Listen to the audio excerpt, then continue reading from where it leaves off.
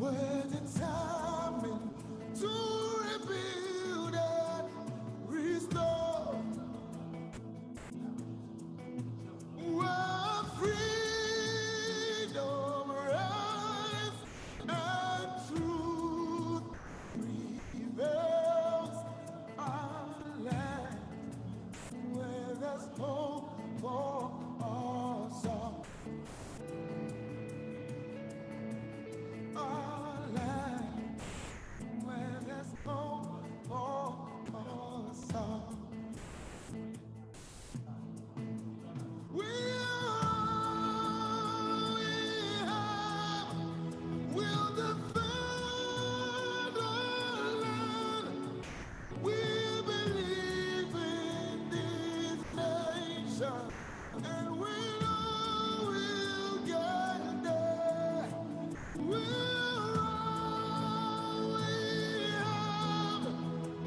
defend our land.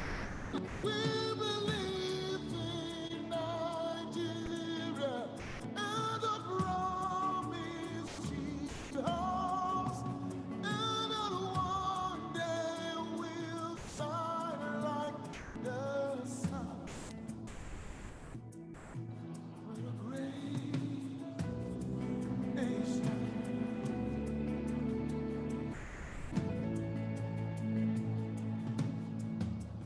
Though we are many people, different tribes, different tongues, we're united in our strength and resolve to uphold the honor of our land and for generations to come,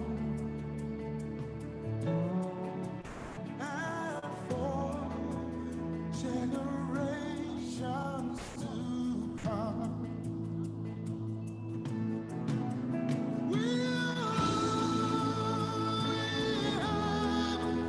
We'll defend our land. We believe in this nation, and we know we'll get there. We'll defend our land. We believe in Nigeria and the promise she holds, and that one day we'll shine like the sun. We're a great nation.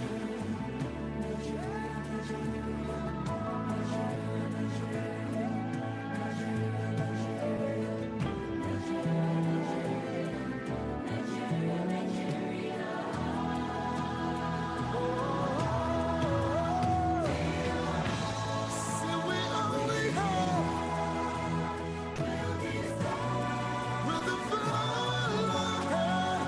We believe in this nation, and we know we'll get there someday. Can somebody sing with me? With the fire, we believe in this our nation, Nigeria, and the promises she holds for us. And someday we will shine like the sun. From the north, south, east, and west. Somebody say, if you believe to the say, with the foot of Lord, with all we have. Yeah, yeah, yeah, yeah, yeah, yeah, yeah, yeah. Okay. Thank you. Okay, thank you. The Bazobe dancers.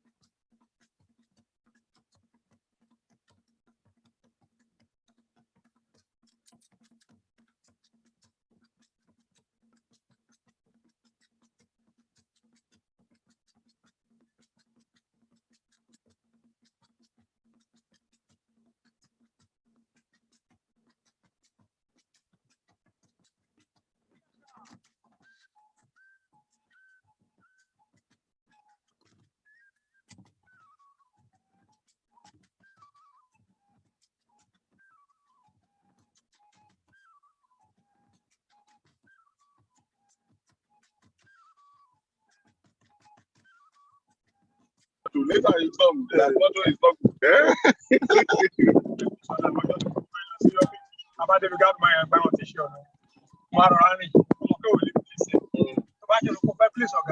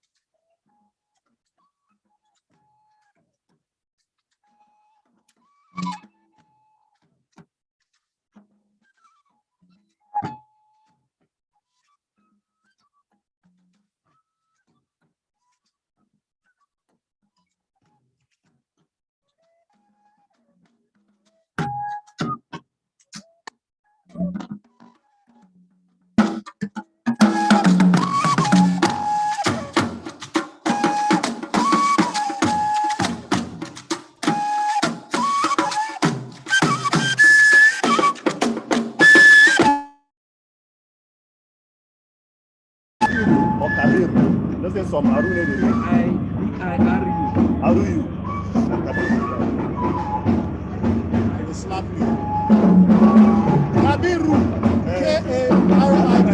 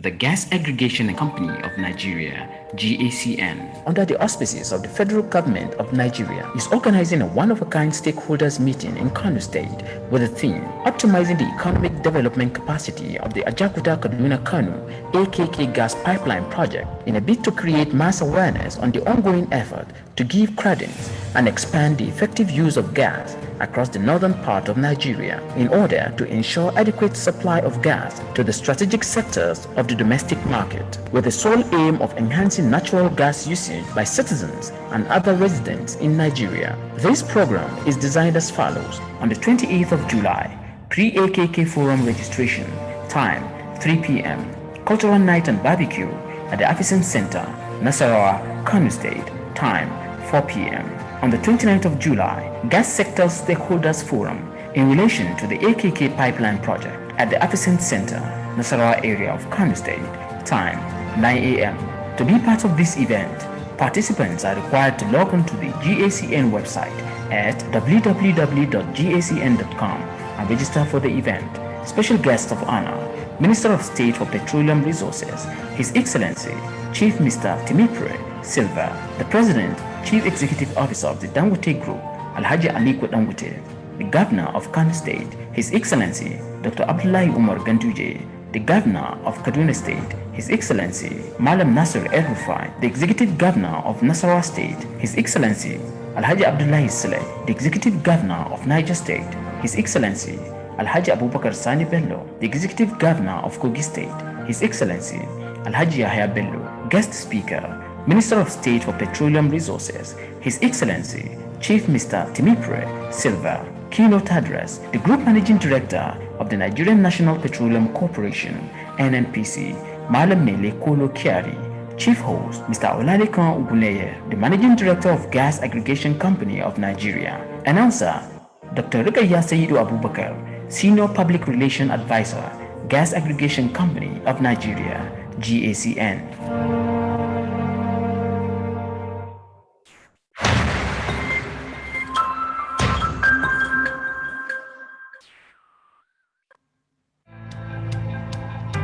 Our name Excella is a convergence of acceleration and excellence, the two words which drive our vision of being West Africa's foremost gas and power portfolio company. We are successful at implementing models across the region to anticipate the energy needs of our clients, while securing investments to expand our processing, trading, transportation and distribution activities. Presently, our operations are primarily driven by 4 subsidiaries, GasLink Nigeria Limited, GNL, Central Horizon Gas Company, CHGC,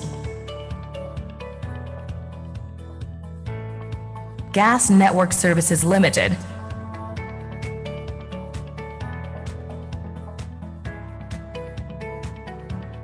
and Transit Gas Nigeria Limited.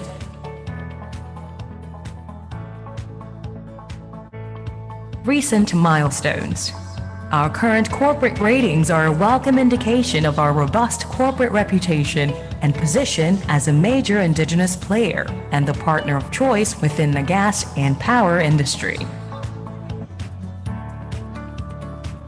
Accela were recognized by the Standards Organization of Nigeria as the first Nigerian oil and gas company to achieve a trifecta implementation, evaluation, and certification of integrated management systems, ISO 9001-2015, ISO 14001-2015, and ISO 45001-2018. Our approach to sustainability is to harness innovative economic, social, and environmental business practices to deliver long-term value to our shareholders, customers, partners, and communities. Ours is a long-term business, and we believe that our company will prosper over the long term if we operate safely and fulfill a positive role in society. Our sustainability strategy is underpinned by 3 focus areas: environmental sustainability, community and social support, and people empowerment. Visit www.accelagroup.com to learn more or connect with us on social media.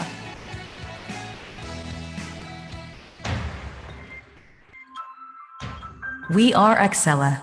We are empowering Africa.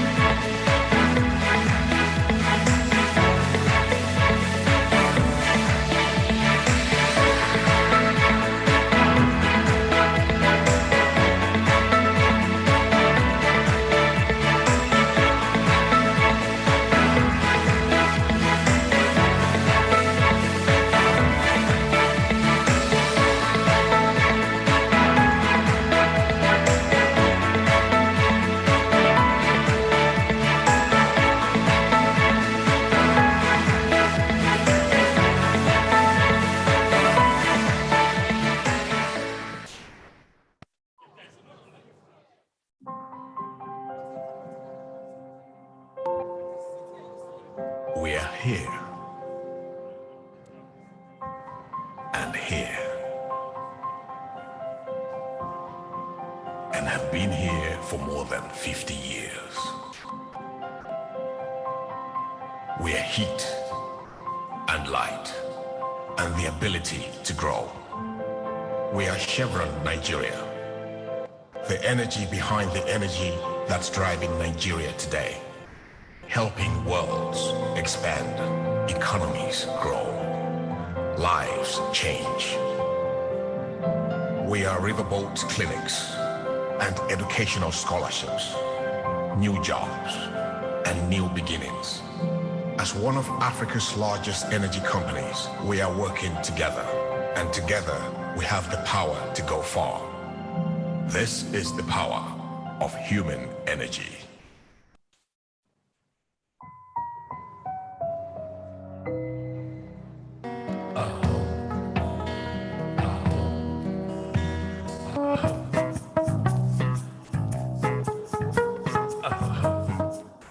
In 2005, the Nigerian National Petroleum Corporation, NNPC, and Chevron approved one of the most ambitious energy projects designed to convert isolated and flared natural gas reserves associated with oil production into high-quality clean diesel and liquefied petroleum gas, LPG. The launch of the EGTL project marked the first part of a journey that has seen the revitalization of the local economy and the establishment of skills training programs which have already led to the creation of nearly 10,000 jobs for the host communities.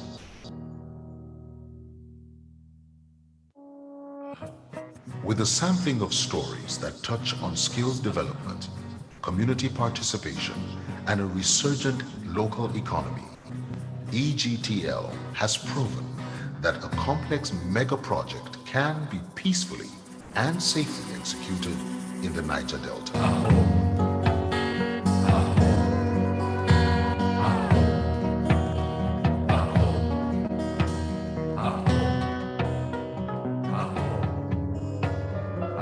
The plant has provided capacity building opportunities for workers and local contractors that never before existed to gain adequate experience to compete in the global oil and gas industry market. EGTL used the Global Memorandum of Understanding, GMOU, a process for frequent informative, transparent, and productive dialogue and engagement to empower its host communities.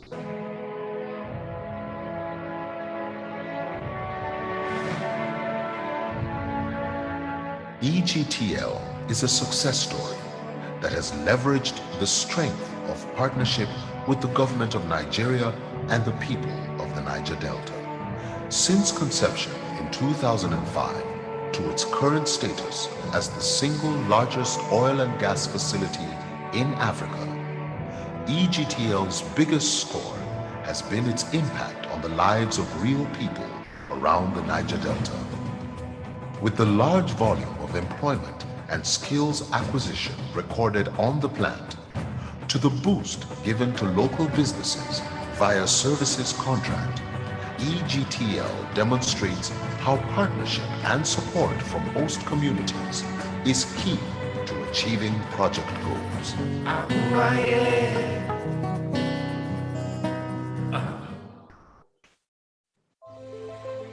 At all moments, in every business, decisions need to be informed, analytical, and precise. Having a team of experienced professionals guiding your decisions makes a difference on your bottom line. At F. DeLille & Co., with our local and international partners, we are positioned to provide cutting-edge legal advisory services that arrive as well-timed solutions to our clients. Established over a decade ago, we have a stellar track record in a wide range of fields, which includes private or public partnerships, oil and gas, mergers and acquisitions, project finance, foreign investment and divestment, construction, gas sourcing, and infrastructure across the value chain. We pride ourselves in our professionalism, efficiency, and most of all, the results achieved. F. DeLille & Co. are your choice partners. F. DeLille. Focus makes the difference.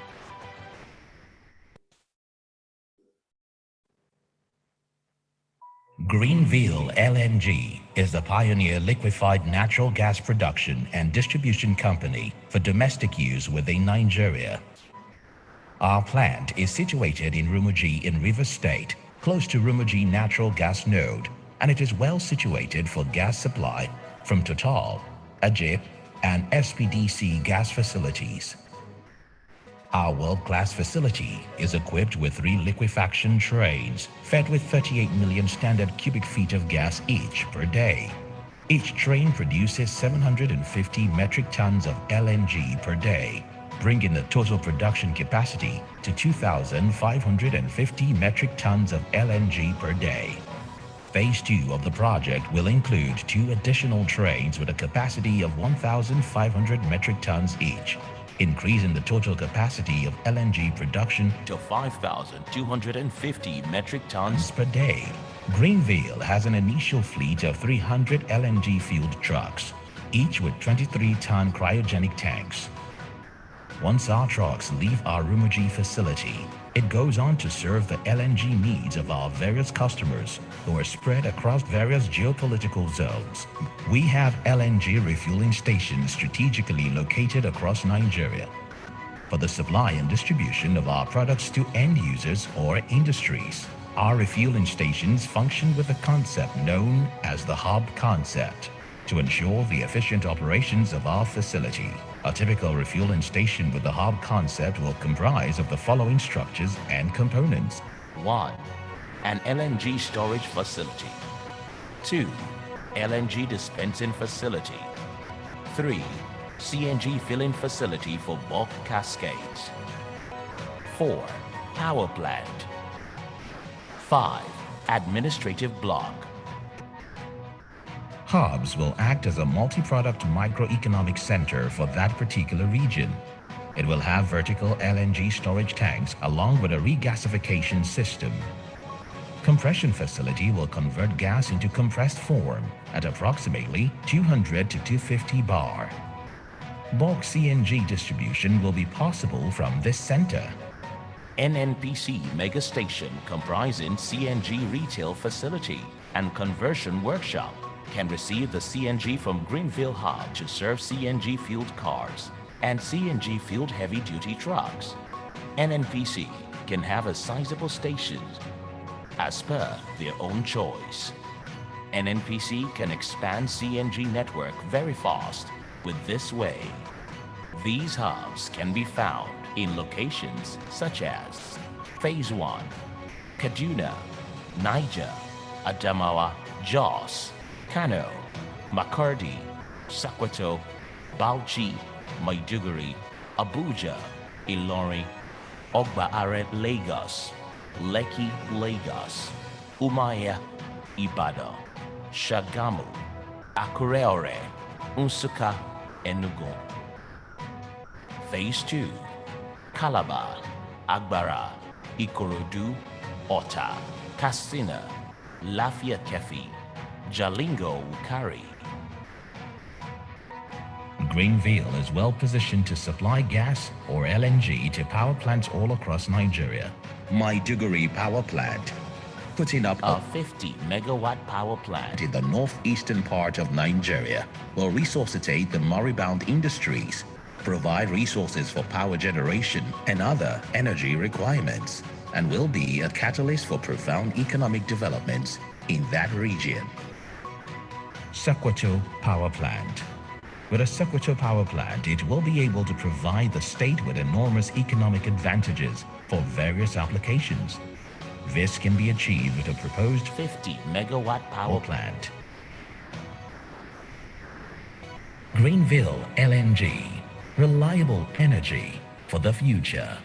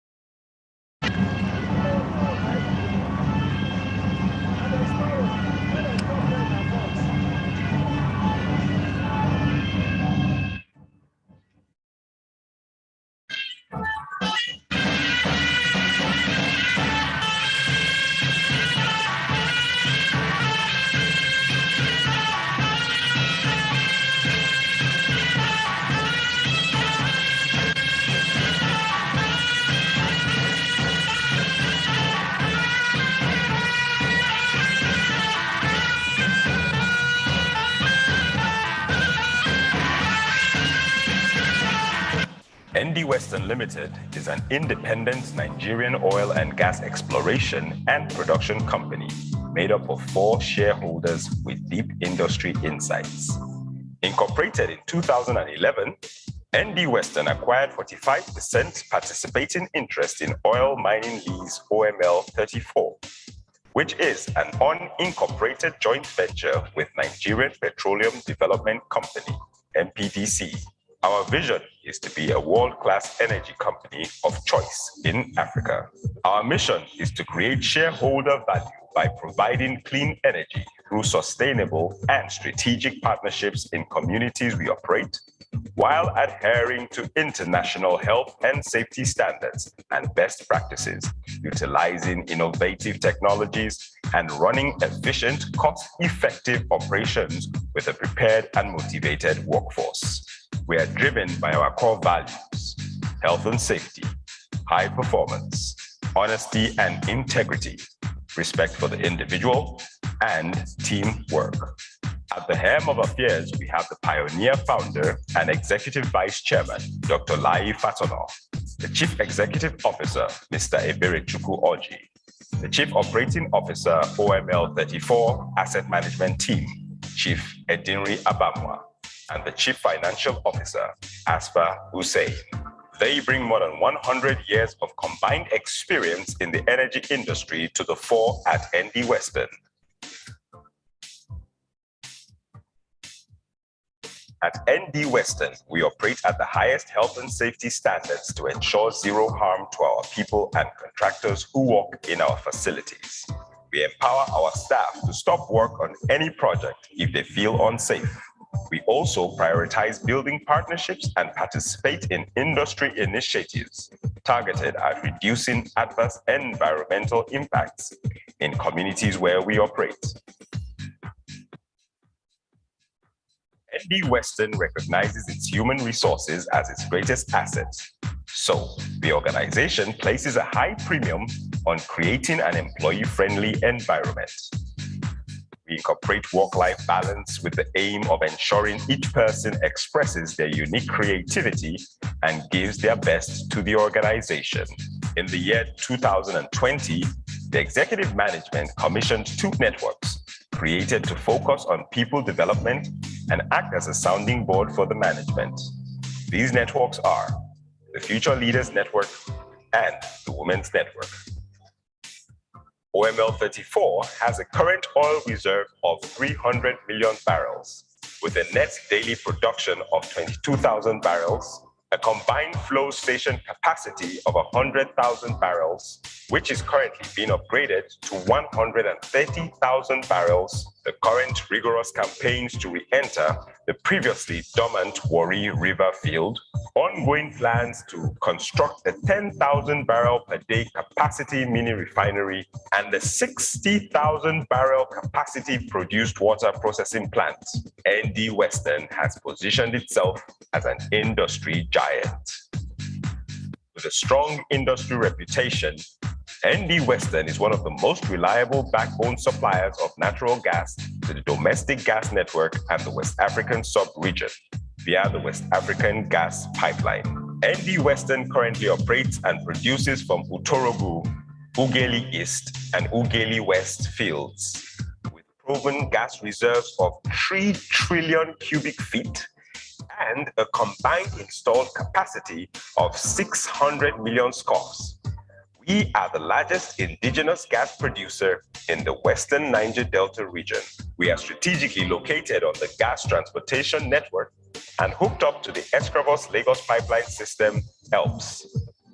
We currently provide gas to the power, commercial, and LDC sectors. Since setting up the asset management team, AMT, in 2016 with ND Western leadership, the joint venture has drilled 8 new wells, enhanced operational efficiency, and boosted our daily production to 440 million scf and 27,000 barrels per day. ND Western is currently a central and strategic domestic gas supplier with access to both domestic and international export gas markets. We aim to expand export overseas while driving upwards our energy deliverables to the nation and beyond. Our overall strategy is to grow NB Western into an integrated energy company in a 5 to 10 year horizon by maximizing the potential of our existing assets, additionally diversifying NB Western's revenue streams by moving ahead with our midstream and downstream strategies. We have set off on a transformational journey as an emerging powerhouse in the Nigerian indigenous exploration and production space. NB Western, powering nations.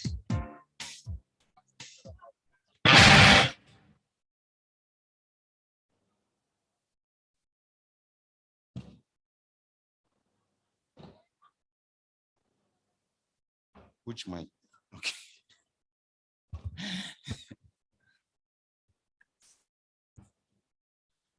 Okay, kill this mic. Kill this mic.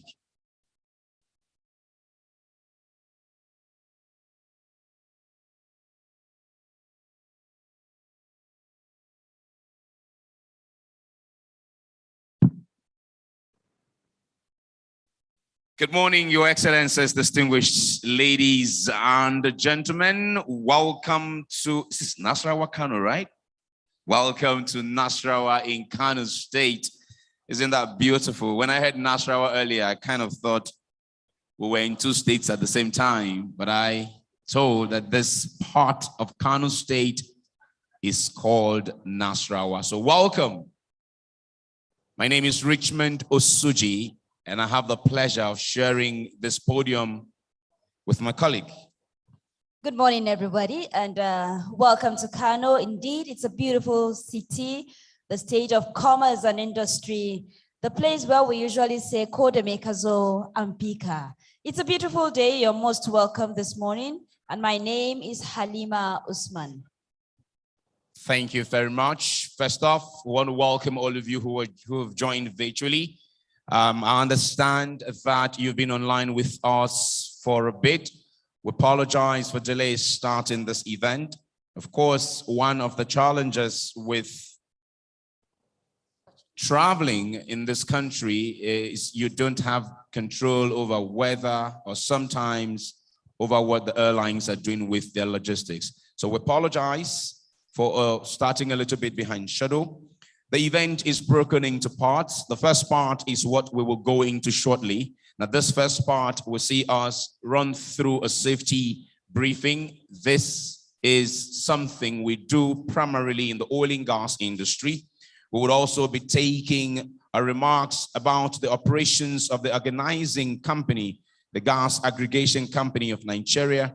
Then we would go into a contribution, a remark again on strategic importance of virtual pipeline companies and Autogas initiative for national gas expansion and economic development. Now, once we're done with that, we will be getting ready at that time to get into the formal opening ceremony of this forum. We're here today to deliberate on the AKK pipeline. It is the Ajokuta Kano Kaduna pipeline, a pipeline that is constructed or created, if you like, to link the southern part of Nigeria with the northern part of Nigeria using gas resources. Now, one of the key benefits of this particular pipeline is it will go a long way in reducing gas flares. It will also go a long way in making a lot of moribund businesses along the corridor of Kaduna, Kogi, Kano, Nasarawa, and Abuja to come on stream. And of course, besides that, it will also help us to increase our domestic gas utilization. The AKK pipeline infrastructure is one that is set to change the lives of communities along the corridor, is set to improve the economic status of the concerned states, and is also set to increase our utilization of this special resource called gas that God has blessed our nation with. Halima? And indeed, that means more money, more revenue for this great country, Nigeria. Absolutely. Indeed, the theme of this year is optimizing the economic development capacity of the Ajakuta Kaduna Kano AKK gas pipeline project. What a beautiful topic. What a beautiful moment to discuss such. So real quick, you want to bring up the first person who addresses us this morning? Yes, as my colleague has said, we are very key and it's very important that we talk about HES, that is safety. So I'm going to be calling up right now for that, the HSE, Tedo Aka. Please come up for HSE. Now, while Tedo is coming, Gloria, can you please stand? Gloria, can you please stand? Distinguished ladies and gentlemen, if you want to talk to us, the MCs, the lady standing there in the blue jacket is the person you talk to. Just get any of the ushers, give the ushers the information, the ushers will get it to her, and she will bring it to us. Please do not bother coming up stage here to address us, as that might cause some sort of distractions. Once again, if you have any information for us, chat with the ushers. The ushers will in turn chat with Gloria. Gloria would give us that information. Thank you. Tedo, please. Okay.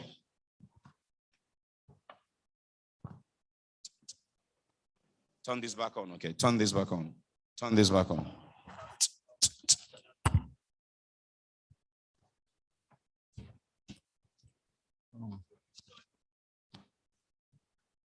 Good morning, everyone. Inakwana, Ututoma, and Ekaro Mdevetu. My name is Tedo Aka, and I'm here to give the health and safety brief. We're all congregated at the Grand Marquis on the western segment of the Efficient Complex. It is by the Magaji Rumfa Road, and we have no fire drills planned for today. So every alarm you hear, emergency alarm, is an actual one. And in the event of an emergency, we're going to safely exit the hall through the emergency exit on my right hand, your left hand, and also through the entrance we came from. We're going to do this in an orderly fashion, and congregate at the muster point, which is the expanse just opposite the entrance of the hall. For your convenience, restrooms have been provided. For the gents, you shall go through the exit door on my right hand, your left hand, and meet the building. For the ladies, it is behind the building adjacent to the entrance of the Grand Marquis where we're seated. We urge everyone to kindly comply with the COVID-19 protocols laid down by the NCDC.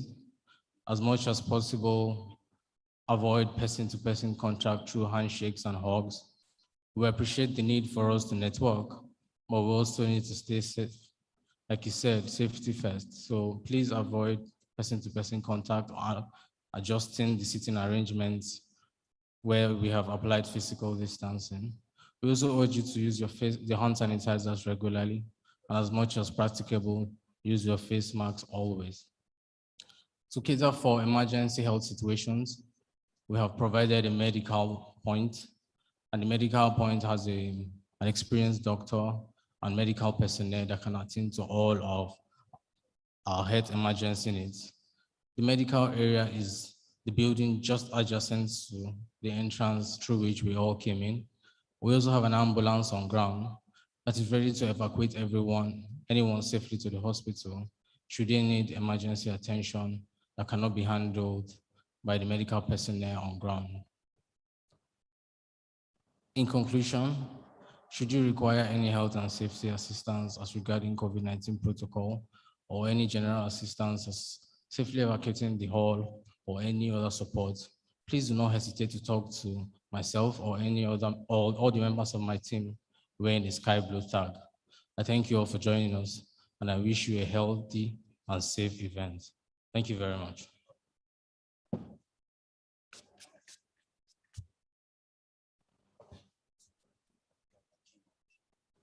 Thank you very much, Tedo, for that brief safety details, actually. So you know what to do, you know where to go to in case you need help. And of course, we have the medical team outside. Thank you, and thank you again. Richmond? Okay,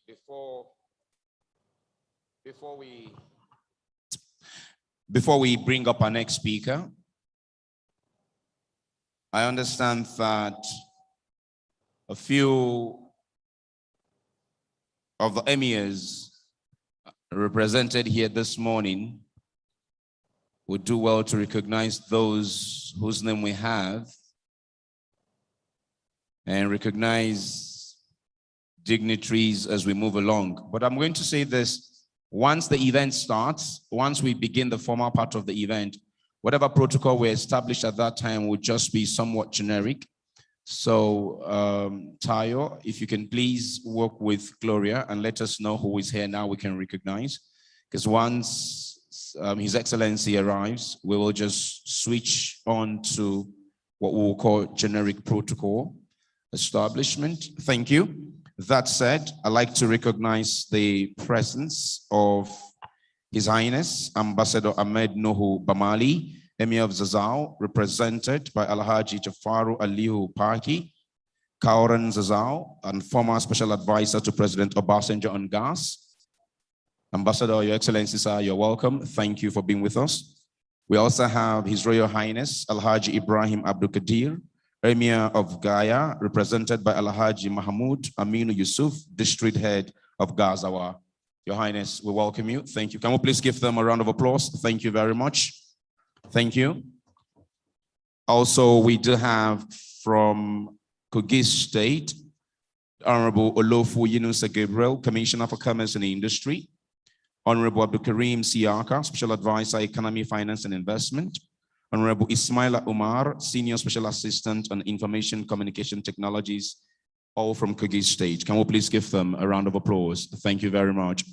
Now, of course, I have also seen the Managing Director of Shell Nigeria Gas, Alhaji, that's Shell Nigeria Gas, MD.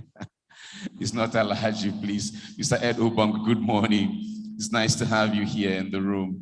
I was going to say Alhaji Alihu Danjuma Galadima, Alhaji Alihu Danjuma Galadima Nupe, representing Etsunupe. Alhaji, welcome. A very good morning to you. Good morning, sir. Your Excellencies, very distinguished ladies and gentlemen, our Allah Halima bring up our next speaker. Thank you very much, Richmond. And just right about now, we're going to have a keynote remarks on GACN operations.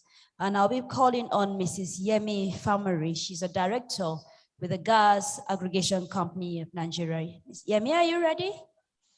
Yes, I am. Please confirm you can hear me. Yes, we can hear you. Over to you, please. Thank you. Good morning, everyone. Good morning, distinguished ladies and gentlemen. I welcome you to this great forum. Please permit me to stand on already established protocol. Nigeria has been blessed with a vast gas resource base, the 10th in the world and the largest in Africa. And recently, the DPR director announced an increase of reserves to 206 TCF. With a population base and potential to be the largest energy market in Africa, this resource base is waiting to be tapped. From a domestic perspective, Nigeria needs to develop the gas for several reasons. It is an environmentally friendly source of fuel and is a major part of the energy transition as we aspire to net zero emissions. Gas is the cheapest source of fuel for power generation when compared to alternatives such as diesel. More power generation has a significant multiplier effect, driving more industrialization and leading to more job creation. Gas used in manufacturing as feedstock also translates to more jobs and a stronger economy. Increasing domestic gas utilization is where the Gas Aggregation Company of Nigeria plays a key role. GACN, as the strategic aggregator, was incorporated in 2010, pursuant to the National Gas Supply and Pricing Regulations of 2008. And ownership-wise, it's owned by NNPC, SPDC, TEPNG, CNL Mobile, and PanOcean. Now, GACN acts as an intermediary between suppliers and purchasers of gas in the domestic market, and it ensures that the supply of gas to the strategic sectors in accordance with the approved national gas pricing framework. GACN is also a pioneer licensed shipper under the Nigerian Gas Transportation Network Code. And it is governed, like any other company, by shareholders agreement. It has a board of directors that's represented by both suppliers and buyers, and is led by the managing director and board chairman, who are both NNPC reserve slots. From a regulatory oversight, it is overseen by, sorry, I cannot see my slides. Thank you. It is overseen by the Ministry of Petroleum Resources. Now, what exactly does a domestic aggregator do? What is the function of a domestic aggregator? GACN is set up to implement the domestic gas supply obligation through viable contracts in line with the DPR DSO guidelines. It does facilitate gas supply to these sectors, like I mentioned earlier, and stimulates growth of natural gas utilization in the Nigerian domestic market. I think the key role it plays is identifying credible offtake projects, conducting due diligence prior to issuing a GPO, what you call a gas purchase order, and facilitates the negotiation and execution of the gas sales aggregation agreement and contract administration. GACN also does price aggregation and escrow management and supports the development of gas trading platform. And it is also set up to support the implementation of the Nigerian Gas Network Code. Now, GACN serves as a one-stop shop between both the gas suppliers and the buyers, providing that intermediary role to all of the different strategic sectors, whether it be power generation companies, downstream distributors and manufacturers, or gas-based industries. It interfaces with the upstream producers and the various regulatory entities that support the development and sales of gas within the country. Now, GACN has done quite a bit in terms of their achievements over the years, and we would like to highlight some of their performance as of 2020. Could you move the slides, please? Thank you. Next slide.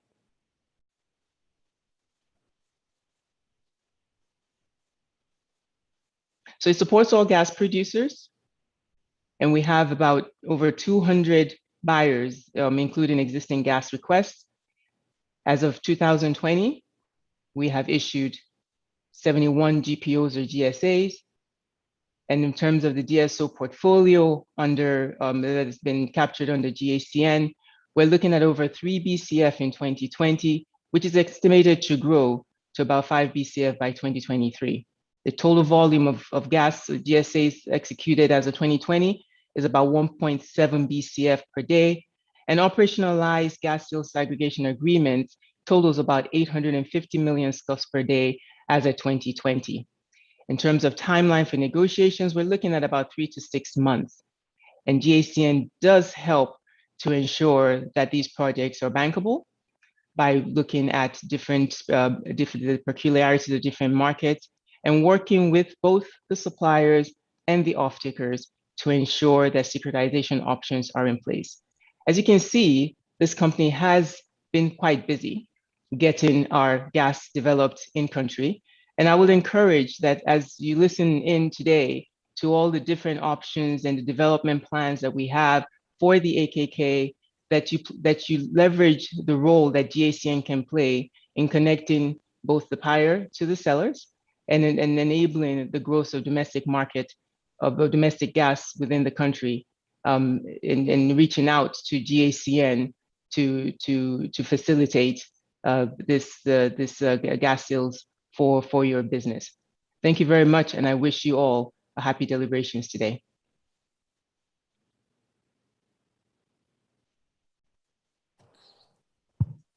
Thank you very much. A round of applause for her, please. Okay, let me. Thank you very much, Yemi. Yemi Famori is a director, GACN, walking us through the operations of the GACN. Whereas we are still virtual, we're both virtual and physical now, as our next speaker is joining us virtual to start this presentation, but her colleague, who is here with us in the room will complete the presentation physically. So we're still virtual this time, and we're going over to Abuja as I like to welcome the Managing Director of Greenville Liquefied Natural Gas Company Limited, Mrs. Ritu Sahajwala. She and her colleague, who you can see seated already, Pradipta Mitra, will walk us through the presentation on strategic importance of virtual pipeline companies and autogas initiative for national gas expansion and economic development. Ritu? Yes, I would say gas is here actually, and the gas is actually here. So we are talking about something which is already tangible and present in Kano. So Nakwana, good morning, everyone. So Greenville brought the gas for domestic use. The seed was sold in 2014. So we started working on this project since 2014. There were some delays of 4 to 5 years. So we would have been brought this gas already 4 years back, but there were some delays due to the delay in the project from GE. But anyway, nevertheless, we are here. So in 2014, we had signed the MOU with the federal government to supply gas to Kaduna power plant. And the gas agreement was signed indeed by GACN. So they had already foreseen the domestic use of the gas. And the idea was to supply gas to the north, to Kaduna power plant, 215 megawatt. But somehow or the reason that did not, went off.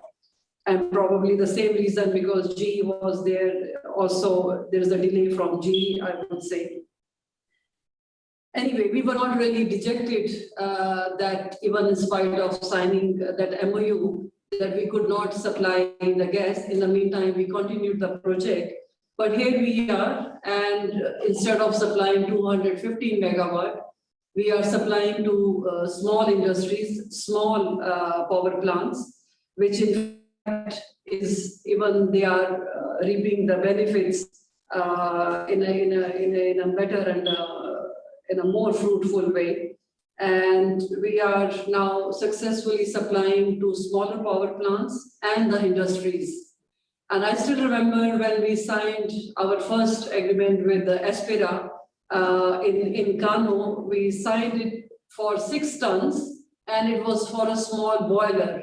And it is very good, very hard for me to see that small contract of 6 tons just for the boiler has turned into 3 or 4 industries which Espera is now aiming. So I'm just naming just one of the customers, but there are many of them, Mamuta, Lee Group. So as we are speaking, they are already enjoying gas to power, gas to heat.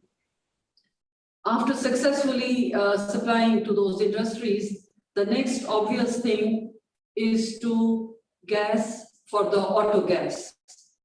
So that we can come closer to the people. And the idea is to develop hubs all across the Nigeria, and mainly also in the north, from Abuja to north. Through those hubs, we can, through LNG, we can compress LNG to CNG. And the CNG, as my other colleague said, that gas is the most cheapest form of the fuel and the most cleanest and the most safest. I still remember when I was in India, in Delhi, when I was still in my 20s, how I have seen the transformation of Delhi from carbon to cleaner energy. And it's very, very proud moment to see that here I'm one of the very small participant in making that effect from carbon to cleaner energy in Nigeria. That gives me immense pleasure and immense proud moment. coming back on auto gas, as I said, as in India now, it started from Delhi and now it's spread all over the country. And the same thing, we want to see that how through the hubs we can bring that gas to all across to the end users, so who can use a cheaper, cleaner and affordable fuel. And for that, the reason why it is more easier from LNG to CNG, because with LNG, the vehicles can travel up to 1400 kilometers. It is easier to transform LNG to CNG. Well, I think rest my colleague would show the presentation. The only thing I want to say is that we all need your help so that we can together take Nigeria and match the pace with the world. The whole world is going from carbon to a cleaner energy, and so is Nigeria. And we are very proud that Nigeria is really in the top in the map to make that effort and going in that direction. I would not say not even slowly, steadily, surely, and with a very good speed. Thank you very much for all, and we need to put some efforts, all of us, and with all our efforts, we will surely be there and very soon. Thank you very much. Thank you.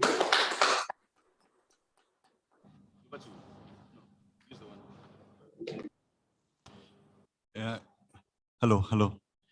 Okay, good morning, ladies and gentlemen, distinguished members of the audience, Your Royal Highnesses. I will just continue with the presentation. If you can please put up the presentation there so that, so the topic is strategic importance of virtual pipeline companies for natural gas expansion and economic development. Next slide, please. So we are a company that are already supplying gas to all over Nigeria. We are supplying gas right here in Kano. We are supplying gas right now in Kaduna, in Sokoto, in Abuja, and all over North. And there are more areas in North that we are going to cover. Next slide, please. This is a picture of a plant near Port Harcourt, near the gas node, which you saw in our video. This is a liquefaction plant where we produce the liquefied natural gas. Next, please. So we are as you can see, we are the pioneer in producing and distributing LNG for local domestic consumption in Nigeria. We are the first one who is already supplying gas LNG in Nigeria. Our capacity is 2,250 metric ton per day currently, which will be increased by another 3,000 metric tons per day. We operate a fleet of 300 trucks. You know that we are coming to our topic, the virtual pipeline. So we have 300 tankers. You can see a little bit of the picture on the top, which is carrying this LNG all over Nigeria. Next slide, please. And we are the first company in Nigeria to actually run an entire fleet of truck, not on diesel, but 100% on gas. Next, please. In fact, we are the first company in sub-Saharan Africa to run an entire fleet of tankers and trucks completely on gas and not on diesel. Next, please. So our tankers are two types. These are cryogenic tankers. Liquefied natural gas is stored and transported at -162 degrees Celsius. So therefore, you need special cryogenic tankers. And in these cryogenic tankers, we transport the liquefied natural gas all over the country. There are two types of truck capacities. One is 21 metric tons. The other is 24 metric tons. And even as I told you, these trucks not only carry the LNG, they are run on LNG. And on single fill, these trucks can run over 1,000 kilometers haul. And all these trucks have 24/7 GPS enabled devices, and we have a tracking system. From a central point, we track all our trucks, where they are moving, at what point they are. Next, please. Now, this is the Greenville virtual pipeline. You will see the main highways, expressways, A1, A2, A3, A4. Mainly, you will see the A2, A3 covered very well. We are already moving. Somebody told me that if you can supply any goods to Maiduguri and Sokoto, you can supply goods anywhere in Nigeria. And we are supplying in Sokoto right now. And we will soon start supplying in Maiduguri. Next, please. And how do we do that? As I already told you, we have, our trucks can go 1,000 kilometers.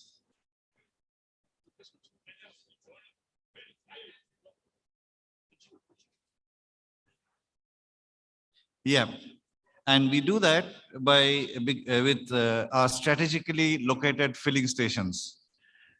Next slide, please. The current Greenville filling stations are located in River State, in Rumuji, in Kogi State, in Cotton Karfe. Next slide, please. In Shagamu, in Ogun State, in Kakao, in Kaduna. And these filling stations help us to refill our trucks, which then go on further to Sokoto and to remote places. We also have workshop. We have workshop in case any truck, LNG fuel truck requires any assistance. We have a big workshop in Kaduna. Next, please. And we also have remote services. We have infrastructure to service this great movement of these trucks. We have a mobile refueler, we have mobile workshop, we have towing van, and so on. Next, please. Now, the LNG is supplied to industrial and power customers all over Nigeria, but this gas is a liquid gas. It has to be transformed into gas, vapor, using vaporizer. So regasification units have to be stored at customer sites. Next, please. And how we are supplying to customers across Nigeria. Next, please. Now, this map very clearly shows that in the south, you have areas, the gray circles, where gas is currently available. We all know that. But the circles, the empty circles in the central areas and the north are areas where gas is not currently available. And those are the areas where we are targeting to supply gas. Next, please. The application of LNG is both in industrial and power sectors. Like our MD said, it's also for gas hubs and is for auto gas. Next, please. And if you see our customers, this is the map where our customers are currently located. And you will see that our customers are located all over Nigeria. We are located in the southeast, southwest, central region, Abuja, Kano. We have quite a few customers. You have in Sokoto, Kaduna, and coming up in Adamawa, Borno. Next, please. A few pictures. We have a lot of customers. We have just shown you a few pictures of our customers. You can see Bua Cement Sokoto on the left hand top of your screen. You can see the Indomie factory in Kaduna. You can see Yale Biscuit in Ibadan, and you can see Mamuda Industries in Kano. These are some of the customers where we are supplying gas at the moment. And we have more. Of course, we don't have time to show you all the customer sites. Next, please. In the last section, what are the advantages of a virtual company like us? That's a topic, a subject, Greenville LNG projects. Next, please. Firstly, of course, this entire economic activities create jobs. And as more and more such projects will come, there will be more and more such jobs. Next, please. We are also reducing the macroeconomic distortion in gas availability. So by supplying to the north and central. Next, please. We are also hello. The savings that we do only, just to give you one sector, this is the savings if we do not use diesel and we use gas only. The savings of foreign exchange to this country is $4.7 billion in a year. And I'm still not talking about auto gas, where you have CNG being supplied to smaller vehicles. Next, please. We have listed the various benefits of using LNG heavy-duty transportation. The main factor here is the operators will save 30 to 40% of operating cost if they use gas instead of diesel. Next, please. And of course, the use of gas is environment friendly. As you know, Nigeria as a country is signatory to the Paris Accord, and we are doing our bit to help the federal government of Nigeria achieve the reduction of carbon emissions. Thank you.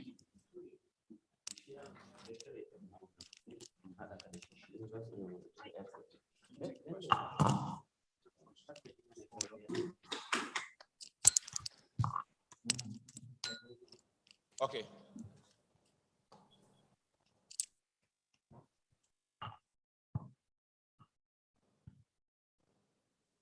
Thank you very much. I would like to take questions for Greenville LNG. If we have any questions for them, we'd like to take questions for them at this time. So if you have any question on what they have presented, on the importance of virtual pipelines, we would like to welcome a few questions for Mr. Mitra. If we don't have any questions, we'll have a question down there in the audience. Okay. If I have another microphone, please hand it over to an usher. She has it. Okay, look at me. Please don't give the mic to anyone except I ask you to. Okay, so there's a gentleman down there beyond the tape. There's a gentleman beyond the tape who is raising hand, I think with a red cap or something.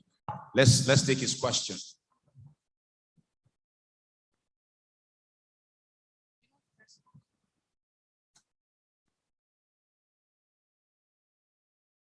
Any other question, please? Any other question? Okay, there is one here. There's another in the audience at the back there. Your name, your affiliation. Very kindly keep your question to a minute. If it's a comment, 1 minute and 30 seconds. Thank you. Thank you very much. My name is Benga Desong from the Nigerian Gas Company. Thank you very much, Greenville and LNG for that presentation.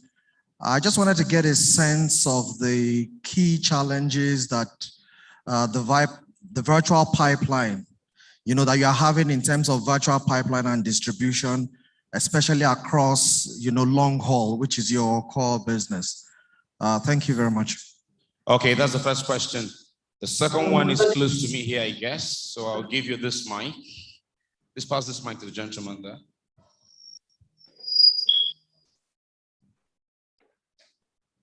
Good morning, ladies and gentlemen. My name is Abdul Karim Siaka, the Special Advisor to the Governor of Kogi State on Investment, Economy, and Finance. I have a very simple question, which is this.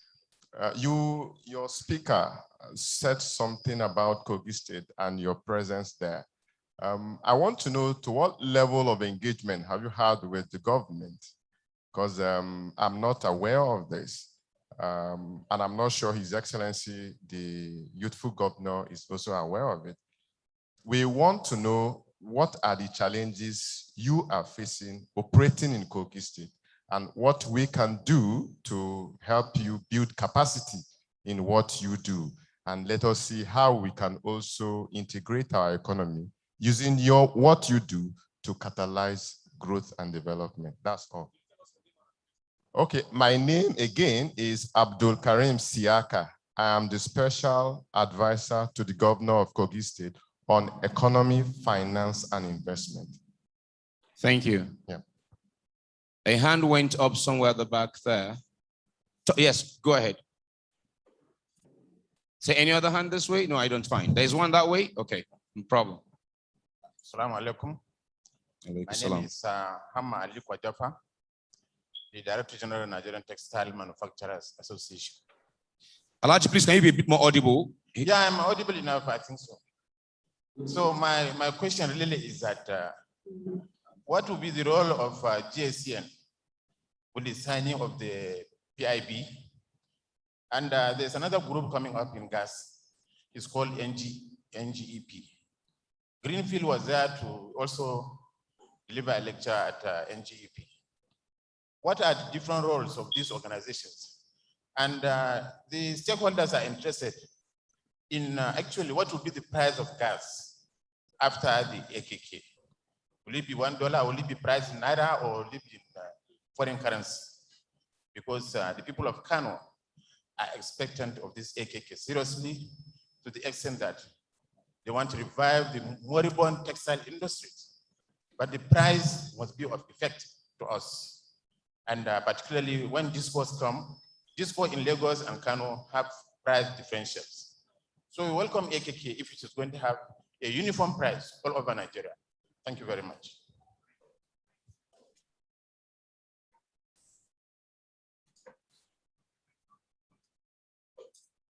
I sound. Okay, so I see you have questions for more than Greenville, but did you get the part that was meant for Greenville? I've been told now that the MD of Greenville is standing by to take some of the questions. This is the third. Now, I still hold on to that. I'm still taking a few more questions, but I want to pause and allow Greenville to answer. If we have time after they answer this group of questions, we'll come back and take another cluster. But before I invite Greenville's MD to answer, Madam, I've been told that you'll be answering the questions, Mrs. Ritu. Please, the owner of a Mercedes-Benz E350 with number plate ABS 534.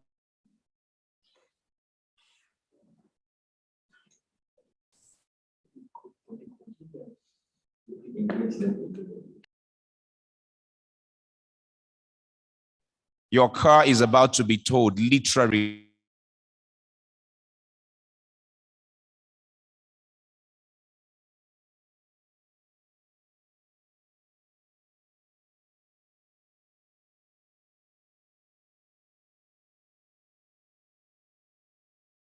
Okay, so Mrs. Sahajwala, if you can hear me. Yes, very clear. Can you please attempt the questions that have come so far, and if we have time, we'll take some more. Absolutely. The first question on the challenge on the logistic, because this is not the first time we are doing the logistic. We have been present in the country in the last 2 years. Okay. And we have been doing logistic for bitumen. For example, if you see all the bitumen supplied by the group to all over the country, we have been doing it unfetteredly, and so we have experience in the country to run the logistics. So in fact, when we have run the bitumen and now when we run the gas, it's a really piece of cake, because there is no energy, there is cleaner energy. The maintenance almost very negligible maintenance compared to the diesel one. So the trucks are not standing on the road. It's a free flowing, it's a smooth flowing. It's really a pleasure to do the logistic with gas. So compared to the before, it's really very good experience, I would say. Then the second question on Kogi State. Yes, as I said that now we would be entering into the auto gas, and for that, when we are coming with the hubs in the different states, that definitely you're right. Our first step is now to engage with the state government. So you will see us very soon there. And on the third question, that how are the different companies? We are part of the NGEP. So we are not away from that. So this is all the efforts of the government to bring the gas. So Greenville is part of the federal government's effort. I hope I have answered the questions. Yes, you have. Let me just give you this last question. This last question, MD, is from Professor Ibrahim Madugu. He says, what efforts is Greenville making to have local filling points?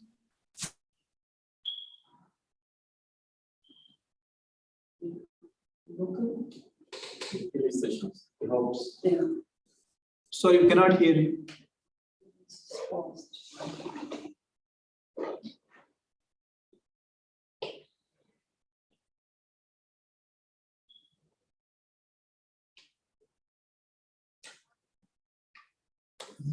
To be sure that the NGC there will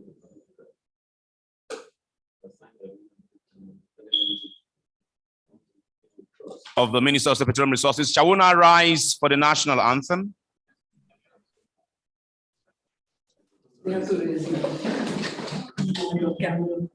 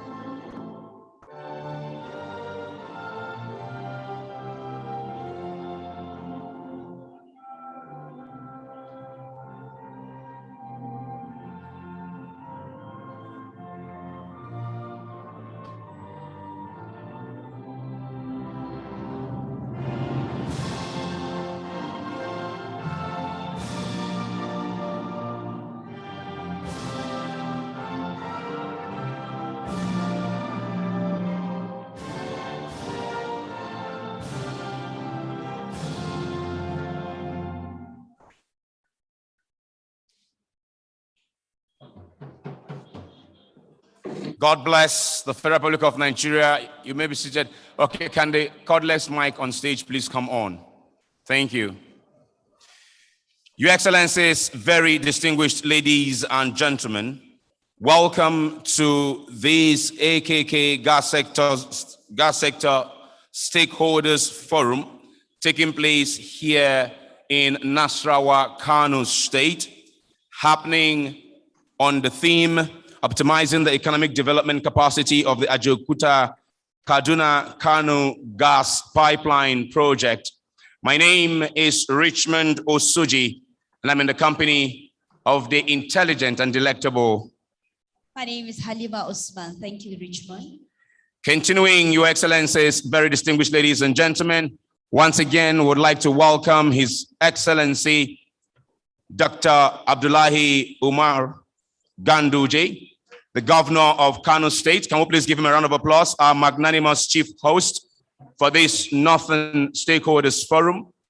We'd like to also welcome, joining us virtually via the Zoom app, we have His Excellency Malam Nasiru El Rufai, the Governor of Kaduna State.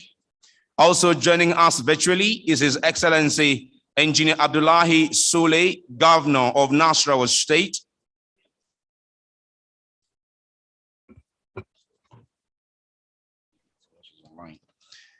We also have joining us virtually His Excellency Alhaji Yahaya Adoza Bello, the Governor of Kogi State. Also joining us virtually is His Excellency Alhaji Mohammed Musa Bello, the Minister of the Federal Capital Territory. We welcome ministers who are joining us virtually. I hear the Honorable Minister of Finance, Budget and National Planning, Madam Zainab Ahmed, is joining us virtually. Honorable Minister of Finance, we welcome you, as well as all ministers of cabinet who are joining us virtually. And of course, our very own Minister of State of Petroleum Resources, who alongside the minister, the president himself, have declared the next 10 years as the decade of gas, a reason why we are seeing this kind of tremendous success and commitment to the growth of gas. We welcome our host Minister of State for Petroleum Resources, His Excellency Chief Jimmy Silva. Your Excellency, we welcome you. A very good morning to you. And also here with us is the Group Managing Director of the NNPC in the person of Malam Melik Kolu Kyari, together with his top management team. Please, you do welcome you this morning. I can see here with us His Royal Highness Nasru Adobayero, the Emir of Bichi. You're welcome, Your Highness.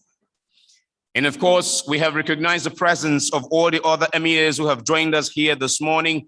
We welcome all of you, Your Royal Highnesses, Your Royal Eminences, who have joined us at this event this morning. Well, let's also welcome permanent secretaries of the federal ministries who are here present with us today. Of course, not forgetting the Speaker of the State House of Assembly, members of the State House of Assembly, local government chairman of Kano State and all the other states who are here invited. And of course, we also like to welcome the commissioners of state, of Kano State and all the other AKK states and northern states who are here in the room with us.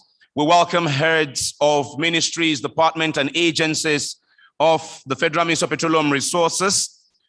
We welcome the chairman of GACN and managing director of MPDC, Engineer Mansour Sambo.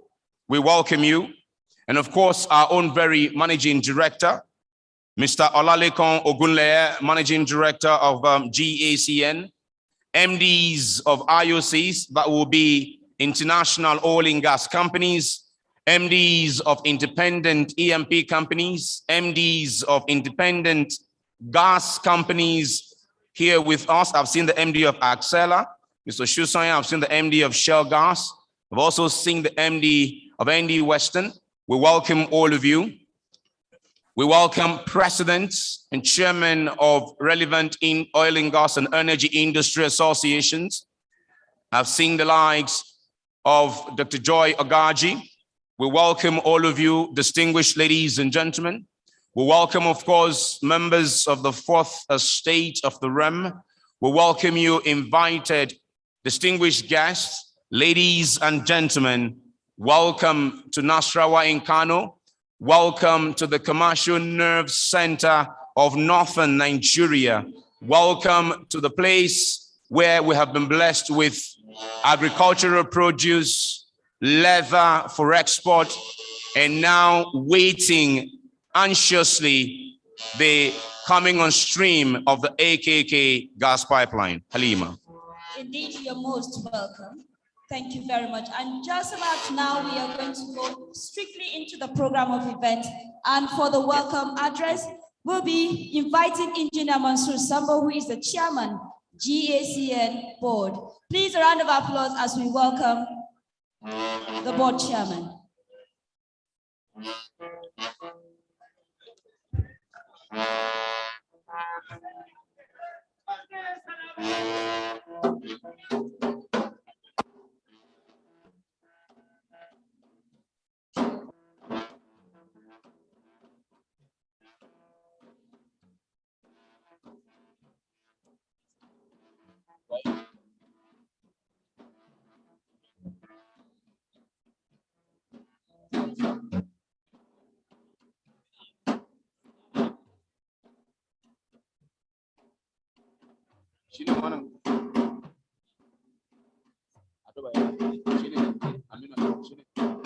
Yeah, sure.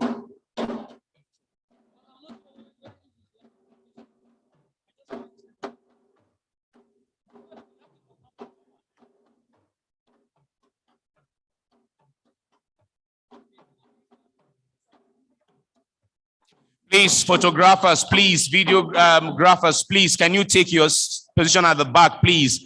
Take your cutaway and go take, you can't stand here. You can't stand here, please. You can't stand here. Photographers, video, you can't stand here, please. You can't stand here. The entourage of His Highness, please take your seats. Please take your seats. The provisions made for you to the left and to the right of the hall. Please take your seats. You can't stand here, photographers. You can't stand here, please. You can't stand here.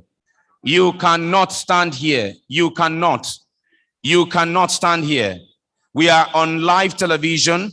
We need to be seen as doing our best with observing protocols. Please, you can't stand here. Thank you.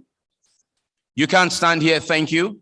So let me, before I bring up our first speaker, welcome His Royal Highness Aminu Ado Bayero, the Emir of Kano.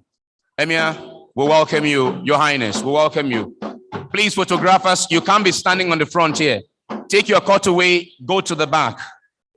Take your cutaway, go to the side. I beg you, please.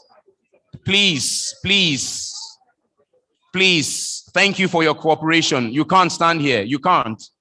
Only the official videographers. I see you. I see you. Then if channels and AIT and NTA are in the room, they can position themselves somewhere in front, not interfering with anything else. Every other person to the side or to the back. Every other person to the side or to the back. Thank you for understanding. Thank you for understanding. Thank you for understanding.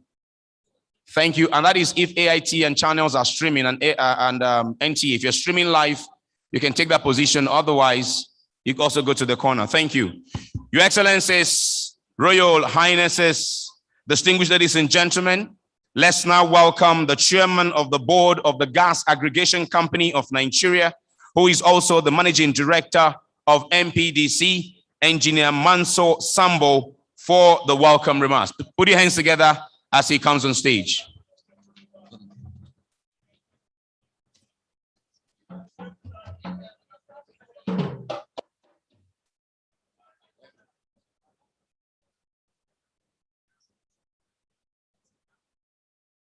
Okay.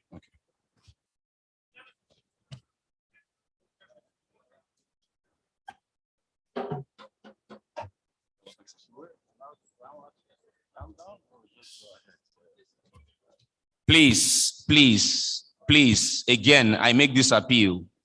We need to free the front, please. Thank you. Thank you very much. Thank you, please. Thank you. I have the utmost respect for the rich cultural heritage of the North. At this time, I am appealing. Somebody might trip on this thing. This is not safe. I don't want that cable passing like this. Take the cable out. Take the cable out. See, it's passing my staircase. I won't take it.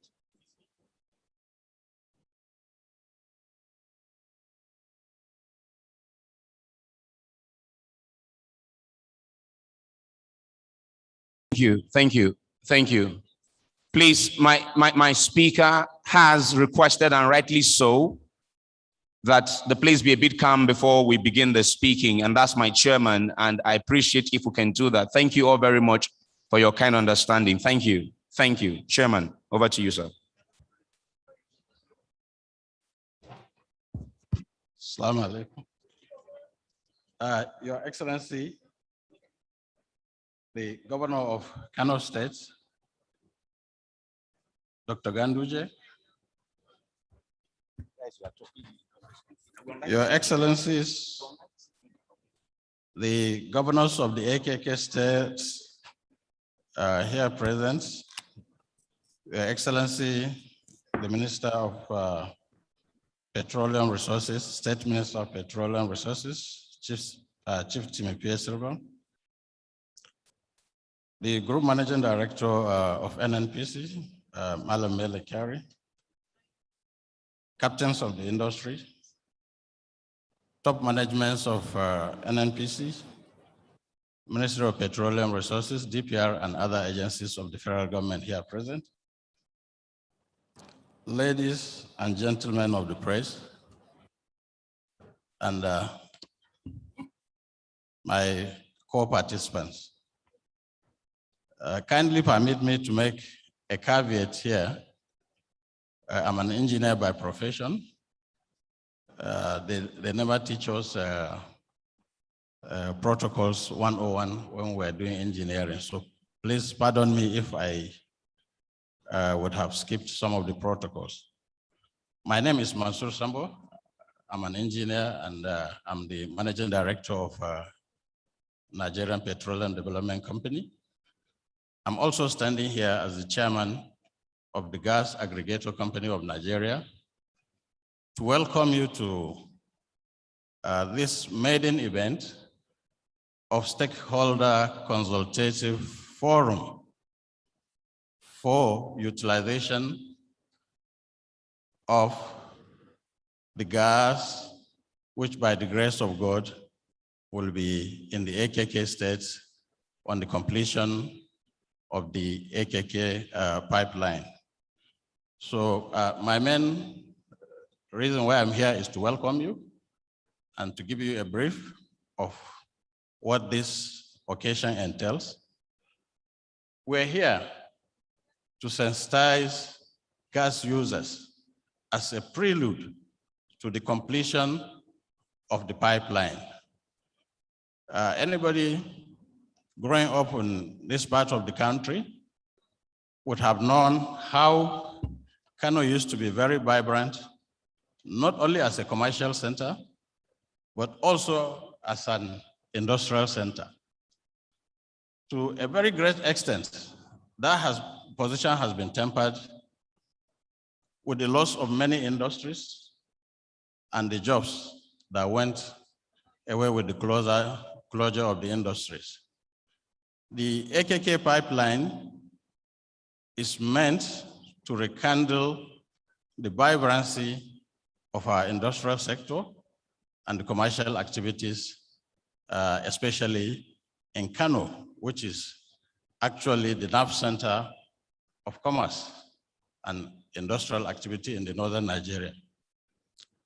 I remember growing up as a kid, I was inspired to be an engineer by a mere tour of some of the industrial estates in Kano, especially the industrial estates in Bompai, and then recently the one in Tokarawa and Sharada. I wanted to be an engineer because I was proud to see the people that I saw working there. So I was just eager to grow, to join them. Some of us, our dreams have been realized. Today we are engineers, and many others too have become engineers, but the jobs are not there as they graduated from school. Most of these jobs went away principally because of the deficient or inadequate power supply to the industry. Most of our industries are supported to a very large extent by the power supplied, which consumes or contributes about 30% of the inputs of any industry.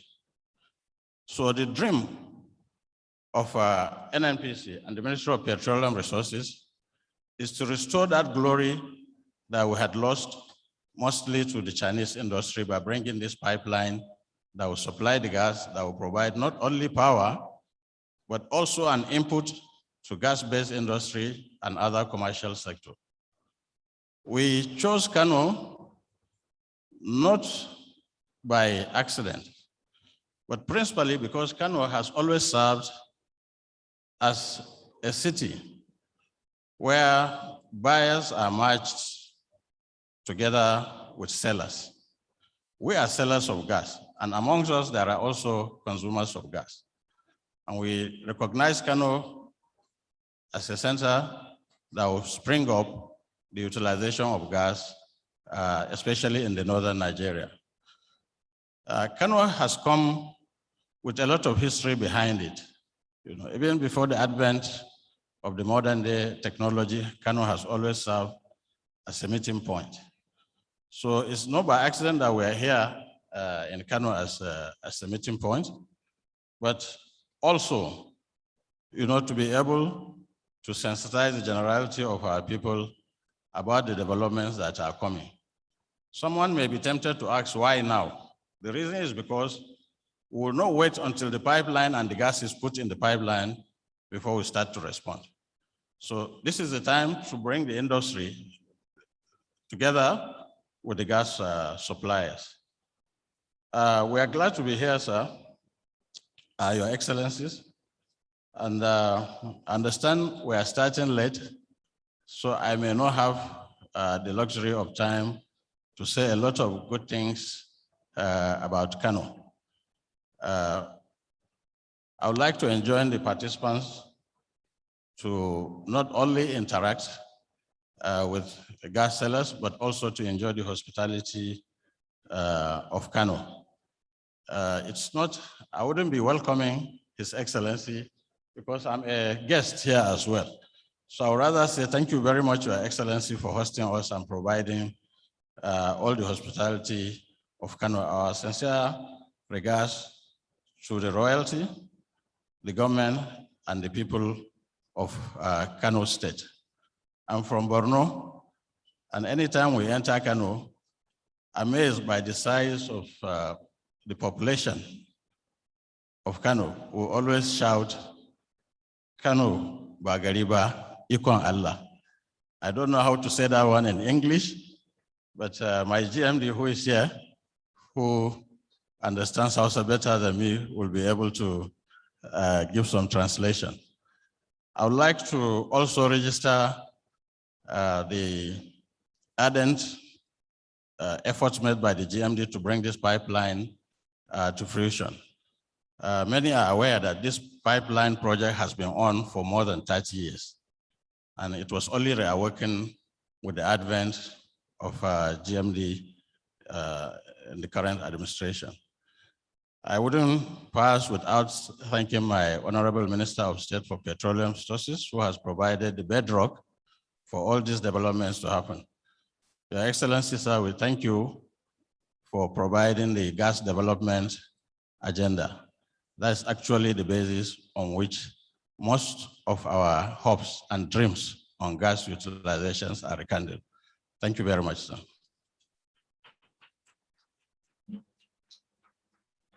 Please, he deserves a round of applause. Please, a round of applause for him.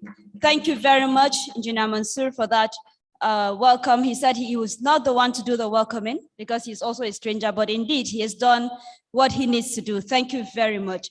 And just before I call the next person to come up stage, let me quickly recognize these personalities that are with us. We have Usman Farouk, he's the MD, Nigerian Gas Marketing Company. He's here with us. You're welcome, sir.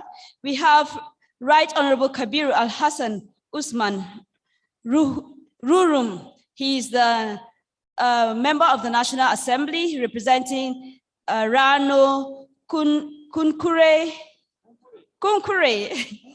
Kibia and Federal Constituency from Kano State. You're most welcome. And indeed, the Governor of Niger State is joining us online. He is His Excellency Alhaji Abubakar Sani Bello. He is online with us. Thank you very much. For the keynote address and declaring this great occasion open, I have the singular honor of inviting His Excellency, Chief Dr. Timipre Silva, who is the Honorable Minister of State for Petroleum Resources. Please, a round of applause as he comes up for the keynote address and to open up this very wonderful occasion. You're welcome, sir. Please, a round of applause for him. You're welcome, sir.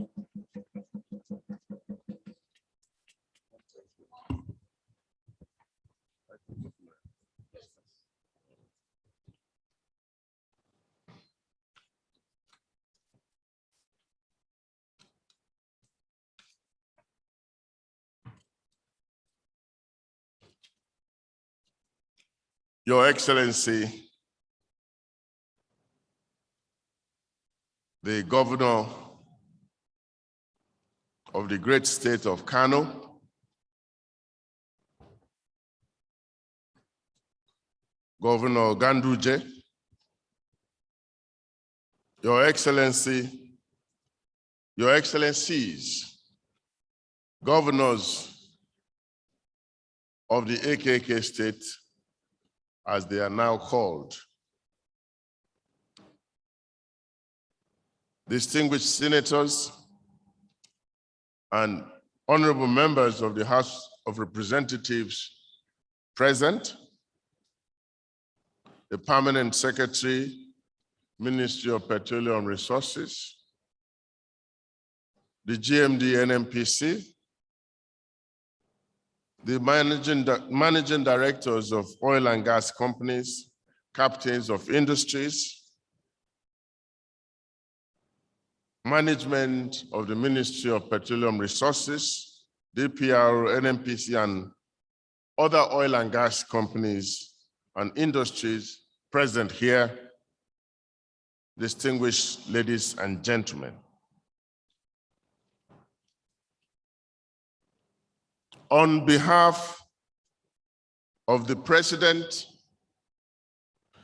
Commander-in-Chief of the Armed Forces of the Federal Republic of Nigeria and Honorable Minister of Petroleum Resources, His Excellency, President Muhammadu Buhari, I am happy to welcome you to this event, the 2021 Gas Sector Stakeholders Forum, themed Optimizing the Economic Development Capacity of the Ajaokuta Kaduna Kano AKK gas pipeline. This forum is yet another demonstration of the federal government's total commitment to the realization of the objectives underpinning the Decade of Gas Declaration. You may recall that GACN in 2020 organized a similar engagement in Owerri, Imo State, aimed at market sensitization and harnessing of gas utilization through commercialization opportunities within the southeastern region. That event brought much awakening to the region, leading to increased collaboration between the private sector, respective state governments, and relevant agencies for gas commercialization towards meeting identified energy demands in the area. The lens is today focused at facilitating increased gas penetration in the northern part of this great country, especially the AKK pipeline corridor of FCT, Kano, Kaduna, Kogi, Niger, Nasarawa, and other neighboring states. Therefore, this Gas Sector Opportunities Forum is geared towards sensitizing the entire northern part of Nigeria of the upcoming opportunities to bring both new and hitherto moribund companies back to life. Kano State alone is dotted with several industrial parks, such as Chilawa Industrial Estate that houses rice mills, beverages, jute bag manufacturing, plastic products manufacturing, etc. Sharada Industrial Estate, phases 1, 2, and 3, dealing with hides and skin, textile mills, foundry, and steel rolling mills, vegetable oil mills, plastic pipe extruding plants, Afro sacs plant, etc. Bompai Industrial Estate accommodating flour mills, mattress production, animal feed plant, etc. These parks and others that dot the Kano, Kaduna, and other AKK corridor states justify the need to optimize value creation from these industries. Experts estimate that it will take at least 2 to 3 years to rehabilitate and position these industries for optimal performance. Thus, today's collaboration with all stakeholders is geared towards kickstarting the required activities that will guarantee full usage of the delivered gas through the AKK pipeline when completed. Today's event reinforces our commitment to realizing the inherent potentials of gas usage as a national catalyst for achieving economic diversification from crude oil and as transition fuel from fossil fuels of today to the renewable energy of tomorrow.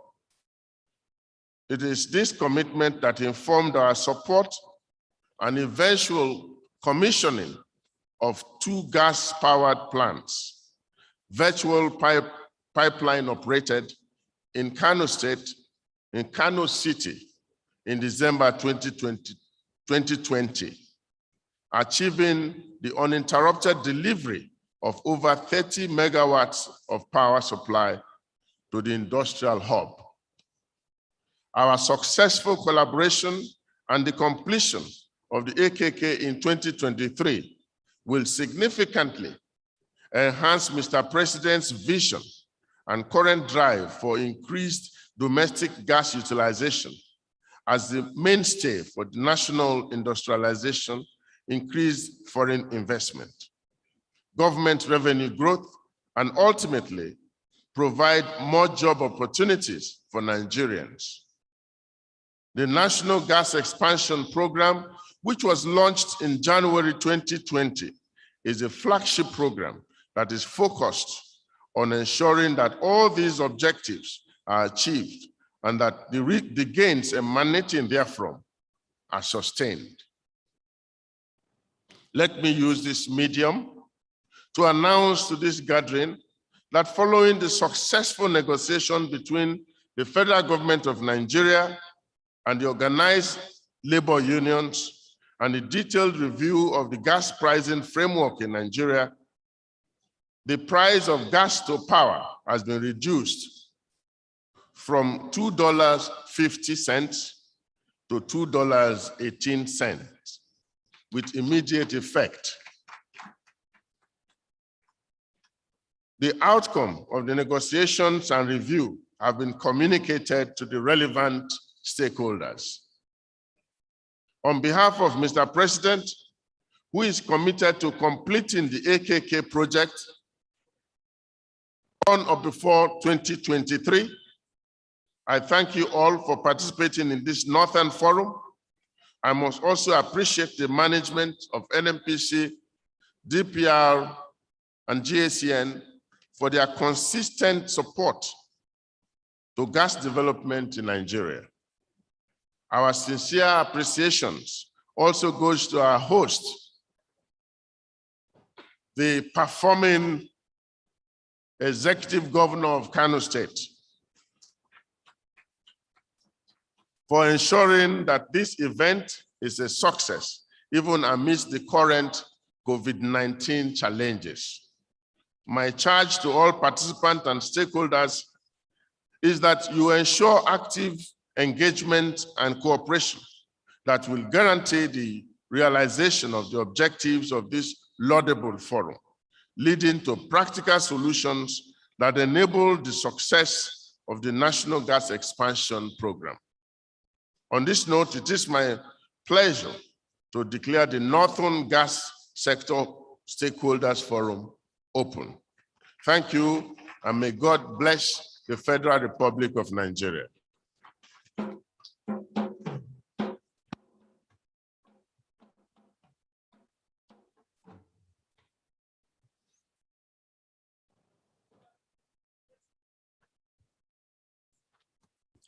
Thank you very much, Your Excellency, Chief Timmy Silva, Honorable Minister of State Petroleum Resources, giving us a timeline when His Excellency, the President and Minister of Petroleum has committed to the completion of the AKK pipeline construction. Can we please one more time give him a round of applause, and of course, His Excellency, the President. Before I bring up our next speaker, I want to also recognize the presence here of the Chief Operating Officer, Gas and Power of the NNPC, Engineer Yusuf Usman. A very good afternoon to you, sir. We also have Chief, please give him a round of applause, yes. We also have Chief Operating Officer Upstream, Engineer Dokie Tomomie. Engineer Tomomie, sir, we welcome you. Thank you for being with us. We have Chief Operating Officer, Corporate Services, Mr. Abdul Kabir Ahmed. Welcome, sir. Good to have you. Group General Manager, Group Public Affairs, Dr. Kenny Obataru. A very good afternoon to you. Managing Director of the Nigerian Gas Company, Engineer Sheyi Omotowa. Group General Manager, Corporate Planning and Strategy, Mrs. Miyiwa Eyeson. And Group General Manager and Special Advisor to the Honorable Minister of State Petroleum Resources, Bading Mohammed. Can we please give all of the NNPC top management here a round of applause? With us is also the Managing Director and Chief Executive of the Transmission Company of Nigeria, represented by Engineer Shehu Abba, General Manager, System Planning. Your Excellencies, Royal Majesties, distinguished ladies and gentlemen, optimizing the economic development capacity of the Ajaokuta-Kaduna-Kano gas pipeline project is our next topic of discourse for the next few minutes. And we have the esteemed Honorable Minister of Finance, Budget and National Planning to take us through this topic. Please join me in welcoming, albeit virtually, Madam Zainab Shamsuna Ahmed. Honorable Minister, ma'am, the stage is yours. Thank you very much, MC. Let me pay my respects to the excellencies that are here, but especially the Governor of Kano State, the host of this event, and to my colleague, the Honorable Minister of State for Petroleum Resources and other ministers that are in the meeting, Royal Highnesses, Executive Governors, heads of agencies, captains of industry, distinguished guests, ladies and gentlemen. It is an honor and a privilege for me to be here today to speak to the topic, optimizing economic development capacity of the Ajaokuta-Kaduna-Kano gas pipeline project. In January 2019, the Ministry of Finance, Budget and National Planning launched the Strategic Revenue Growth Initiative that has three thematic areas. The first being achieving sustainability in revenue generation. Second, identifying new and enhancing enforcement of existing revenue streams. And the third, achieving cohesion within the revenue ecosystem. The SRGI is considered as a pathway to stabilize the macroeconomic environment by improving revenue generation in the oil and the non-oil sector. And it has captured the key priorities of the 11 priority areas of the President Muhammadu Buhari administration. Based on the outcome of the presidential policy dialogue sessions that were held, chaired by the president, and also the policies, programs, and projects audit committee report. In addition, the Strategic Revenue Growth Initiative is strategically aligned and reflects the thrust of the 12 focus areas fueling the NNPC transformation agenda. In particular, revenue growth, revamping the oil and gas infrastructure, and ensuring professionalism and accountability of the corporation. The AKK project, which will ultimately be expanded to Algeria to supply Europe, falls within the second thematic area of the Strategic Revenue Growth Initiative. And this is amongst the cardinal policy objectives of this administration, and its delivery will be a major accomplishment of government's efforts in the delivery of dividends of democracy. This pipeline will spur industrialization and industrial growth. It will encourage gas-based industries and power generation, as these are the key beneficiaries of this pipeline. The immediate catchment areas of the 7 northwestern states have at least about 42 million people. 2 of the states alone, Kano and Kaduna, have 31 million people. This, when you compare to Europe, if you combine Sweden, Australia, Switzerland, their population is under this 31 million. Or even in Africa, if you compare Tunisia and merge it together, if you take Gambia, Botswana, Namibia, Gabon, and Equatorial Guinea, the population of this region, Northwest region, is much larger than that. I'm giving these examples to show the opportunity that the AKK pipeline presents in terms of business investments. To underscore the potentials, and in accordance to the National Bureau of Statistics, the Nigerian population today is about 11 million people, with a nominal GDP of $514 billion US, ranked as the 26th by size in terms of global nominal GDP in the world today, and the highest GDP by measurement in Africa today. Kano State, where this event is taking place, has a GDP of about 12.4 billion US dollars. It is ranked as the 6th state in terms of the size of GDP. But Kano is also the largest commercial center of northern Nigeria and the second largest population of Nigeria. Kano is neighboring my home state of Kaduna, which is the third largest population in the country. Between Kaduna and Kano, we have a population of 31 million people. 60% of this population are youth. And this underscores the span of the life of investment and opportunities that they're in. It means when you invest in this in industry along this pipeline project, you're looking at almost about 100 years of investment lifetime. So I do invite investors that are here today to consider investment along this corridor as a very, very great opportunity. This AKK pipeline project will create employment opportunities, it will increase government revenue, it will encourage exports and enhance the nation's foreign reserves by reducing dependency on imports. And it is evident in some of the industries that already exist in Kano. For example, the tomato production industry in Kano is one of the highest in Africa today. Nigeria is ranked about number 14, and the potential to go up to the first position is there with increased power that will be provided through the availability of this pipeline. The Manufacturing Association of Nigeria, MAN, established 4 industrial estates in Kano with over 350 large and large and medium industries that are operating with very, very reduced capacity due to inadequate power supply. About 115 plants and factories are functioning at suboptimal capacity. About 220 of these plants are even non-operational. This pipeline will bring back all of these industries to life and to maximum capacity. There are over 20 irrigation dams and reservoirs that exist in Kano today, and they are planned to provide up to 1,000 processing plants required for agro-processing facilities that will be powered as a result of the availability of gas that the AKK provides.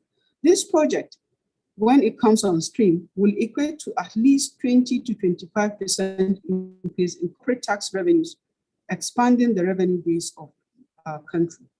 The AKK project is environmentally friendly as it will contribute to the elimination of gas flaring. It will also contribute to the utilization of the vast solid mineral reserves that exist in our country today. It will improve the health of communities, reduce our nation's carbon print, and comply with the climate control treaties that we committed to. To this end, we have made a number of fiscal policies that are already in existence, and I'd like to inform this meeting and investors that are here of a few of them. Number one, we have 100% repatriation of profits of net of taxes. It's available in Nigeria today. We have a 3 to 5 year tax holiday for gas-based industries. We have a tax holiday that can be up to 7 years if the business is located in an economically disadvantaged part of the country. There is also an additional 5% capital depreciation allowance if an industry goes to an economically disadvantaged part of the country. The IPPs are granted pioneer industry status. The profits saved are expected to be, of course, plowed back into the businesses, and we are monitoring that this has to be so. 20% of the cost of providing electricity infrastructure to greenfield location is tax deductible. Capital allowances are not restricted. That is, you can recover capital allowances 100% in full. Investment, promotion, and protection agreements, the IPP that we have put in place, helps to guarantee the safety of investment of the contracting parties in the event of war, revolution, expropriation, or nationalism. There are a lot of investments that have been provided to encourage gas-based industries in Nigeria. And as a minister that is part of the team responsible for the growth of the economy, we want to invite investors to invest in this corridor to grow industries and expand opportunities for our people.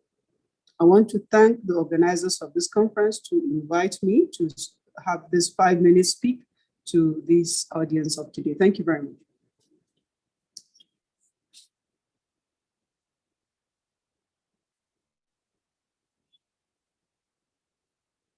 Of the AKK, and of course, bringing to fore the many economic advantages that Kano State stands to benefit and Nigeria as a whole. The next person coming to speak to us this morning is the Group Managing Director of the NNPC, and he will be talking on the topic, the AKK as an economic development game changer, NNPC's vision, contributions, and plan forward. And the person speaking that is the Group Managing Director, Malam Mele Kolokiari. Please a round of applause for him as he comes forth.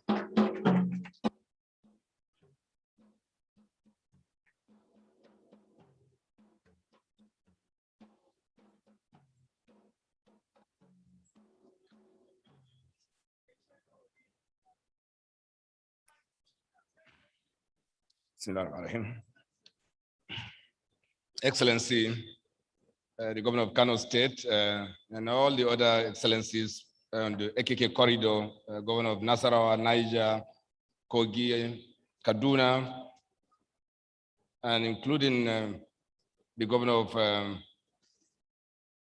Borno State, who is also represented here. And I can tell you why this is very important for all of us. Honorable Minister of State for Petroleum Resources, I will not take too much of your time on protocol, but I must send my regards to Sankano,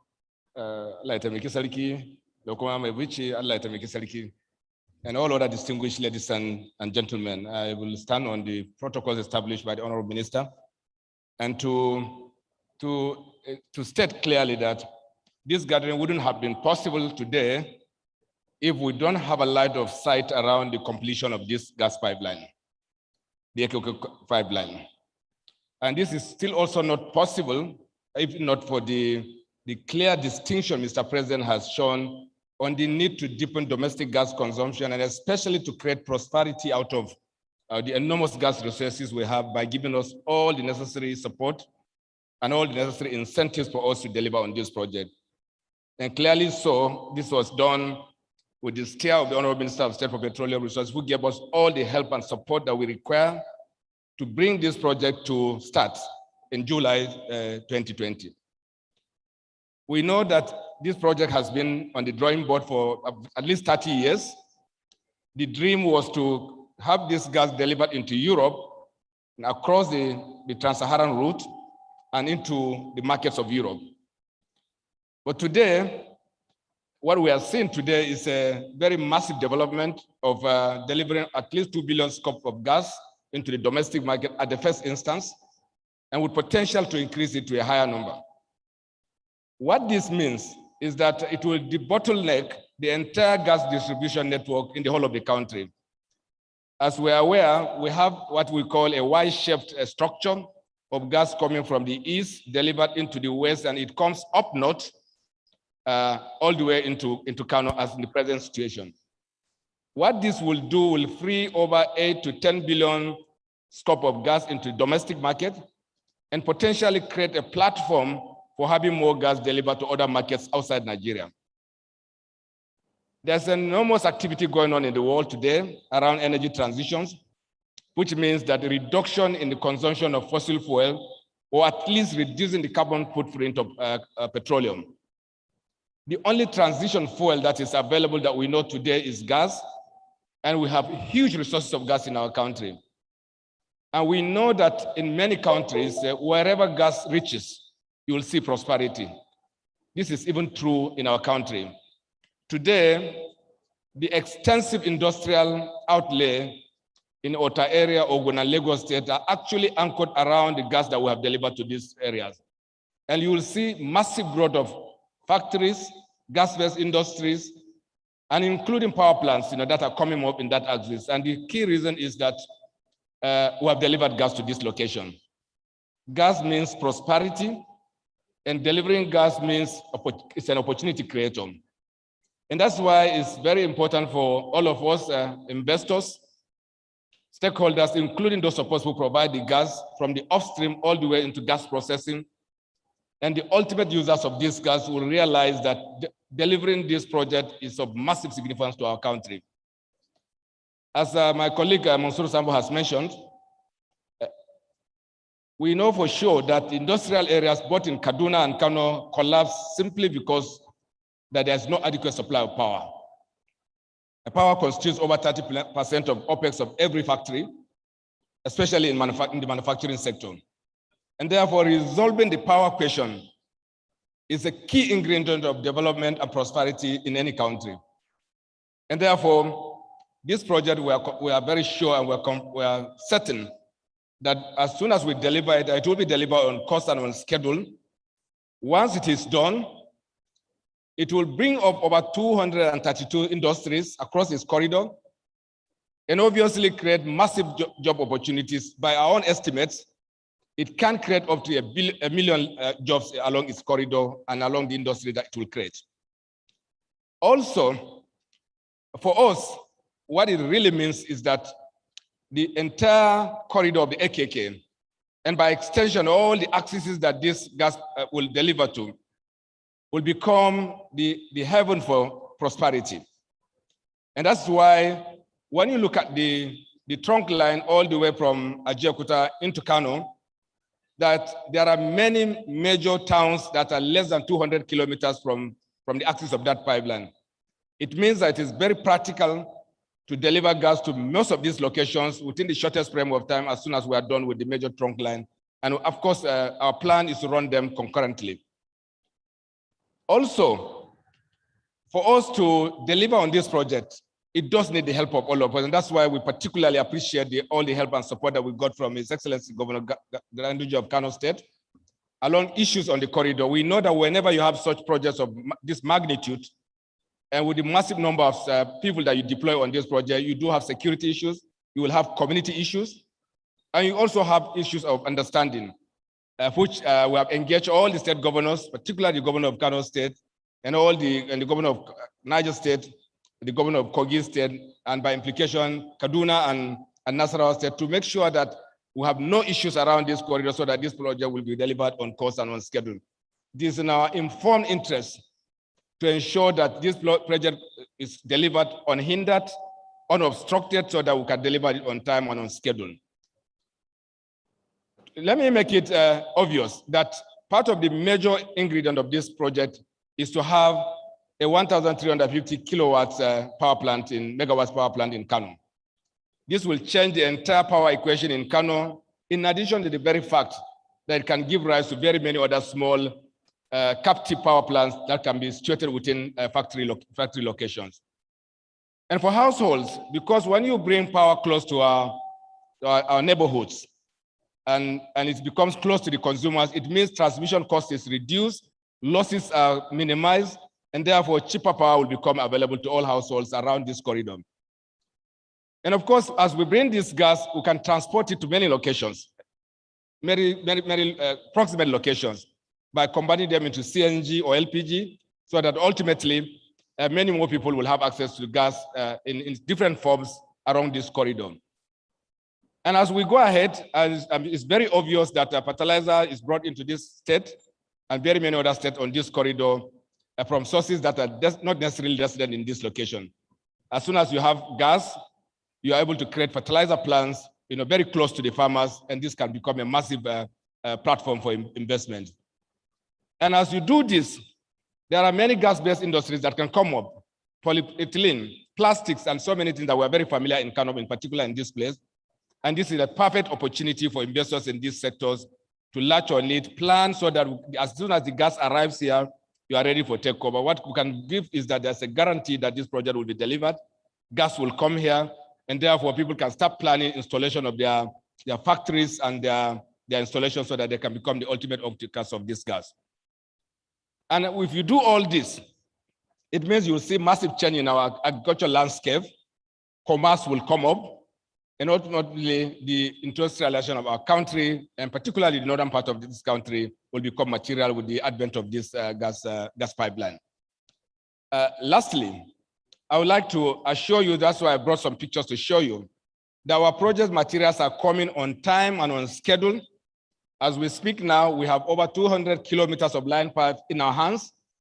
Our supplies are continuously coming uninterrupted, and construction work is going on in reality as we speak this moment. And therefore, we know that for sure this project will be delivered. It will not be another white elephant project. It will be a project that will be delivered. This is our site both in Ajaokuta and in Kaduna at the current moment, and also at the construction work that are going on. These pictures are as young as yesterday. So I'm assuring all of us, Your Excellencies, and all other stakeholders that this project will be delivered. This project will create opportunities for all of us, and that ultimately peace that has become an issue for all of us will be facilitated by the delivery of this project, because once you create prosperity, many of the social problems that we have could vanish or can be minimized. Lastly, Excellencies and Royal Highnesses, Honorable Ministers, it is our dream in NNPC, and we are very, very focused on this, that we will deliver this project and all other gas-based projects that will ensure delivery of massive volume of gas into domestic market. And this government has declared this decade a decade of gas. It means that we'll do more infrastructure, we'll deliver more gas into the domestic market, such that prosperity will create all over the country.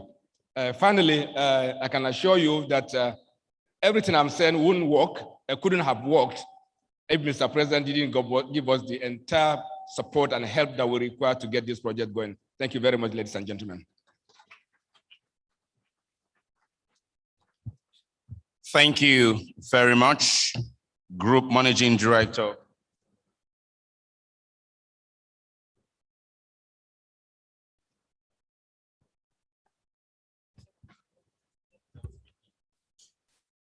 Thank you very much, Group Managing.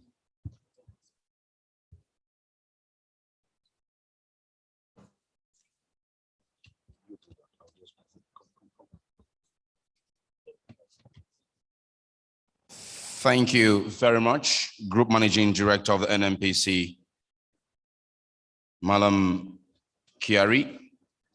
Your Excellencies, Royal Highnesses, distinguished ladies and gentlemen, we're moving on with our program, but before I invite the next set of speakers, let me quickly inform us that running concurrently with this event at the exhibition booth to the left of this marquee, where we had our cultural night yesterday, it's a session, more like technical session from virtual gas line companies running concurrently. If you will be interested at any point, you can go there and find, if you have any question, especially those who are listening to Greenville, if you have any question that you would want a virtual pipeline company to answer, or of course a law firm or some other companies in the gas value chain, they are having that concurrent session running at the other marquee, just focusing majorly on virtual pipelines. We have companies like NGMC, Excella, Power Gas, Gas Plus, Green LNG, NIPCO doing those presentations, F. Dalil and Co., a law firm, ENR Advisory, AB Sulu-Gambari and Co., Olowo Lafe and Co., as some of the other law firms who are also doing that. Now we switch on to our next session, which is still part of this opening ceremony, and it is the AKK hosted showcasing of business investment attractions. And for a few minutes each, these excellencies will take the stage here in the room or virtually online and address us for a short amount of time as to the opportunities available in their respective states as the federal government plays her part in triggering investment and revitalizing the communities and that are hosting this AKK pipeline. To start with, we will go across the border in Kaduna State, and I'll have Halima bring up our first speaker. Thank you very much, Richmond. And our first speaker this morning is the Deputy Governor of Kaduna State, who is in person of Hajia Hadiza Sabuwab Balarabe. She will be speaking to us from Kaduna. Please, a round of applause for her. Can you hear me, ma'am? Yes. You're on. Yes. Okay. Thank you very much. Your Excellencies, governors of the AKK states, Your Excellency, the Minister of Finance, Budget and National Planning, and also the Minister of State, Petroleum Resources, the Group Managing Director, NNPC, and other top management staff of the NNPC, other representatives from federal, parastatals, and also from Kano, distinguished stakeholders, our esteemed and traditional rulers, members of the press, ladies and gentlemen. I'm here representing His Excellency Malam Nasir El-Rufai, who is not able to be here for some reasons that are beyond his control. I bring you warm felicitations from him, and I pray, as he has asked me to, wish you a very, very fruitful stakeholder engagement. He has asked that I make a small presentation on his behalf on the investment opportunities that we have in Kaduna State. So I have an outline of the presentation. We'll have an introduction, investors, prime destination, industrialization, and then we'll conclude. By way of introduction, here in Kaduna, we are bent on diversifying our economy because we know that we cannot solely rely on oil. We've had very, the experience from COVID has shown us that we need to move away from just an oil-based economy into something else. So we're putting all necessary infrastructure in Kaduna here to make it the best and the prime destination for investment. I'm proud to say that in the last 6 years, we have attracted investments of close to $2.6 billion into Kaduna. And we've been ranked the #1 in the World Bank's Subnational Ease of Doing Business ranking in Nigeria in 2018. We have arable land that is conducive for agriculture. We have quite a number of natural resources, and we have the market for all our investors, because here in Kaduna, we have quite a very young population that is very dynamic, and so they're very active, and so we have that market to take up all that you would invest in. Why should you come to Kaduna to invest is something that we need to look at. First and foremost, I want to say that, and you will all agree with me, that Kaduna has a very strategic location. We're the center of the North, just as we are the political capital of the North.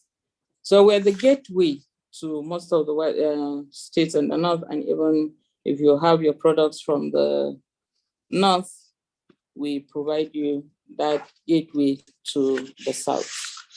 And as I said earlier, we have the human resources. Kaduna has a huge young and vibrant population who are ready and willing to explore new things. They are also desirous of being part of this globalized economy in the 21st century. So the human resource for whatever investments you have is available in Kaduna. We have natural resources also. We all know that Kaduna has a huge deposit of gold. We have iron ore, we have nickel, and a host of others in Kaduna. So this is also an opportunity for investors willing to come into Kaduna because of the huge deposits. Very soon, sometime in October, I want to inform the gathering that we would be opening the first steel company, made in Nigeria steel company here in Kaduna State. And I'll use this opportunity to invite you when that time comes. We have a very friendly business environment here in Kaduna. We have KADIPA, which is Investment Promotion Agency, which is a one-stop shop for all investors. And we're made of, the management team in KADIPA is made of very young men who have very huge potentials for attracting and keeping businesses here in Kaduna. We have steady economic growth. We have, over the years, moved from an internally generated revenue of just about 12 billion sometime in 2015, 2012 to 50 billion in 2020. And we are committed to even surpassing that in the year 2021 and moving forward. So what investment opportunities do we have here in Kaduna? Agribusiness. Kaduna, you all know, is the number one in the production of ginger. We also produce maize. We have we have tomatoes, and we also engage in livestock farming. So for agribusiness, we have very huge comparative advantage in some in some crops that you can export out of the country. We are investing in renewable energy. We have multiple sites where we're looking at putting up independent plants for renewable energy. We have a green economic zone where we're hoping that all the industries that are around that area will be powered solely with solar. As someone has said earlier, that most of the industries that we've had have closed because of power. We're trying as much as possible, and we're committed to actually seeing that whatever industries that we have in the future comes and stays, because we will provide the needed infrastructure. And we are committed also to creating wealth from waste. We have been toying with, this idea of banning plastics within Kaduna so that we can use other materials that can biodegrade within a very short time. So we have a program for taking the plastics and creating and using them to create something that our people would use, and that will make for job creation and also with wealth creation. We are investing so much in the transportation sector, and we hope to continue to commit to that. So we're inviting, we have a partnership with France for transportation, but we also need other people to come into Kaduna because we have the conducive environment for that. And we are committed to industrializing Kaduna because we realize that government on its own cannot create all the jobs that are needed for our teeming population. Kaduna has about 89% of its population being young, and we need to engage them so that we take them off the streets. And by way of doing that, we can also hope to reduce the insecurity that we are witnessing in the state and by extension in Nigeria. Thank you very much, and God bless.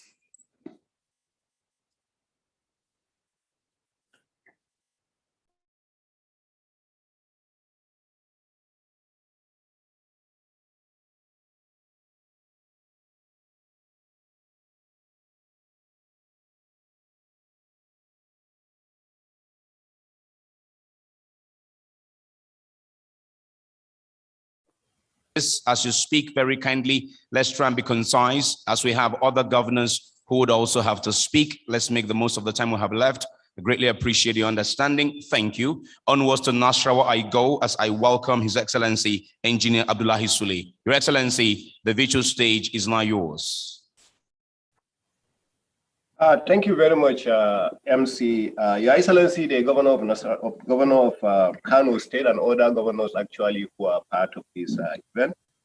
Your Royal Highness, the Emir of Kano, as well as all our royal fathers who are there, the Honorable Minister of Petroleum Resources of State, as well as all the other ministers who are there, my dear brother, the GMD of NNPC and other leaders of the industry who are here, the management of GACN, and other distinguished guests, ladies and gentlemen, Assalamu alaikum wa rahmatullahi ta'ala wa barakatuh. Let me first and foremost really congratulate the management of NNPC, the Ministry of Petroleum Resources, and the GACN for coming up with such a program at a time like this. Let me also congratulate the administration of Muhammadu Buhari for the gas utilization scheme, and especially the AKK project that is coming to us. For me, coming from the oil and gas industry, I think this is one of the greatest things that come to this administration, and it will go down as one of the best projects that this administration has actually carried on. So let me congratulate you for this. And what a way to start it with Kano and Kaduna, and really to name the project AKK. When I was the managing director of African Petroleum, one of my biggest markets was actually Kano, because of the industries and all the diesel we were selling to most of these companies. Of course, a lot of them have gone down the drain now because of the challenges of what we are seeing in the industry. So I think energy is one of the most important things for us, and I'm happy, that if you are having problem with the network, I can switch off the video, but if you are not, I can go ahead.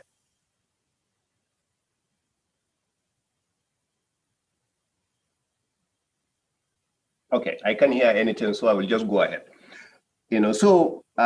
First, let me thank you sincerely, for creating the enabling environment, for all the various organizations to be able to come in and discuss that, and especially the states that are facing this, especially Kano, Kaduna.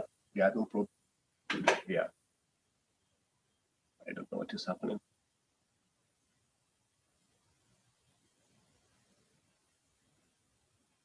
MC, can you hear me?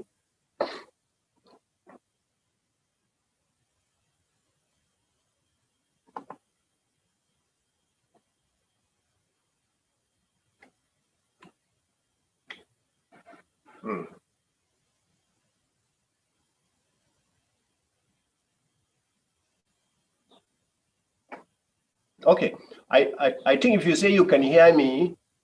Okay, yes, we can hear you now, sir. Okay, if you can hear me, I will just go ahead with the discussions then. Okay, please do, sir. Yeah, so I say first and foremost, I would like to use the opportunity really to congratulate GACN and the Kano State government for hosting this event. And I think this is the best that can happen to us at a time like this, because Kano used to be, our capital when it comes to some of these small scale industries that we have had. And a lot of these industries, both in Kano and Kaduna, have gone down as a result of energy. So for us in the oil and gas industry, we used to refer to Nigeria really as a gas country that has oil. So with over 200 trillion standard cubic feet of gas reserve, and just about 40 billion barrels of oil reserve. So Nigeria is actually a gas country. So we have always looked forward to that. So what a way to start the utilization, coming to places like this, Kano, Kaduna, and now the federal capital, as well as Niger, Kogi, and of course, Nasarawa State. For us in Nasarawa, we see this as great opportunity because similar to the West African gas pipeline, that now Lagos is the greatest beneficiary. That's the way we see it also coming on this line, because coming towards the FCT, Nasarawa State has the longest border with the FCT. And we strongly believe we are utilizing that proximity to the federal capital where the market is, to be able to generate the opportunities that we have, in the gas utilization. So in Nasarawa State, what we did, because of our belief in this, and when this administration came in 2019, in order to attract industrialization and economic development, we actually created the Nasarawa Economic Development Strategy, What the strategy is all about is our economic development and transformation of the state in order for it to attract more industries. And so far, so good. We've been able to attract the flour mills of Nigeria. We have also attracted, of course, the Dangote that is there, that is going to have the largest sugar plantation, in Africa, which is about 68,000 hectares of land. We also attracted the flour mills of Nigeria recently. And indeed, we attracted so many other small scale industries that we have, especially around the Abuja corridor, which is known as KARU. So these are the opportunities that we do. But in order to do that, we also have to go ahead and provide the atmosphere. We know that land, just like the GMD of NNPC has said, access, of this gas pipeline is one of the greatest things that we shall have. So our economic strategy is actually to ensure that you have free access to that and you have the full cooperation of the state so that we can benefit in that area. And following our concerted efforts, we have also passed enabling laws here in Nasarawa State to make land administration in the state very efficient. We have the Nasarawa Geographical Information System where the entire state has already been mapped and we know where everything is, and then we can assist, most of these industries. We also have the Nasarawa Urban Development Board. We have also the Mortgage Foreclosure Authority and the Nasarawa Investment and Development Agency. These are all geared towards attracting most of these industries who are going to be the ultimate users, the off-takers of these gas lines. Similar to exactly what I said, when the West African gas pipeline was actually tapped from Shagamu. When I was the managing director of Dangote Sugar Refinery, at the end of the day, Dangote Sugar Refinery became the biggest off-taker, of gas link, in the country. And that's what we are trying to do, to be able to attract most of these industries who will be the gas utilizers. And I think that is the reason why we are going in that direction. As far as Lafia is concerned, apart from all these laws that we have done, we are 98% completed with our own cargo airport, that will also attract most of these industries that will be to our advantage. We have also identified our industrial park and the logistics hub.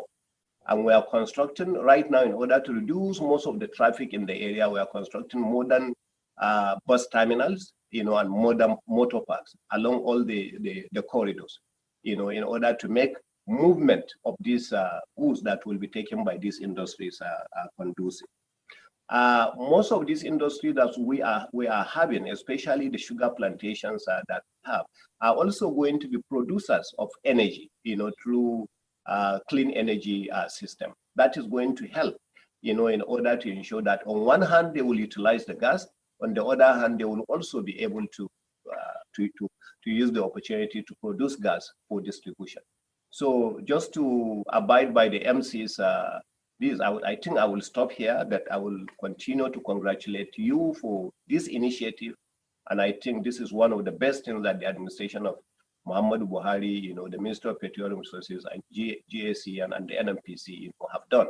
So I urge a lot of these industries to come to these states that are actually having access to AKK, because at the end of the day, it is going to be the best thing for us. It's going to be a win-win situation for everybody, for a country that is purely a gas producer rather than gas user, as I said, with the huge potentials, of gas and huge potentials of gas reserve that we have. So thank you very much, Your Excellencies, and thank you very much for inviting me to be part of this. God bless. Thank you very much, Your Excellency. He deserves a round of applause, please. Thank you. Indeed, the opportunities are enormous. Thank you, sir. And coming right after him is His Excellency Alhaji Abubakar Sani Bello, the Executive Governor of Niger State. Are you on, sir? Hello, sir.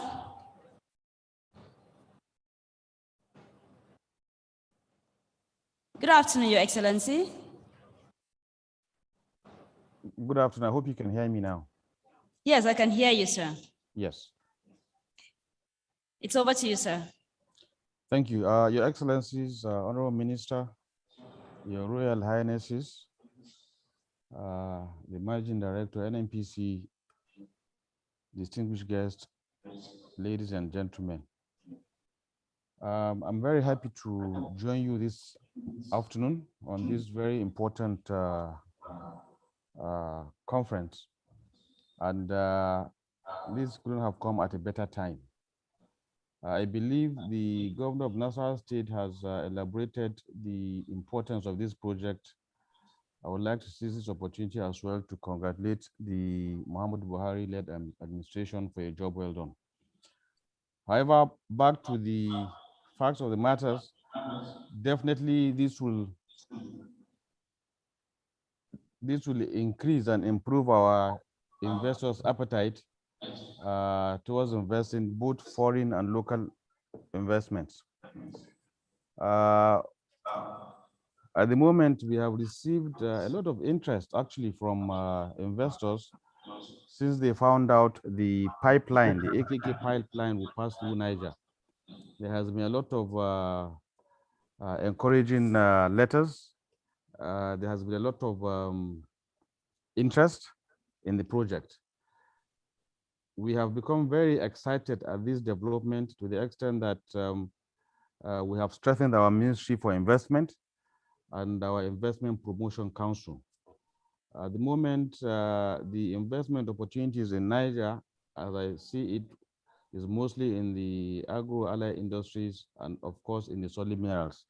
But then of course, the pipeline will pass through a strategic place which is close to Abuja, Kaduna, and everywhere. And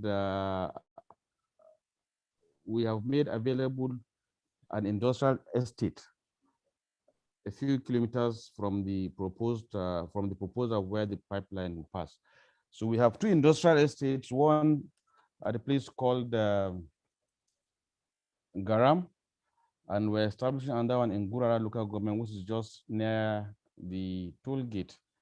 So we are preparing in advance for investors that will want to come and take advantage of this gas pipeline. I believe this will assist towards increasing the energy, like the governor of Nasarawa mentioned. Energy has been a major problem and has slowed down industrialization in Nigeria. So with this, I believe the challenge will be addressed. But most importantly, I expect our youth to participate fully and take advantage of this investment, because I also believe in these days where we have difficulties with employment, we need to promote small-scale industries, and possibly the government can partner with any NGO to see that we're able to provide some training and job opportunities for our youth. There is no way government is able to employ most of the youths we have sitting idle today. So I think critical investments like this will address so many issues, both economic and social issues. At this point, I would like to congratulate the MD of NNPC for his doggedness. I've had various interactions with him, and it appears this AKK has fully come to stay. I would like to stop here, and I wish everyone well. Thank you very much.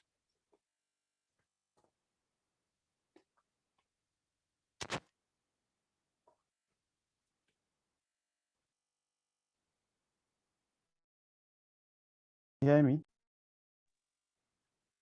Hello?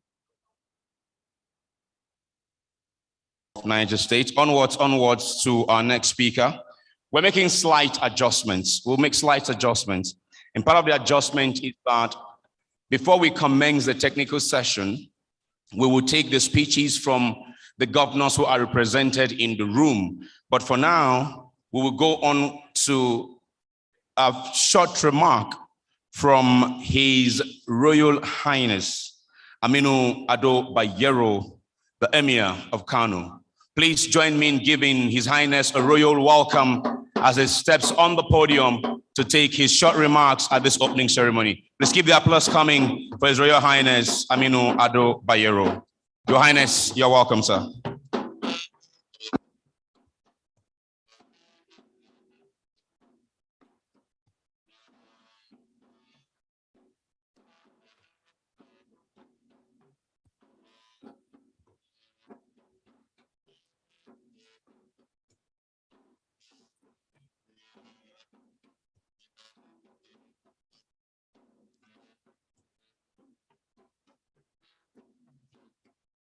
glass.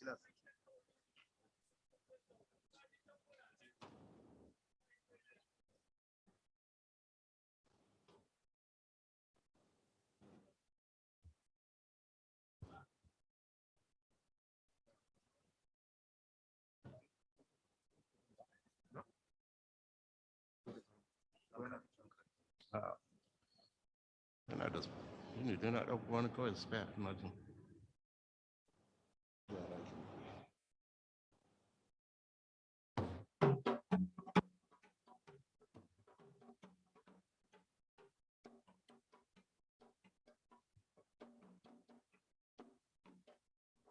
Na gaba.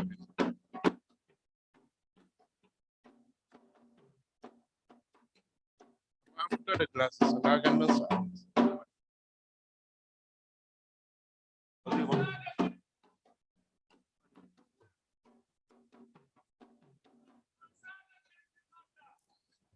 أعوذ بالله من الشيطان الرجيم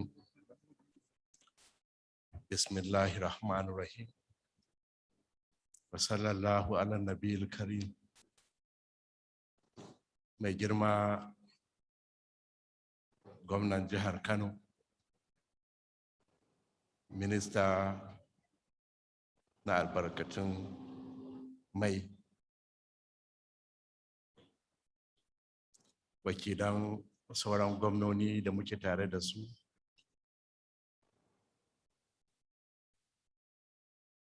‘yan majalisar dattijai da na dokoki na tarayya, mai martaba sarkin bici da sauran wakilan sarakuna da muke tare da su a nan wajen, shugaban kamfanoni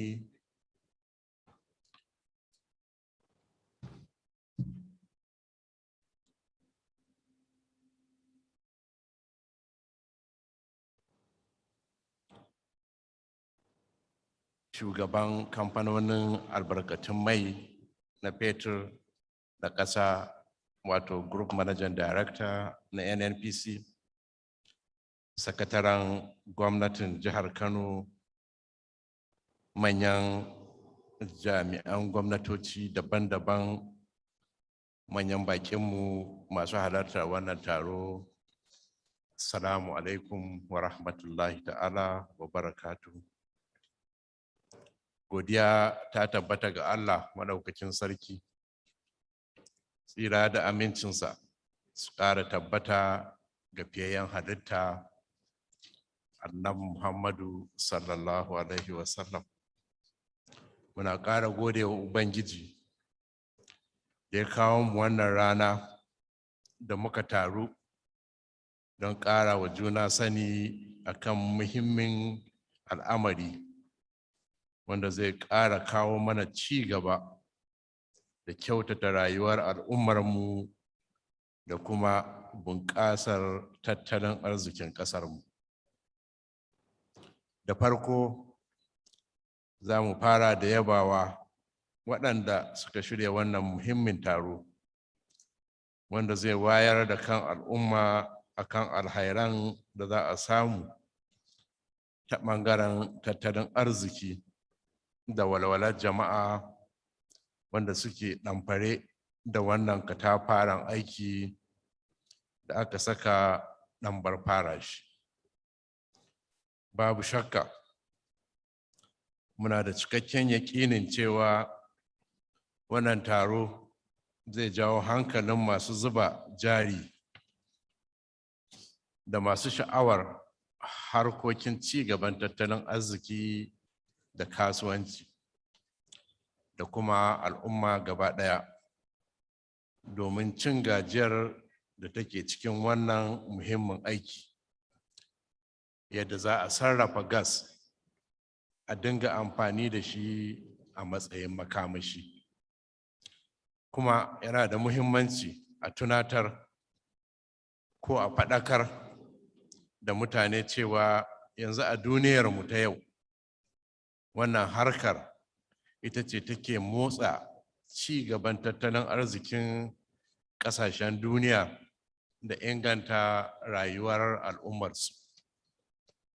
Don haka muna yaba wa gwamnatin tarayya matuƙa da ta samar da kyakkyawan yanayi mai kyau kuma wanda ya dace har ake shirin kashe kuɗaɗe masu yawa don aiwatar da aikin jawo gas ta bututu wanda aka yi wa laƙani da Ajaokuta Kaduna Kano Project AKKP.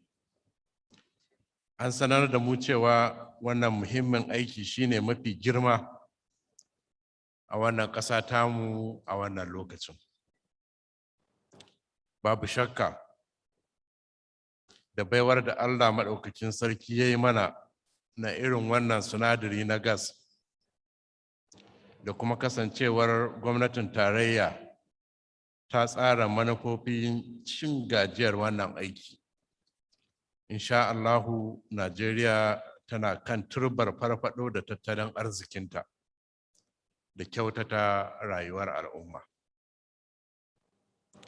Mun fahimta kamar yadda ake fata cewa amfani da iskar gas wajen gudanar da bukatun gida zai taimaka kwarai wajen fatanmu na samun ingantacciyar wutar lantarki.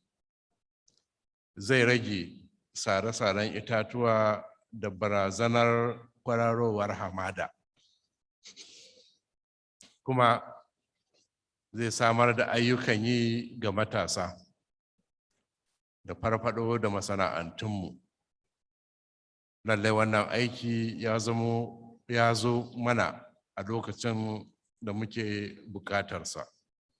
Alhamdulillah. A madadin ɗaukacin al'ummar jihar Kano, muna ƙara miƙa godiya ga mai girma shugaban ƙasa, President Muhammadu Buhari, da masu taimaka masa, musamman minista, ƙaramin minista, akan ganin tabbatuwar wannan aiki na bututun iskar gas na AKK. Babu shakka jihohinmu, musamman mutanen jihar Kano, mu ne akan gaba wajen cin gajiyar wannan babban aiki.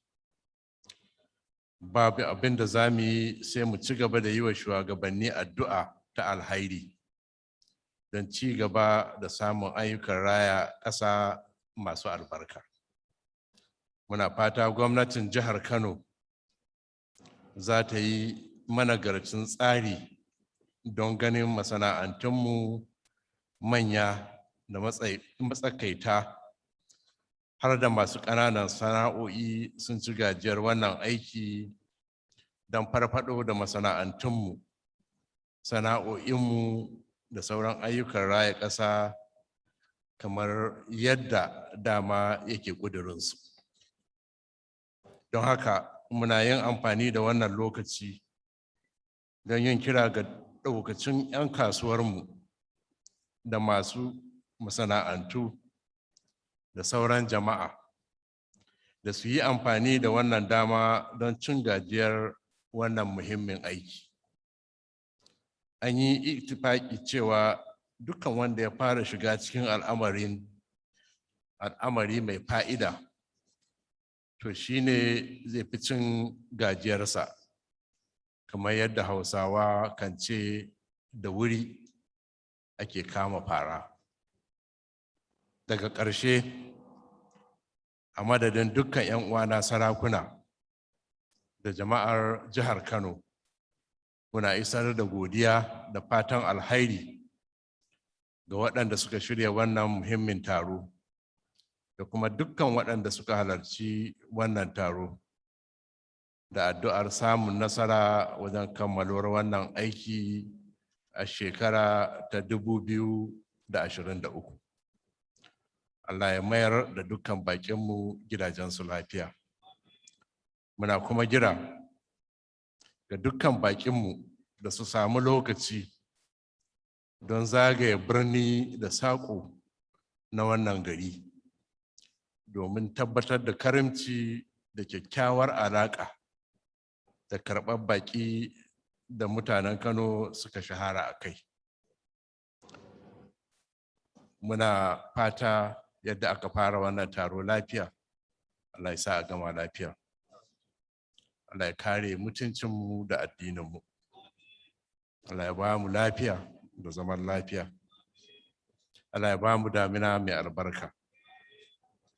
Iyayenmu da malamanmu da shugabanninmu da suka koma ga Ubangiji, Allah ya jaddada musu rahama.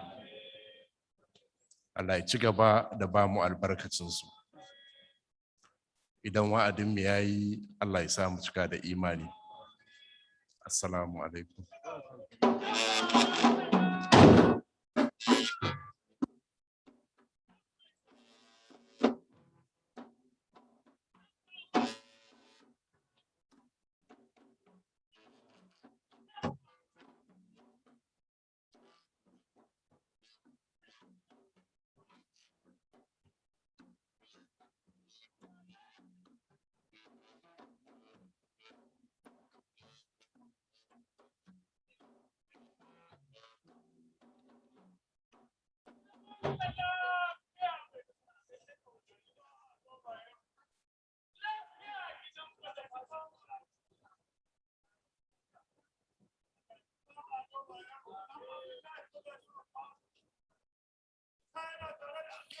Thank you. Thank you very much, His Royal Highness, the Emir of Kano. Thank you very much. Your Excellencies, Royal Highnesses, distinguished ladies and gentlemen, onwards now we go to our next speaker. Before that, I just want to reiterate the fact that after this, our speaker, we will formally close the opening ceremony with the national anthem. Thereafter, His Excellency, the Governor of Kano State, would leave to attend to some other matters. We will continue the event, however. We'll continue the event with our first session. This time is going to be gas supply and gas transportation, as will be handled by the COO Upstream and the MD Nigerian Gas Company Limited. So please, once the governor rises to leave with the Emir of Kano, I beg your indulgence to remain seated as the event will continue with the presentations as I have mentioned. Your Excellencies, very distinguished ladies and gentlemen, our next speaker is one that has political will and commitment to improve the well-being of his people. Since his time as the leader of his state, he has ensured that the Almajiri system is integrated into the school system by offering free education, and of course also creating an enabling environment for health to thrive and for the legal arm of government to also thrive. Little wonder he accepted to host this all-important forum that discusses the importance of the AKK pipeline and indeed gas resources to the people of northern Nigeria, especially the 5 host states. Join me at this time in welcoming our chief host and next speaker, His Excellency, Dr. Abdullahi Umar Ganduje, the Governor of Kano State.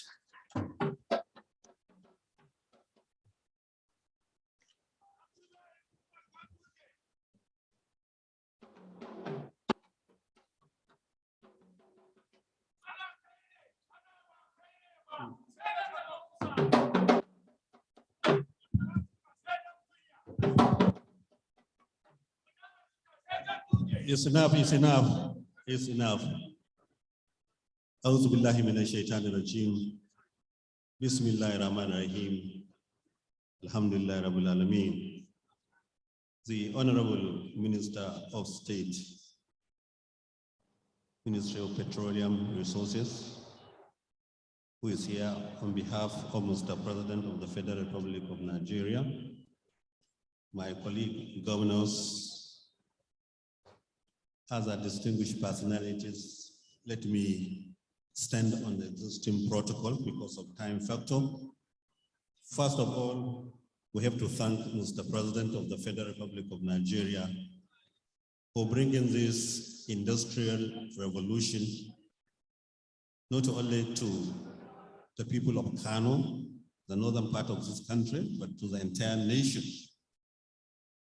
When we learned that this contract was signed and Mr. President is committed in laying the pipe from Ajakuta to Kaduna to Kano, we decided to establish a very technical, knowledgeable committee in order to ensure that this project is successfully delivered to Kano State, especially pertaining to sensitization of the communities along the pipeline, and also for discussing with the industrialists so that they will be fully sensitized. I'm happy to know that this committee is working very hard. One of the strategies we adopted here in Kano State, in order to attract investment, apart of Kano being the commercial nerve center for the northern part of Nigeria, and even the commercial nerve center of some West African countries, and the most populous state in the Federation, some measures must be taken in order to attract investment. The first strategy we have adopted is to ensure peace and stability in the state. And as of today, Kano is one of the most peaceful states in the Federation, and the peace is the most important and able environment for any investment. We first of all try to identify some vulnerable areas in terms of insecurity. We are in full control of Metropolitan Kano using technology. We are full control of the forests that are vulnerable, especially unsocial forests, where we are building Luga settlements for herdsmen, and also the Falgore forests where we have established military training ground, and also we are using technology to monitor that forest day and night. We have full cooperation of security agencies in the state, and we are using technology in order to protect our people. Kano State being the commercial nerve center of this part of this country, we have industrial areas that are grouped, not scattered. This is to our advantage because it is easy to lay the pipeline when you have your industries are clustered. We have the Bampai industrial area, Chalawa industrial area, Sharada phases 1, 2, and 3, Tokarawa industrial area, and a new industrial area at Tamburawa, which we have identified as an industrial hub. In order to ensure that we take full advantage, we decided to undertake a research to find out those industries that are now operating and those industries that are totally dead and they can be brought alive with the coming of the gas. For the Bampai industrial area and Tokarawa, we have 88 functional industries. For Chalawa and Sharada industrial areas, we have 78 industries that are now fully functional, while we have 201 industries that are virtually dead and ready to be reinstated when we have the gas pipeline. Already there are some industries in Kano that are already producing gas for their operations. The Aspira is already using a gas plant, mini gas plant. Viva using a mini gas plant. And also there are other industries that are on the way to produce gas for their own operations. So by bringing gas to Kano State is just the awakening, because our industries are fully conscious of the advantage of this. It is also important to note that Kano as an export processing zone by the federal government, and the state government has contributed a lot. There are so many manufacturing industries in this area who are exporting, and we know there's free tax in that area. And also those who are involved in export are given some incentives. So many industries are coming to that particular area. Also, of recent, we have inland dry port here in Kano, which is a private concern, but Kano State government has provided in infrastructural facilities. We are spending the sum of 2.5 billion naira in order to ensure that the Dala inland dry port is a reality.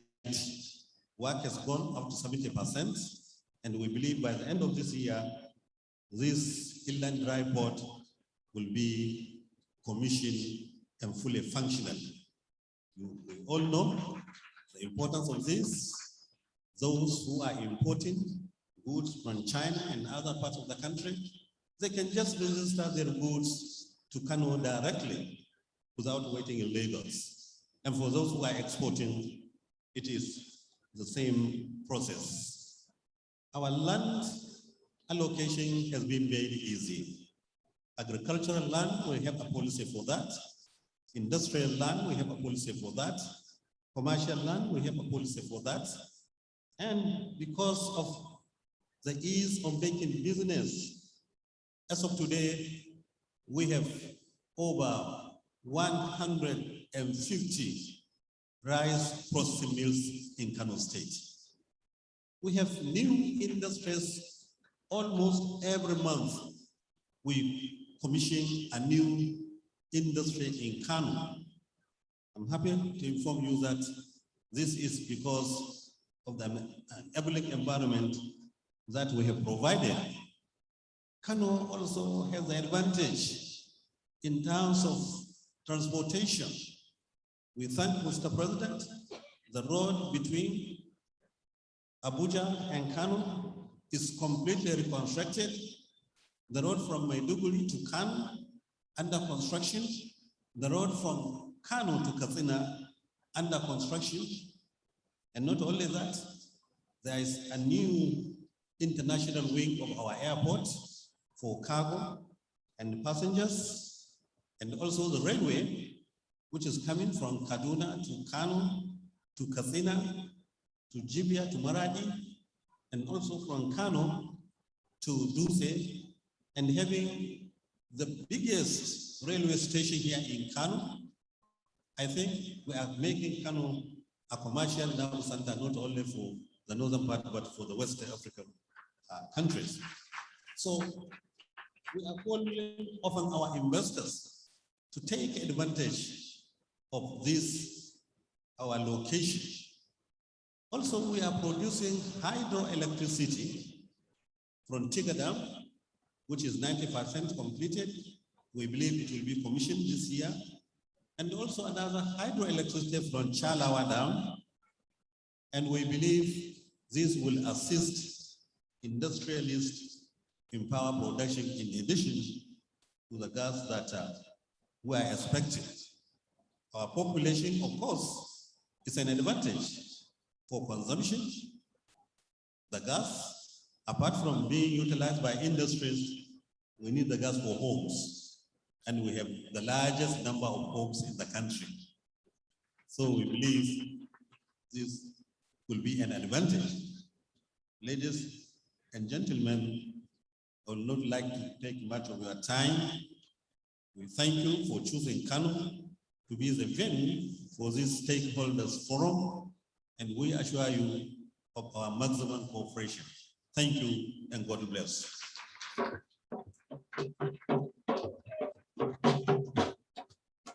Thank you very much, Your Excellency.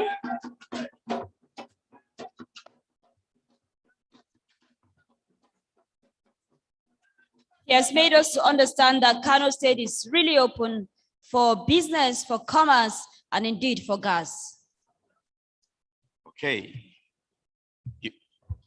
Your Excellencies, very distinguished ladies and gentlemen, before we take this national anthem real quick, want to thank the over 500 people who are online with us. Oh, okay, His Excellency is leaving immediately. We would continue with the event. We'll continue with the event. So please, as he leaves, remain seated. After he leaves,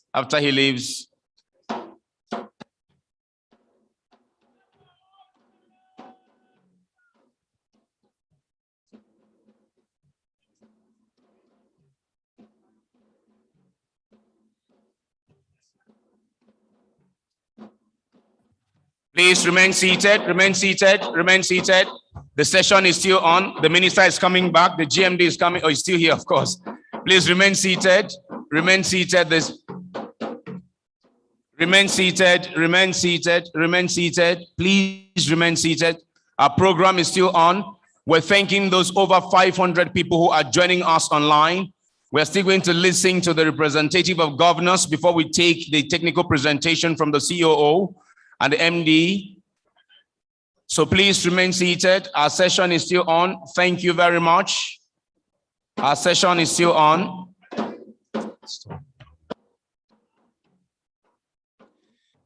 His Excellency the Governor left with the Emir of Kano and of course the Emir of Bichi as well. We thank them for being here. There's still other governors who've joined us online. Please remain seated. Thank you very much.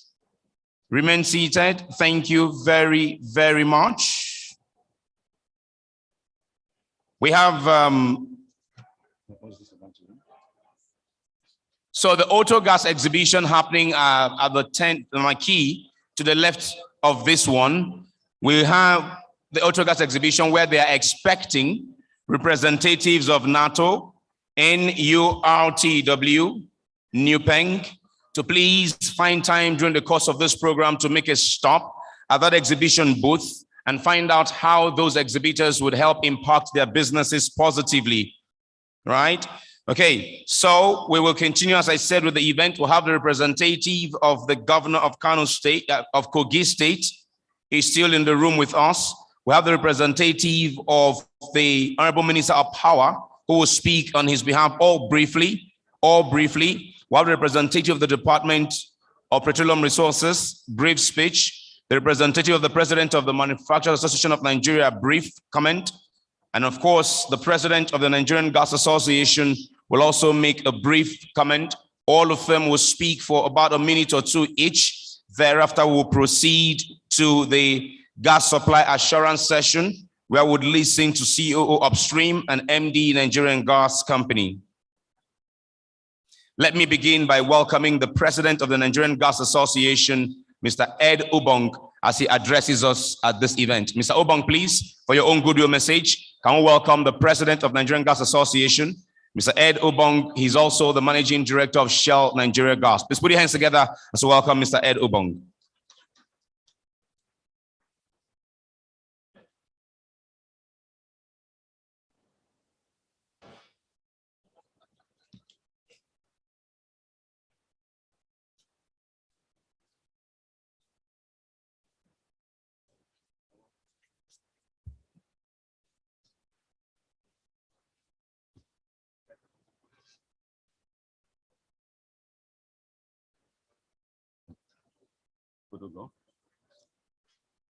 Good afternoon, ladies and gentlemen.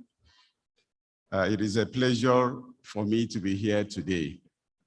I will crave your indulgence to stand on the erudite protocols that have been established by the Minister of State for Petroleum Resources and all other eminent personalities who have spoken before me. I am excited to be here because this is the harbinger of gas coming to Kano. A lot of what we see today has been a lot of dedicated effort by the Ministry of Petroleum Resources, the GMD, the MD for NGC, and also GSCN, who has done a lot of work around stakeholder sensitization. NGMC has been at the forefront trying to sort of push the market to ensure that there would be customers who will be willing to take the gas. I am excited to be here on behalf of the Nigerian Gas Association, the largest stakeholder group responsible and fully committed to the advancement of gas. This is the first step. The biggest gas infrastructure in Nigeria was commissioned in 1989. That's over 20 years ago. The AKK signifies another major leap in infrastructure development for Nigeria. The ELPS has enabled Nigeria to deliver significant industrial estates in Ogun, Lagos, and also the WAGP, which has extended gas to West African states. The AKK would allow us to take gas to another major central, densely populated area, terminating in the magnificent and very old Kano state. Along the corridor of the AKK, we expect significant industrial growth, significant connections to allow industries that would evolve and will create employment for different people. As the NGA, we are excited today because the minister answered a question I was already about to ask. Where there is gas, people always ask, what is the price? But the minister has already indicated that we are getting a new pricing regulation that provides clarity for the whole industry around what the cost of gas would be and would then allow investors to make the necessary business investments that will drive growth. Another key area that we must not fail to address would be around security. Businesses, industries want to operate in areas that are secure. I am convinced that His Excellency, the Governor of Kano, and the various governors of the AKK states, as they are now called, would work to address these issues and ensure that these industries will come and set up factories and manufacturing plants here in Kano. The third bit, of course, is one that concerns all Nigerians. How do we ensure that gas would enable power to occur? It is power that the 85 million Nigerians who have energy deficiencies want to see, regular supply of power. I'm excited to hear that the Minister of Power would be here so that he can also speak to us on how the gas that will flow along the AKK would eventually help us also address some of our power needs. Ladies and gentlemen, it was supposed to be a goodwill message, very brief. I thank you for listening. We are excited to be here. We look forward to coming back to Kano in the nearest future when this gas line will be commissioned. Thank you.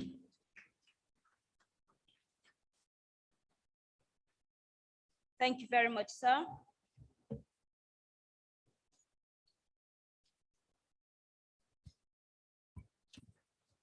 Your Excellency, sir, just to let you know that we have in our midst S.N. Abubakar. He's the Executive Vice Chairman of Bantex.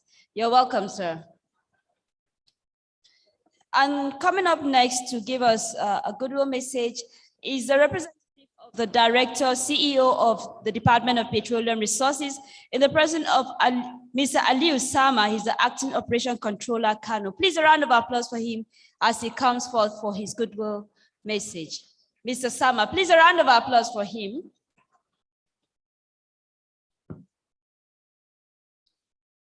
Okay, Mr. Sama is not around.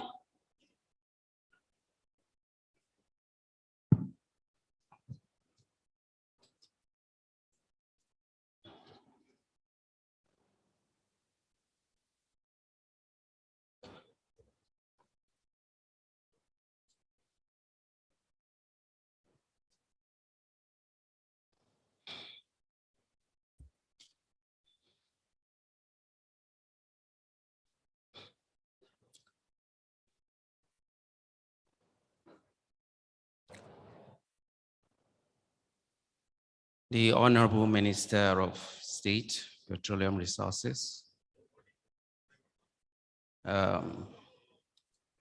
the Excellencies of the AKK states here represented, I wish to stand on all existing protocols already established. The Director, CEO, Department of Petroleum Resources wishes to express his appreciation to Gas Aggregation Company, Nigeria Limited, and the NNPC.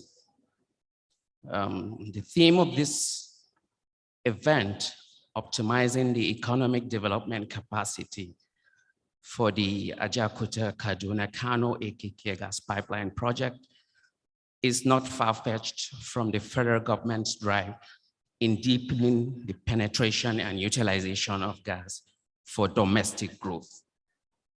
The AKK pipeline project will result in the establishment of connecting pipeline network from the southern to northern region of the country. This would surely create a steady and guaranteed gas supply, thereby utilizing the country's widely available gas resources and eventually reduce the large volume of gas flared annually, as well as the subsequent environmental impact. The Department of Petroleum Resources wishes to fully inform that it plays the role of not only being a regulator, but an opportunity house. This paradigm shift is aligned with best global practice to create and enable more investment, thereby providing a ripple effect on the economy. Therefore, these activities, that is our licensed instruments, permits, approvals issued by DPR, portray the new DPR as not only a regulator, but an opportunity house while entrenching the best global practice and standards. This is in line with the current administration's drive to uplift millions of people out of poverty through gas penetration and utilization. I would like to reiterate the importance of this exhibition aimed at providing opportunities, industrialization and economic growth, increase in employment and interaction among stakeholders across the gas value chain. I wish you all, on behalf of the Director, CEO, Department of Petroleum Resources, a very successful deliberation today. Thank you. Thank you very much. That was the voice of the Director, DPR. Honorable Minister, sir, you will need to know that the Honorable Minister of Power is here with us in representation, and his SA policy will be speaking to us on behalf of the Honorable Minister. He is Malam Abba Aliyu. Please a round of applause for him as he comes forth. Please a round of applause for the Honorable Minister of Power.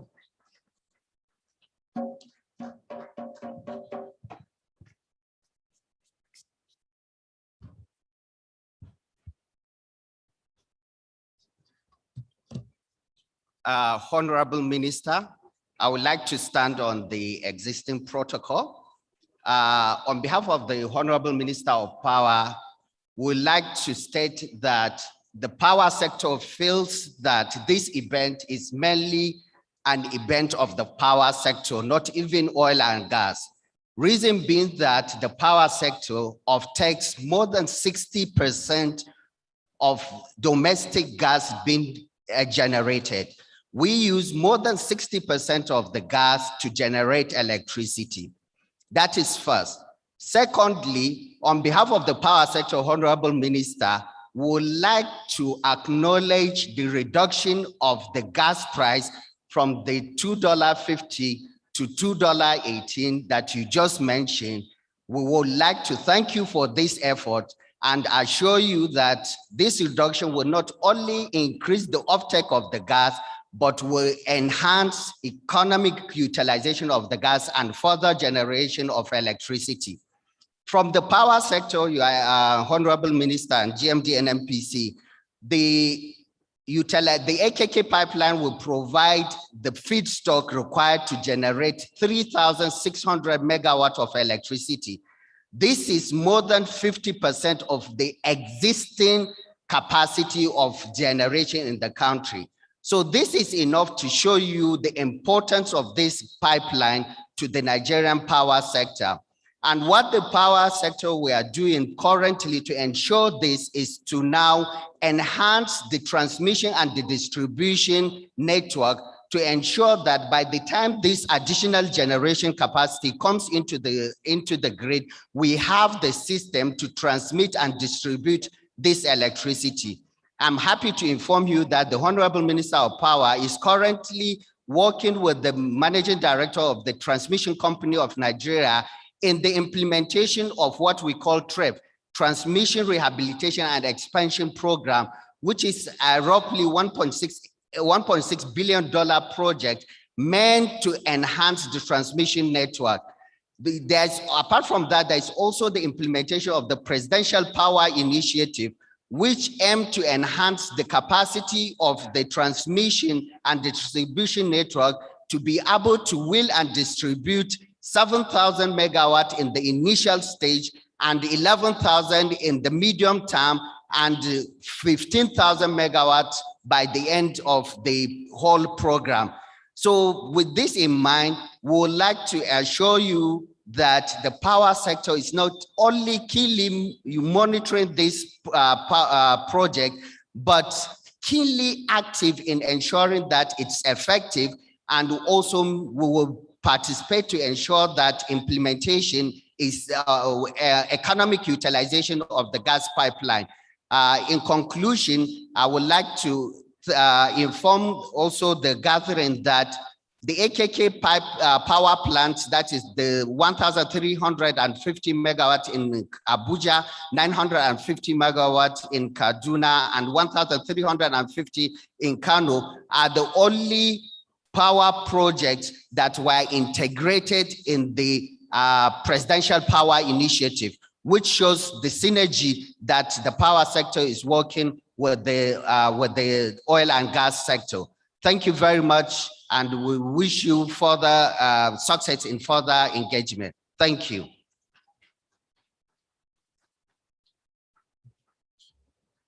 Thank you very much as a policy to the Honorable Minister of Power.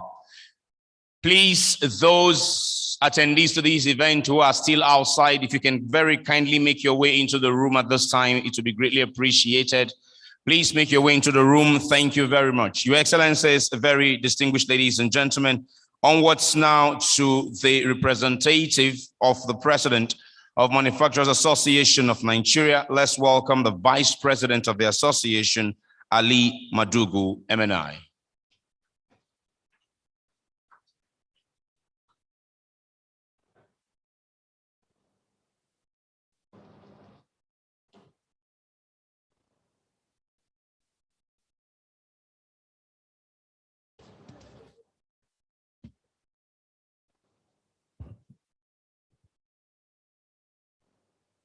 أعوذ بالله من الشيطان الرجيم بسم الله الرحمن الرحيم.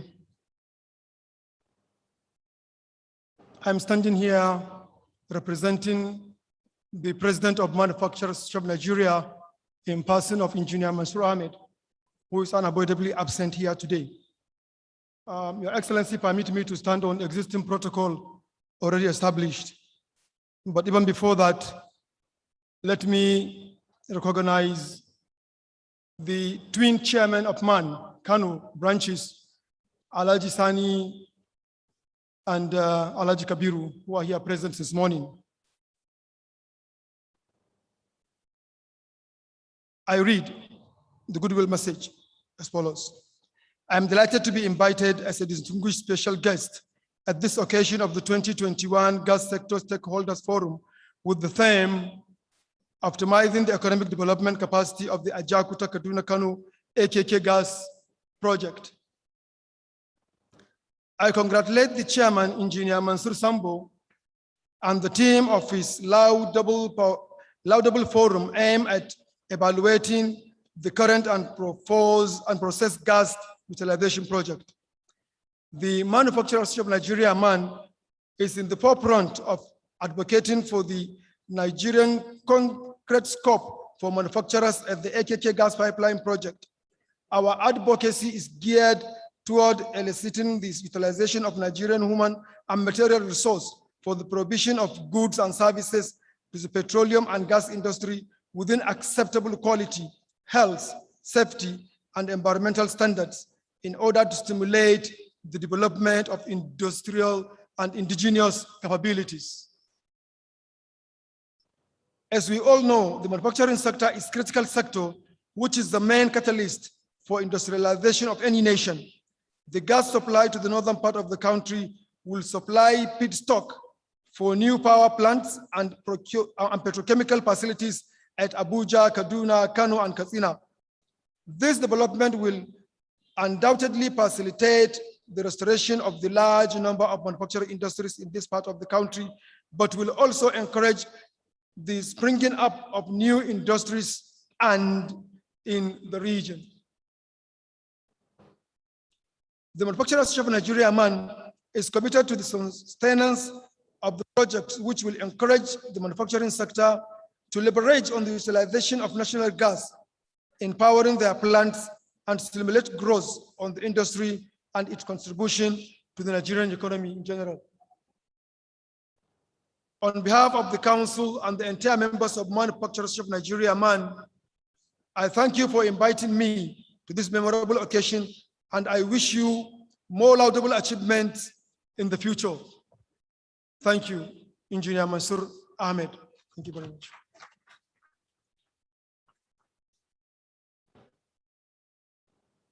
Thank you very much for your goodwill message. And the governor of Kogi State is being represented this afternoon by Honorable Abdul Karim Siaka. Please, a round of applause for him as he comes up for his speech. You're welcome, sir. Is he in the, okay. Please, a round of applause for him.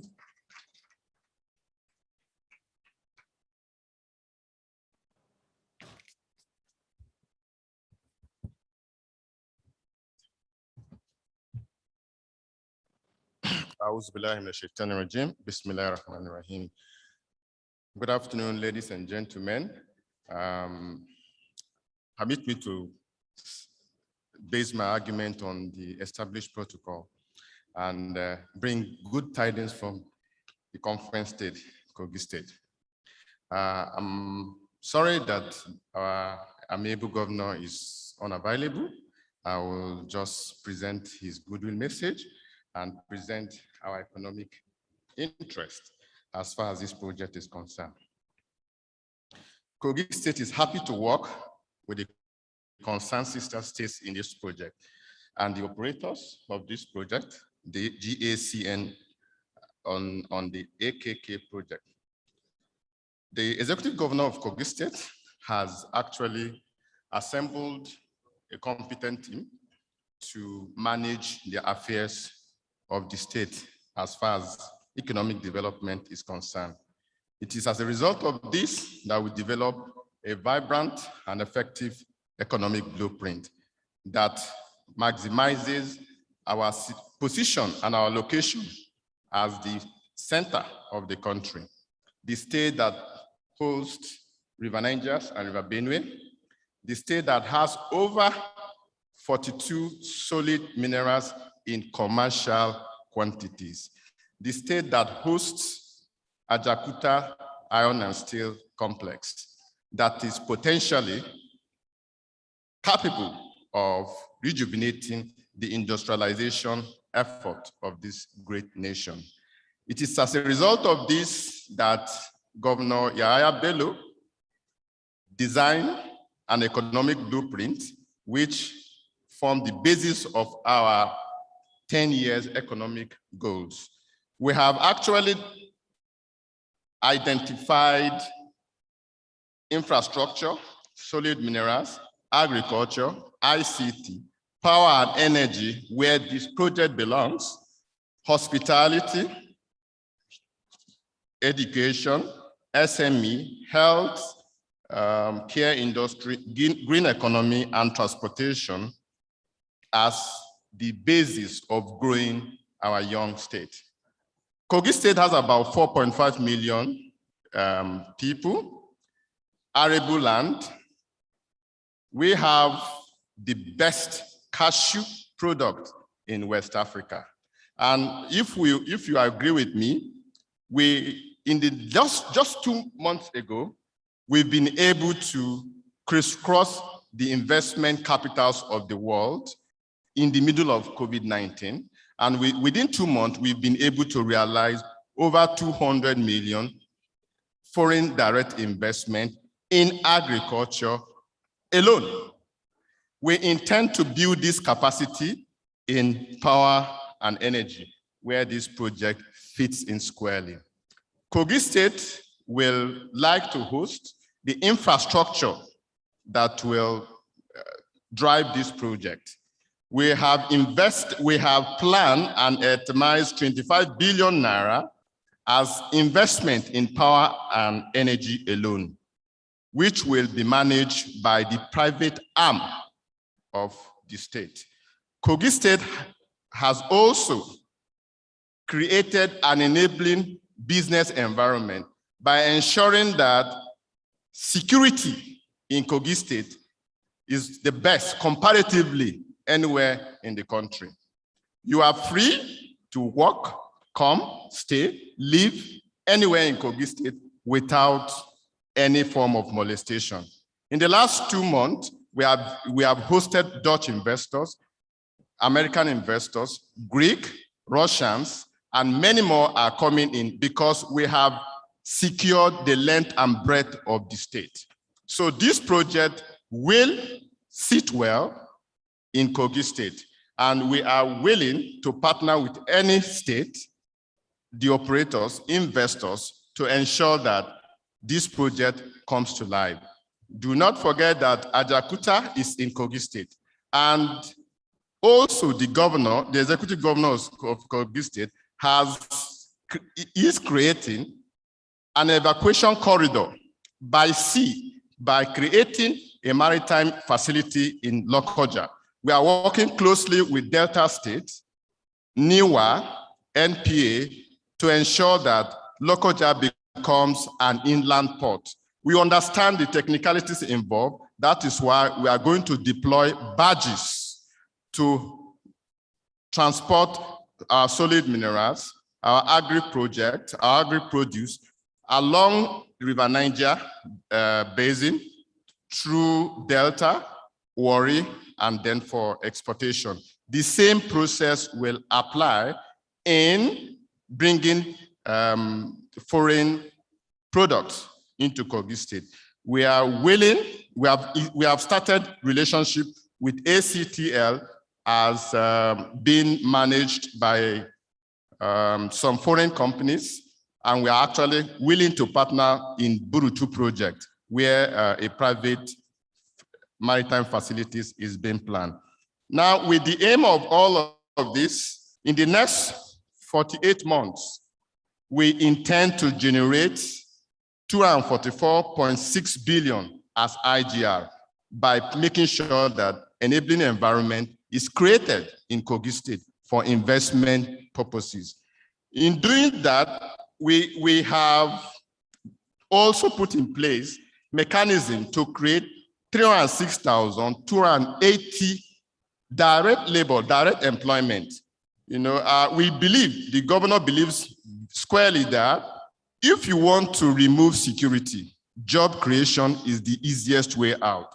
If people are gainfully employed, the youth are gainfully employed, I do not see the motivation for them to carry arms or go into all forms of criminalities. So we have about 1.4 million youths in Kogi State, and we intend to remove all of them from the street in the next 2 years by making sure that we go into rapid industrialization. On behalf of my governor, my commissioners here, my colleagues online watching us and contributing, I really hope that the organizers of this project will engage with us in Kogi State actively to ensure that we play our part.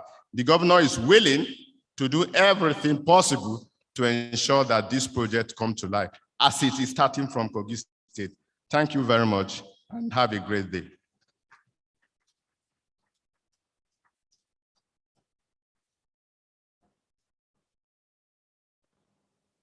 Thank you very much. I say to the governor of Kogi State, representing the governor. I was looking at my time because I'm aware that in the next few minutes it will be prayer time, and we're doing the best we can to take in the next two presentations so that we would finish them and go to prayer and then come back and take the Q&A for those two sessions. But for now, let's get into the business of gas supply assurance. Join me in welcoming our next speaker, Chief Operating Officer Upstream for the NNPC. Welcome, Engineer Adokie Tomomie, a fellow of the Nigerian Society of Chemical Engineers and Nigerian Society of Engineers. Please make the applause better. Let's welcome the COO. Thank you.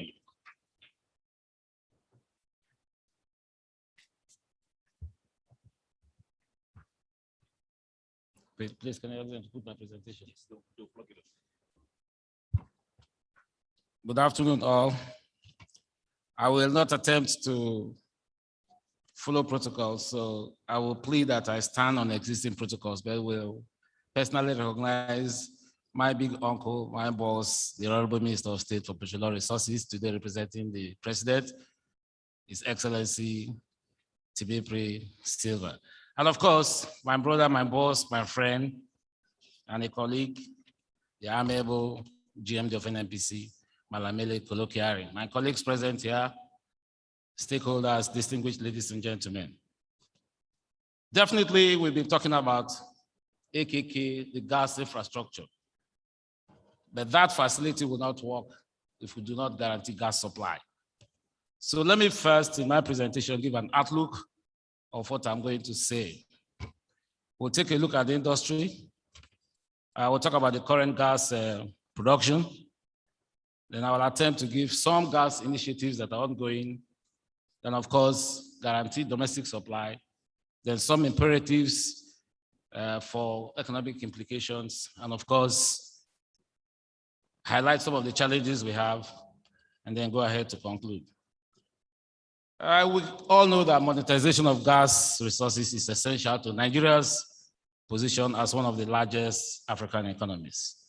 In addition to the gas-powered energy forecast, IEA has forecast that between now and 2040, the demand for gas will triple. So for Nigeria to position itself, recently we took final investment decision on the Brass Fertilizer Company situated in Bayelsa State for methanol plant and of course ammonia plant. We also have our memorandum of understanding, which has been concluded in Akwa Ibom and is also being supported by the IEA projection. But more importantly, it's also been forecasted that within the African region, we have over 14 million cars. But between now and 2040, it will increase to about 37 million, which is close to about 40 million. And that will only utilize the CNG market.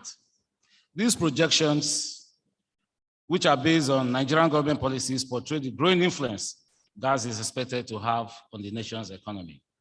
Therefore, the imperative to harnessing this potential is the development infrastructure, such as the AKK that were all gathered. Having said that, let's take a look at our current gas utilization.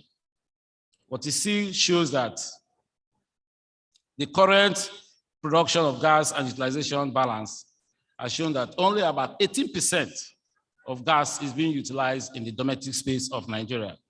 However, exploring modern technology space, we're going to substitute most of the injected gas with other cheaper alternatives like water pressure maintenance so as to free a substantial part of the current 32% for domestic gas. If you look at this graph, you can see that our gas production is about 8.5 billion cubic feet per day, and only 80% of that is consumed domestically.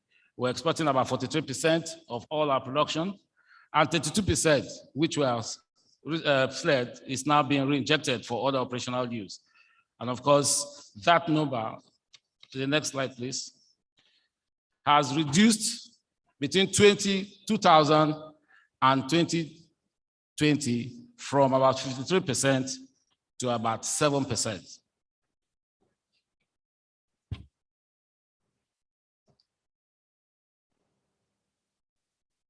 Next slide, please. This is a graphical showing that in 2000, we were flying about 55% of our gas production. And as of today, it has come down to about 7%. And in order to utilize this, 4 major policies have been enacted. Please, next slide.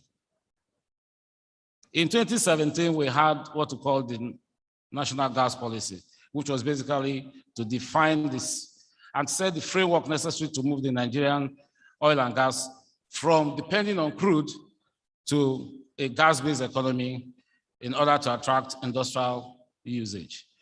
In 2019, we had what we call the Nigerian Gas Flare Commercialization Program. This was basically designed to eliminate gas flaring and of course support our economic development through technically and commercially sustainable gas utilization projects and encouraging investors from third-party investors.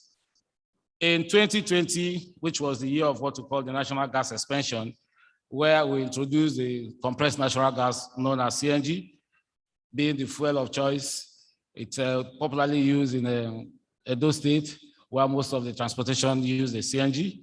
And currently, the minister launched the LPG, which is now the choice of domestic cooking. And of course, captive power and small industrial complexes are also utilizing this. But more importantly, 2021 to 2030 has been declared the decade of gas development. Mr. President launched it himself. It's been made popular by the Honorable Minister of State and the GMD in order for us to utilize the enormous gas resources in the country to uplift our economy and drive diversification. In terms of domestic gas assurance, the GMD has already made it clear that NNPC is ready to supply all the gas required for the AKK project. And about 2 decades ago, what we call the produced natural gas was an unwanted commodity in the upstream space. But today, we found a way to utilize that and ensure that our domestic gas supply assurance is predicated on deliberate development of new gas reserves and maturization of some ongoing supply projects in the upstream. Consequently, strategic supply gas, several gas utilization projects are currently being developed at different stages in order to supply the 2.5 billion scof of gas required. That is in the medium term. And we also intend to provide investment assurance that is required for the Trans-Nigerian pipeline, which the AKK is a segment. What are the imperatives for economic diversification? As we all know, Nigeria's export structure has not fundamentally changed over the decades. My GMD will always tell you, even if there's an energy transition moving from fossil fuel to what we call the green energy, it is still predicated that 90% of the country's exports today will still depend on gas and the oil. So is the only viable way to survive the current environment, global economy. Although we have some uncertainty within the oil and gas, like we could see, we had curtailment from OPEC, which during the COVID-19, the GMD of NNPC took the period of pandemic to have a paradigm shift and concentrate on gas projects in order for us to utilize gas in the domestic space. Therefore, domestication in the present Nigerian economic context simply means we're going to create new avenues for an economic growth. In general, what we mean here is that gas resources monetization is very critical to jumpstart our economic development in this country. What we see there is to guarantee that gas supply is going to be predicated on our current reserves, and we'll make every effort to complete this project before the AKK project is also completed. In every project, there are challenges. Are there? Yes. And I've categorized this in 3 segments. Gas availability in the short term. What that means is we have unprecedented pace of growth in demand relative to the upstream gas field. So this sudden increase has created a gap in terms of supply. And these are some of the things I've highlighted. The one critical one, which is known to every one of us, is insecurity and of course, pipeline vandalism. NNPC in conjunction with the Ministry of Petroleum Resources and the security agencies are making frantic efforts to see how we can reduce this epidemic and ensure that gas supply is supplied without any hindrance. And of course, in terms of commerciality, the Honorable Minister of State today has assured us that government, in its wisdom, has reduced the domestic gas price for power. So this would mean, just like the representative of the Minister of Power clearly stated, this would mean more interest in the gas sector. But there are issues concerning fiscal regime and of course, tax framework. The petroleum industry bill, which is being proposed and already passed in the two houses, waiting for assent, has also addressed this.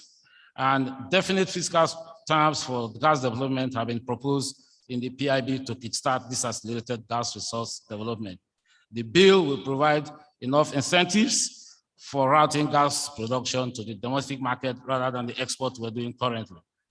Furthermore, the bill will provide more incentive by fixing royalty rate for natural gas production for us to utilize gas at a flat rate of about 5% of the rechargeable volume.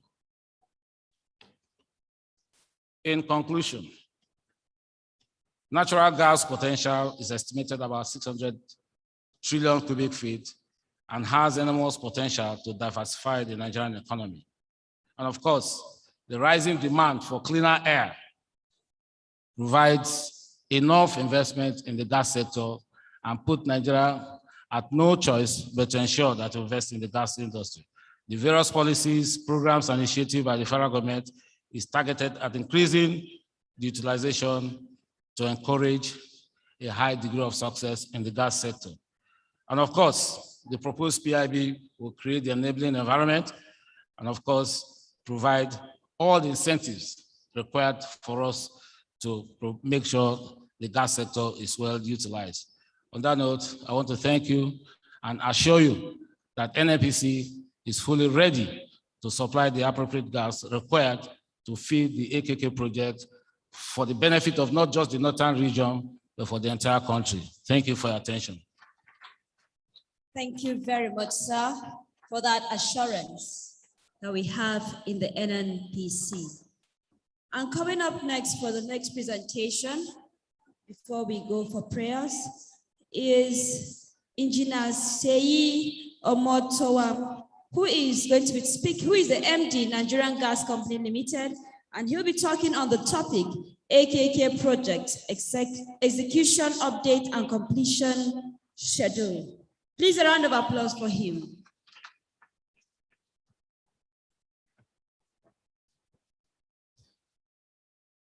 Good afternoon, the Honorable Minister of State Petroleum, Chief Timipre Marlin Silva, GMD NNPC, Malam Mele Kolokiari.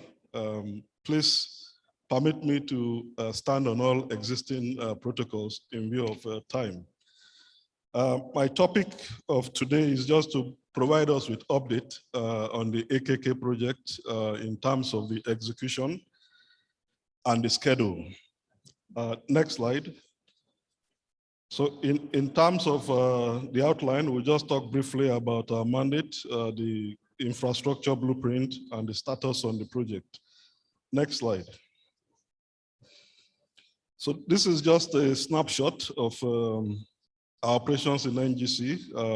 We are in the 5 asset areas, East, West, North, Delta, and Midwest of the country. We run about 2,000 kilometers of pipeline across Nigeria, across 11 states. And our mandate basically is to deliver the gas infrastructure blueprint and facilitate achievement of 5 BCF per day of gas to the domestic by Q4 2022. Next slide. So in terms of, just to set the context, how we interlink with AKK, the Nigeria Gas Master Plan envisaged some pipelines, 3 major ones on the ELPS system, 1 and 2, which are running at the moment with 2.2 BCF capacity. OB3 pipeline, about 2 BCF of capacity is ongoing at the moment. And the AKK pipeline with 2.2 BCF of gas. And the objective largely is to get the Nigerian economy saturated with gas, hinging on 3 levers of multiplier effects in the domestic economy: gas to power, GBIs, commercial customers, and optimizing our market share in terms of competitiveness and exports, and assuring long-term in terms of energy security for the country. Next slide. The next slide just shows a schematic of what I've talked about. You see AKK at the top of the puzzle of the Nigerian Gas Master Plan gas infrastructure blueprint. OB3 is in red and is the one that is ongoing. The ERP system is on the west of the country, is already going very well. And AKK starts off from Ajaokuta, tying into our Oben-Geregu line. So this is just an overview of the master plan. A lot of other pipelines are still yet to be completed on the master plan. Next slide. So for AKK specifically, this project is a critical project, part of the Trans-Nigeria gas pipeline infrastructure that was approved in 2008. It's a 614 kilometers by 40-inch pipeline, starting from Ajaokuta through Abuja, Niger, Kaduna, and ends in Kano State. In terms of operations, the features of the pipeline, we have AKK being fed from will be fed from the ERBs and the Oben-Geregu pipeline system. Already we have about 3 BCF of capacity in those pipeline, and we have OB3 that will add another 2 BCF. So in all, we are tending towards our objective of the 5 BCF of gas to the domestic by our mandate. And the project will also supply 3 power plants in Abuja, Kaduna, and Kano. Next slide. So the project was approved sometime in September 2018, but there was a revision in the approval in 2020 in terms of the cost of the project. And 2 consortium of contractors are currently working on AKK, the Oil-Serv and Chinese Force Highway Construction Company doing the segment 1, and Brentex CPP doing this segment 2. The segment 1 is 303 kilometers. It has 12 block valve stations and metering stations and gas terminal stations. It stops at block valve station 12. And the next segment, segment 2, is 310.6 kilometers, and similarly has those facilities of block valve stations and gas terminal stations, which ultimately terminates in Kano. Next slide. So in terms of execution, we have the engineering, the procurement, and construction. Engineering largely on the main line, the pipeline itself, and the stations, the block valve stations and the gas stations. And also procurement activities to support the detailed engineering work that has been done to provide these facilities. And construction of the entire 614-kilometer pipeline with the associated stations and block valve stations. In 2020, due to the COVID pandemic, which was threatening the project at that time, NNPC top management approved us to free issue 30 kilometers of pipelines we had in NGC to kickstart AKK immediately after the presidential flag off in June 2020. The 30 kilometers as we speak have been welded, starting from Ajaokuta and the other segments starting from Kaduna. Next slide. So in terms of where we are presently, engineering is ongoing in country, in Port Harcourt, by both EPC contractors, about 65% averagely. Procurements are ongoing to support this engineering. In terms of line pipes, we have manufactured about 320 kilometers of pipeline, and about 214 kilometers of that have been delivered at Warri Port. About 178 kilometers pipelines have been delivered to the two contractor stackyards in Kaduna and in Ajaokuta. So a lot of shipments of line pipes are still being awaited. So we are about 50% in terms of manufacturing overall of the line pipes, and before the end of the year, we expect that we'll have achieved the full completion of these pipes in country. In terms of the construction work, the 15 kilometers on each segment that were free should have been welded. Another 16 kilometers on segment 1 right away has been cleared. Stringing of pipelines are ongoing on the site, and we expect that welding will commence middle of August in the segment 1. In segment 2, about 34 kilometers have been cleared. About 25 kilometers of line pipes are on the right of way, and mainline welding is planned hopefully to commence tomorrow on segment 2. And the Camp Alpha stackyard in Ajaokuta, Gwagwalada, advancing. Pipes have been stacked at these two stackyards. And the camp in Kaduna is operational. Camp in Zaria is ongoing. Next slide. So this is just a high level in terms of our schedule. We're on it. We hope that by early Q1 2023, we'll be commissioning AKK completely. Next slide. Next slide, please. So our forward plan is to receive and deploy the remaining line pipes to site and continue on the mainline works, complete all procurement orders for the long lead items to enable us start construction works at the stations. 3 camps will be completed by end of this year, such that 3 spreads of construction crews will work about 100 kilometers on each of the segments. So 3 construction crews per segment.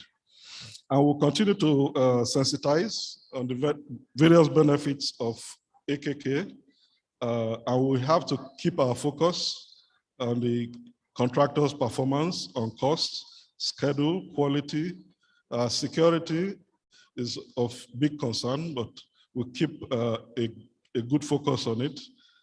Haulage of our pipelines and materials is also what we keep eye on constantly. The project funding, as well as maximizing Nigerian content. Next slide. So just a gallery of pictures to show where we started last year to now. This was the president flagging off the project in June last year. Next, just be scrolling the pictures. So these are some pictures from last year when we started in terms of the haulage of pipe to site and the right of way clearing and some geotechnical works being done. Next slide. These are welding works ongoing on segment 1. This was last year. Next slide. Various construction works on segment 1. Please go on. Then in April this year, we leveraged on the rail that was completed between Warri and Itakpe, and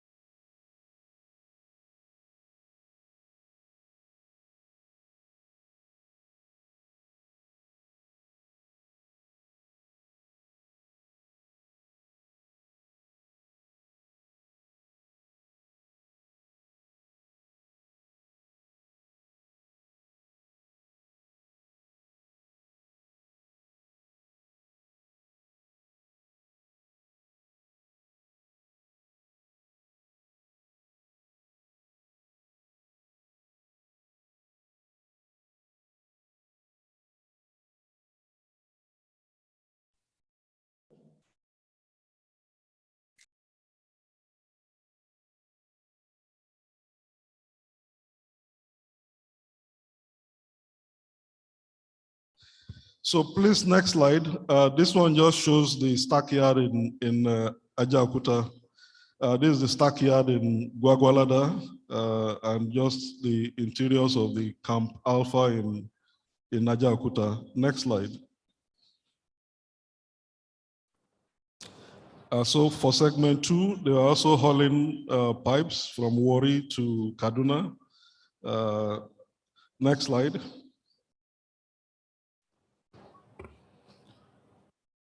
So this is Camp 1 in Kaduna, operational, and workers are going to work from this camp. Next slide. Stackyard in Kaduna. Next slide. Various works in terms of the right-of-way work at segment 2. And this is Zaria camp. Work has just started in terms of the foundations. Next slide. And these are work activities from early part of this year in terms of the welding of the main line. Next slide. So in all, this is where we are for now. Message is AKK project is on. The train is moving gradually from Ajaokuta, and with the unwavering commitment of Honorable Minister of State for Petroleum, the GMD NNPC, this AKK Stiako, and the project team, we are poised to ensure delivery of this project as scheduled and on cost. So thank you very much, distinguished ladies and gentlemen. Thank you very much for that presentation. And sorry about the technical hitch.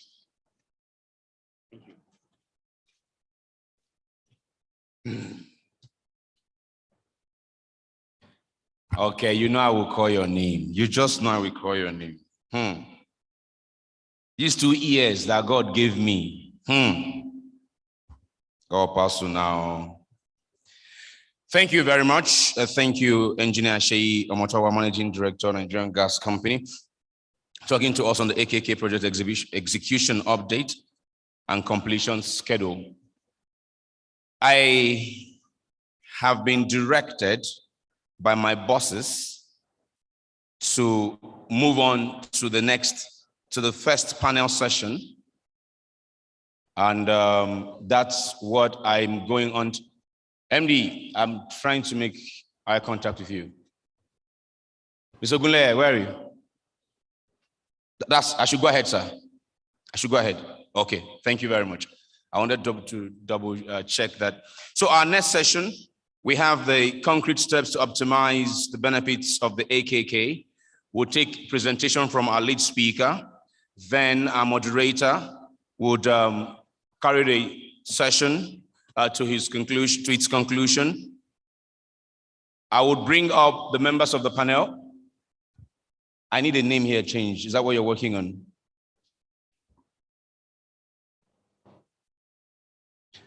Alhaji is joining online.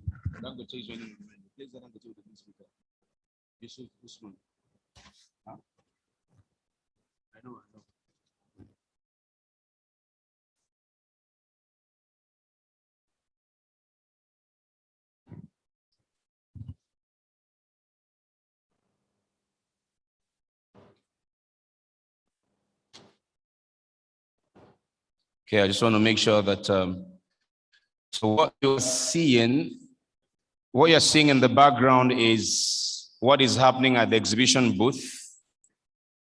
So what you're seeing in the background, once we're done with this session, we'll find time to interact with our exhibitors at the booth. So what you're seeing, the live feed you're seeing is coming from the exhibition floor.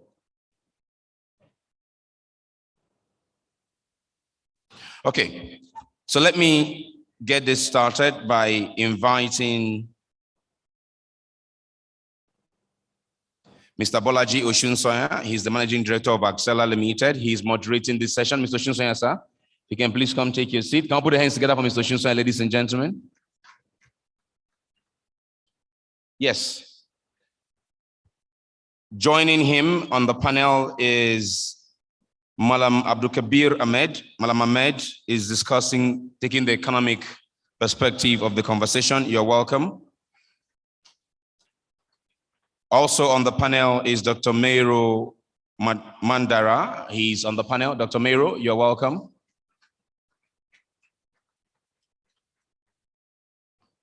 Alhaji Aliko Dangote, GCON, is online. Can I be sure that I can see and hear Alhaji? Technical? Can I be sure I can see and hear Alhaji? He's coming on. Okay, brilliant. So, as I said, I will now invite the lead speaker. When he's done speaking, he will take his seat, and the moderator will take it from there and drive the session. So let's now welcome the lead speaker, Chief Operating Officer, Gas and Power of the NNPC, a fellow of the Nigerian Society of Engineers, Engineer Yusuf Usman. Let's welcome.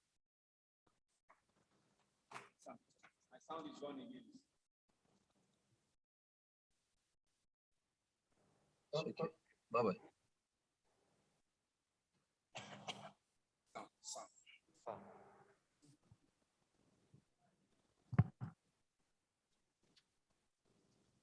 Sound, okay, sir.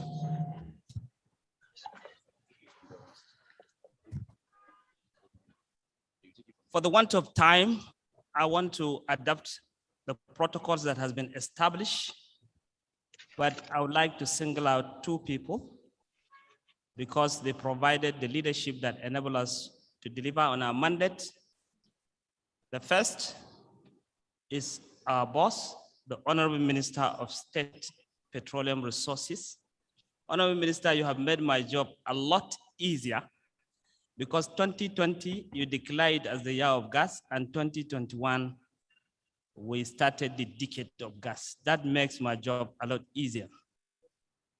GMD of NNPC, Malam Mele Kolokiari, he gave us a purposeful leadership by clearly defining our mandate that enable us to deliver on, and task us with the responsibility of accounting and making sure that we deliver that target. GMD, we thank you very much for your leadership. I like to see the slide on because my job is also made a lot easier by the previous speakers. So what I will do is to create some form of summary and also provided some perspective that will guide the panel in their discussion. So next slide is the outline. I will speak about the Gas and Power Autonomous Business Unit that is charged with the responsibility of delivering the critical pipeline infrastructure, creating the marketing, making investments in power, investment in gas-based industry, and investment in liquefied natural gas. We'll set the scene by showing some pictures, and then we'll look at the potentials of the AKK. So the Gas and Power Autonomous Business Unit is primarily charged with the responsibility of commercializing the vast natural gas resources in the country. One of the key mandates of the Gas and Power is to make available gas as a commodity, as a raw material, as a key source of energy for all industrial sectors of the Nigerian economy and the 200 million Nigerians that NNPC serve. It also is to serve as a key source of foreign earnings for the country through marketing gas in the Nigerian LNG. Next slide. Let me take you memory lane. This is the picture of Kano, vibrant Kano before we were born, where activities are carried out by natural means. And the other picture that you see to the left, to the right, is what Kano is famous on, which is the Granite Pyramid. We expect to see the return of some of these activities with the coming of the AKK. Next slide. This is Kano now. For those people who don't have opportunity to go around Kano, Kano has changed significantly. It has good road network and bridges. A closer look at Kano is the picture at the left. Unfortunately, what is very popular in Kano is that the street lights today are powered by diesel generator. And that is expensive, it's taking a huge resources of the government. The AKK would deal with this problem. Next slide. I decided to pick this picture. This picture is the state of Qatar, Doha, for those people who visited the place. It's as beautiful as its look, and all this is made possible by gas. Revenues from gas, power from gas, and so on and so on.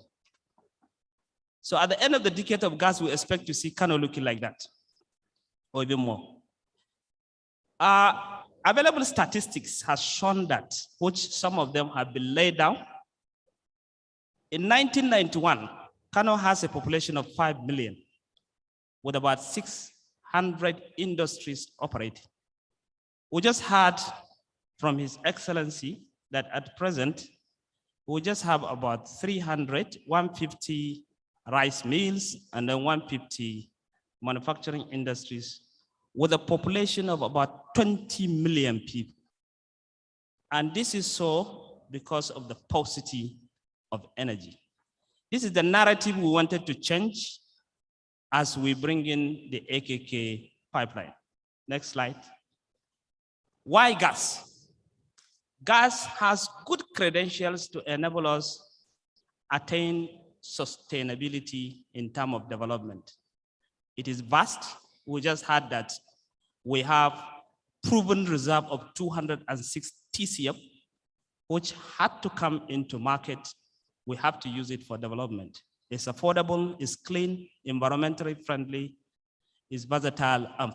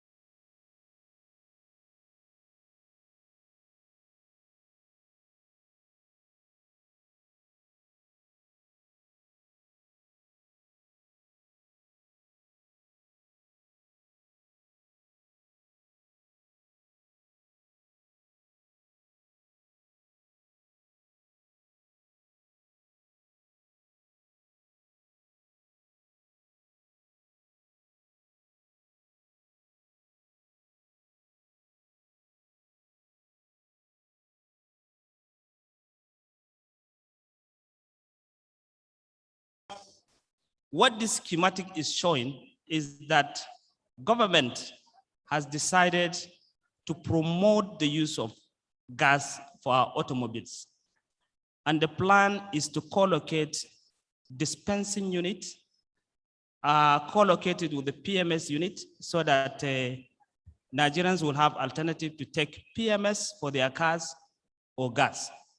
So the first schematic on top is a solution we are bringing to Kano because the AKK pipeline is not here.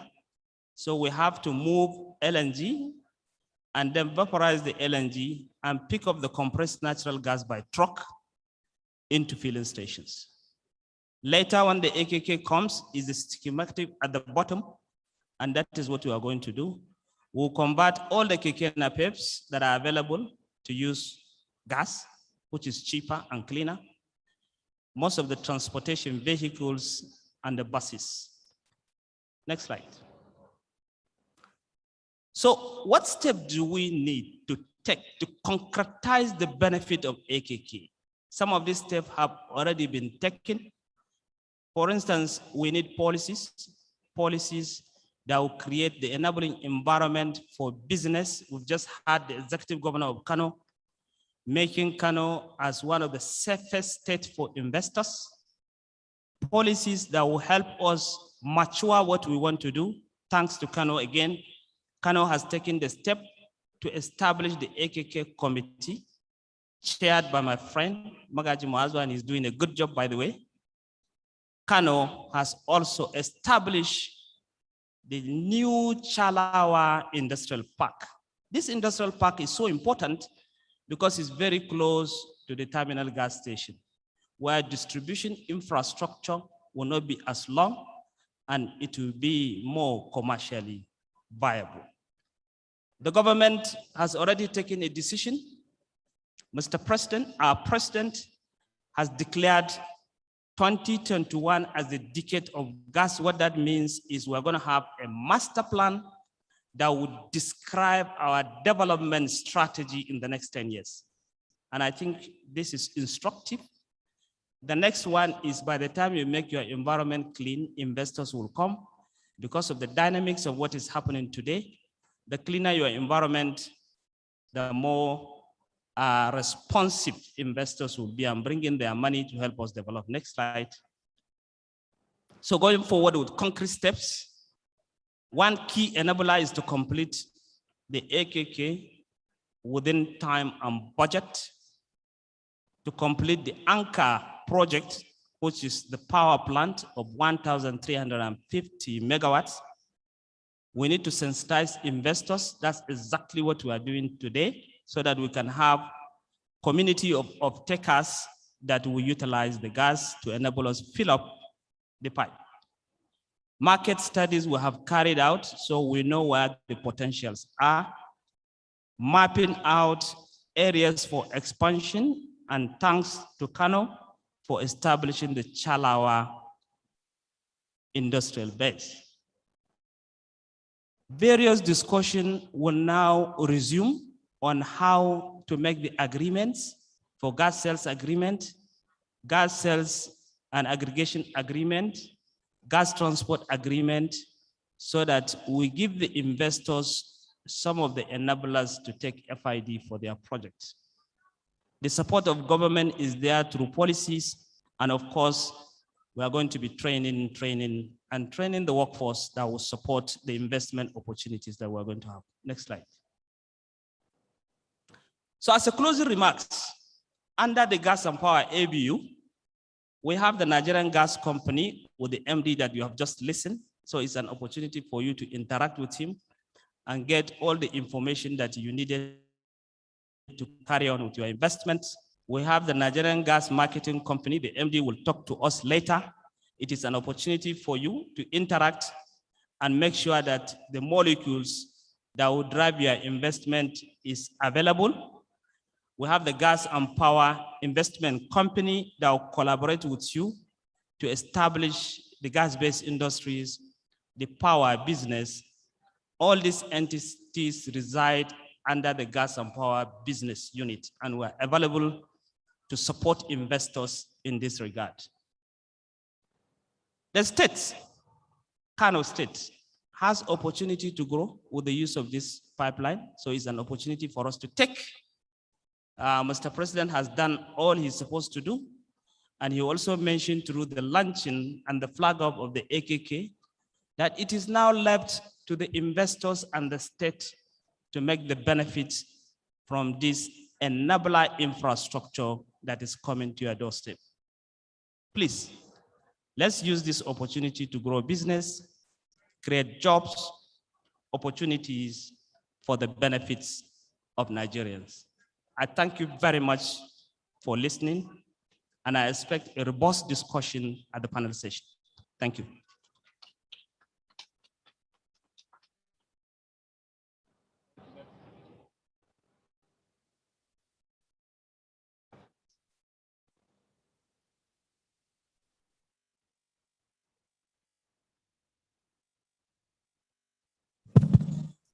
Thank you very much, Engineer Yusuf Usman, for that very concise presentation. And we couldn't but notice the last two slides that took us right into the crux of the matter.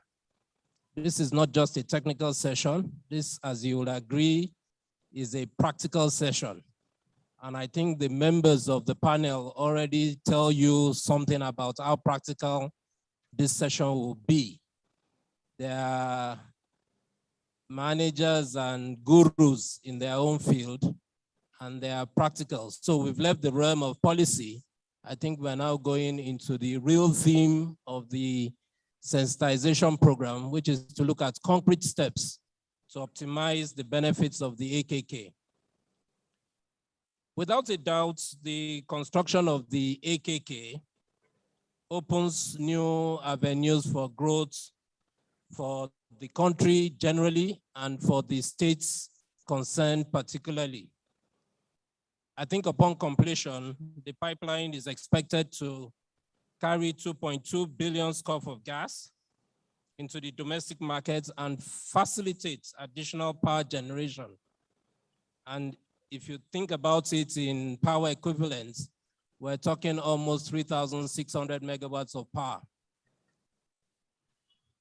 As we read in the morning, energy is considered most critical among all factors of production, and an acute shortage of energy has been the major bane of the industrial revival of the northern states, especially along transit towns in Kogi, Abuja, Nasarawa, Kaduna, and Kano. We expect that this will have a trickle-down effect on job creation. We expect that it will foster development and utilization of local skills. In very many ways, the AKK is expected to boost the gross domestic product of each of those states and the country generally. This session is a sensitization program, and our aim today is to zero in on what those concrete steps are that we will need to take to optimize the benefits of AKK. I will manage this session to time. So I'll start by giving the panelists 2 minutes to quickly go through their thoughts on the subject. And then we'll take like 20 minutes of questioning. We'll just go around the panel. And then we'll try and leave about 10 minutes for the audience to also be able to tell us what they think about concrete steps to optimize the benefits of AKK. Let me go around the room, starting from my far right. I'd like to call on Dr. Meiro to please lead us, Meiro Mandara, Dr. Meiro Mandara. So please let us hear from you in 2 minutes, your initial thoughts on concrete steps. Thank you very much, moderator, and permission to stand on existing protocol. I think I would want, as a mother, as a female, as a member of the great country, I'd want to, and based on my experience as a development person, I'd want to, while applauding and joining us in celebrating on the AKK pipeline, actually puncture a bit of our celebration and ask us to face reality and face some tough issues. While the president and the GMD have done their bit, I think it's time now to turn to the populace to see how we can support them to actualize the AKK pipeline. The AKK pipeline is still a mirage until gas starts flowing. So what are the concrete things we need to do? First, we must strengthen political will. We must continue to make sure that no political interests cross the path of the AKK pipeline, particularly that it stands in the risk of being completed in 2023, which is an election year in Nigeria, and by 2022, most politicians will not have time for development or be focused on election. So that's number one. Number two, the AKK pipeline, as the GMD said, is meant to spur development. So I would also want us to focus on captive energy for small modular use of this energy to spur a pipeline, to spur industrial parks, not to use it for electricity bulbs for our houses. The Power Supply Company of Nigeria has already failed in supplying adequate power to the houses. Let's release the major companies, get them on the gas, and let them continue to manage or not manage the way they're doing. If we allow this energy to be put in the national grid, nothing is going to change. Chalawa will not be reactivated. Kakuri will not be reactivated. And it will still be the same story with Lagos taking 50% of the energy of this country. So let's face that. The third is that as citizens and as government, it's a shame that none of the governors is physically present here, but there are certain things that we must take and do yesterday. One, as the expert said, the pipeline is a very strong, high-powered traffic. One of the key artisans that are required at this point are welders. This pipeline will require about 1,500 certified welders, qualified welders, not our street welders, with health and security certificates. It will require a similar number of fitters. It will require testers. All these things we don't have. In the whole of northern Nigeria, while it requires 1,500 of each of these, in the whole of northern Nigeria, we have less than 100 certified welders. We have even less of testers, and we even have less of the other artisans. What will happen is that all our celebration for job creation, if we are not careful, we'll wake up one day with something like Zungeru or so, where the pipeline will be done, no job will be done by local content, by local people. It will all be done by Chinese and Indians. And the worst part of it is all that we're celebrating, like economy. Even Mama put on those, along those pipelines will not have her food eaten because the Chinese and the Indians do not eat our swallow. So what I'm saying is that, yes, I'm an optimist, but as civil society, we must help government. We must help the GMD and the CO and the DGM to make sure that timelines are respected. The media houses have a responsibility to keep a toe. The governors should prioritize this over Federal Economic Council meetings. Finally, coming from Borno State and the Northeast, I know and I live what happens when you fall trees. When you fall trees, you have deforestation, you have erosion, you have in Borno and Yobe State an amazing and disturbing desert encroachment of about 2 kilometers per year. It's coming southward. It's fueling insurgency, it's fueling Boko Haram, it's deepening poverty, it's deepening social inequity. So we need to ensure that we spur local companies that make small stove, If you go to my village, regardless of whatever you do with home use of gas, unless you have the stove at the level of the ground where the woman will sit on the floor and mix her swallow, it's useless. We have such industries in Panteka, so we must catalyze that. And we must allow small and medium enterprises to exist. And finally, while we go for economic growth and profit, we must prioritize small and medium enterprises that ensure social equity, promote social justice, and promote decrease in poverty and the spread of wealth. If we do not do that, the side effect is that there's going to be increase in social injustice. People will be more angry, and there's going to be increasing insecurity. And in doing this, we also must build the capacity of our local security agencies, because they are the best to secure these pipelines along the roads. So all I'm saying is local content, social justice and equity. And it is our collective responsibility, and it's not yet time to celebrate. We have a lot of work to do. Thank you very much. Thank you very much, Dr. Mandara. Thank you very much. I think very concrete steps in terms of the political will, captive power, SMEs, and all the sustainability issues. Thank you very much. I have virtually Alhaji Aliko Dangote. Alhaji, welcome. It will be nice to have your 2 minutes welcoming remarks. Well, thank you very much. First of all, I would like to thank the Minister of State, His Excellency Timi Silva, and also thank the GMD, Mele Kolokyari, for inviting me, and also the Gas Aggregation Company of Nigeria's CEO for inviting me to this session. Well, let me go quickly. I think what we need to do, based on what I've heard, I think we need to, this gas pipeline AKK has actually become a reality. Being that it is a reality, so we need to start planning almost immediately today.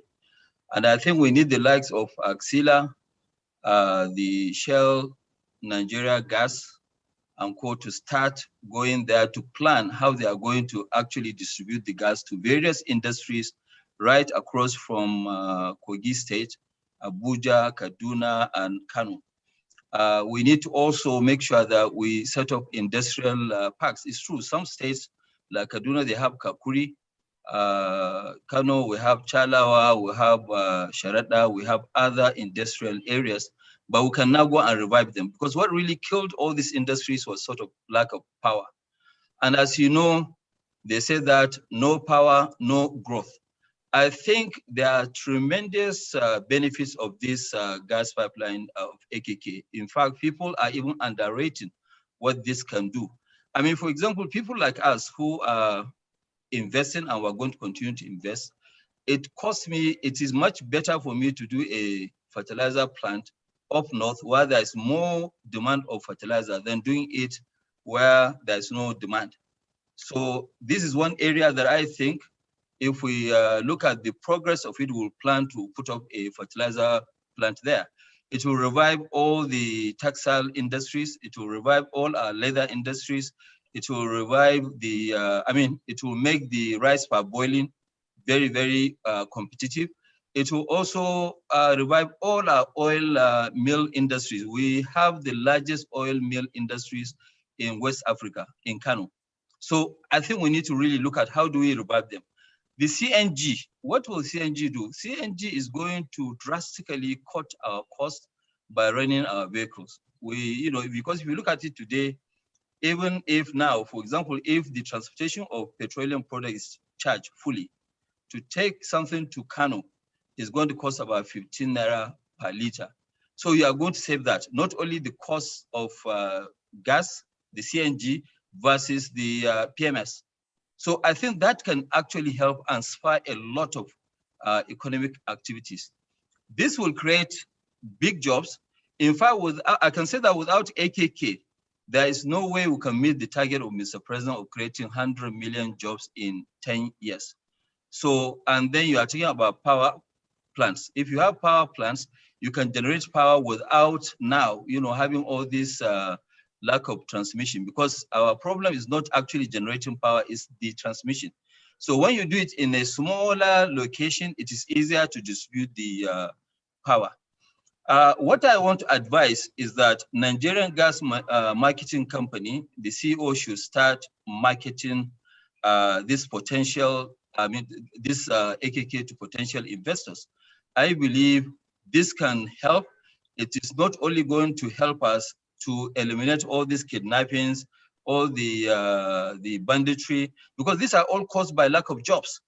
This will create millions of jobs that not only the northern part where the gas pipeline is being laid is going to assist in the whole country, Nigeria.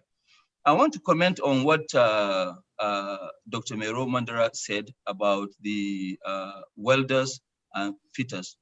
Well, Mero, I think we have quite a lot of welders and fitters. Today, as we speak, we have about 27,000 plus Nigerians that are working at our refinery site.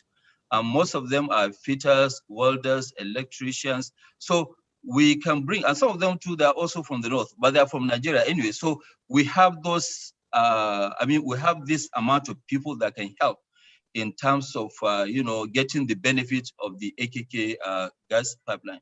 Let me stop and wait for the questions and answers. Thank you. Yeah, thank you very much, Alhaji Aliko. You're welcome. I think if we were to take away anything, there's a need for mobilizing capital for the backbone and the distribution. And I think he gave the examples of the distribution zones in the other areas where this has happened. I think we need to, in advance, mobilize that. He talked about location of other industries closer to the pipeline and the very many possibilities in terms of industries. He talked about CNG, he talked about big jobs, and I think I also had mass mobilization of the populace so that security and all the other imperatives are dealt with. Let me move on to somebody who is certainly in the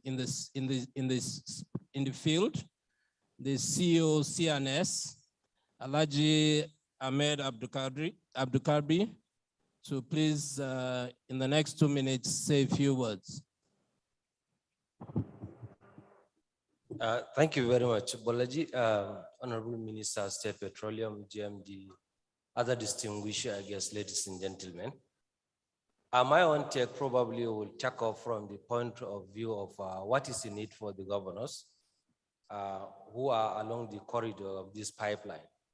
Perhaps if we take that, it will now encourage them to do more than what they think they will do and what they are doing now.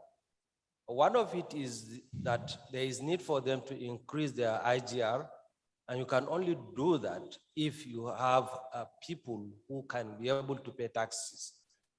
Not only the people and companies that operate in your environment and operate also profitably, generate income and can pay the taxes.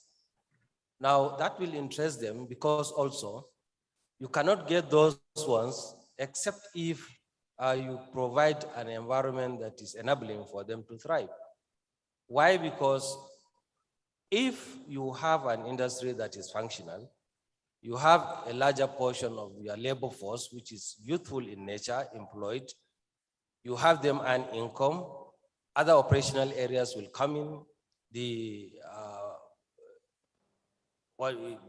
hotels, that's the tourism sector will come in.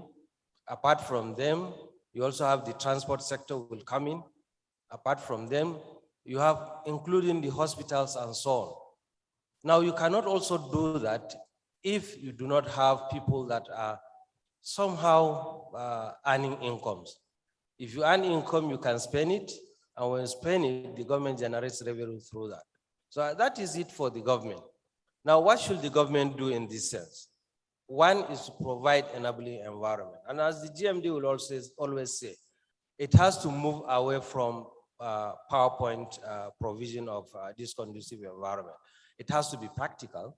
That means if you talk about road network, those road networks must connect not only the factories with the city, but also the areas that will produce the input to the factories. Because if these areas do not have infrastructure, you cannot have the population that will produce these inputs for these industries there. They will all migrate to the city center, and therefore you have a large pool of human beings in the city center without jobs doing, and all sorts of things will manifest themselves, ranging from banditry, thievery, and all kind of things that you can expect. Not only that, the health also of those cities will be compromised because of the way the people will be living there. They live in a filthy environment, unkept. And what that do to government? Its health expenditure increases. What does that do to the larger population? They always won't be able to go to work, and therefore productivity is low, output will be low, incomes will be low, and so it goes on. Profitability will be low, and therefore that tax or revenue that is supposed to come to the government will not be realized. Now, it is now therefore imperative to tell the governors or governments around these areas that one, that aside from providing the infrastructure in terms of road, there also has to be, someone has mentioned earlier on, tax relief, tax incentives. Yes, it will be there, but what kind of tax relief are you giving? And who are you giving the tax relief to?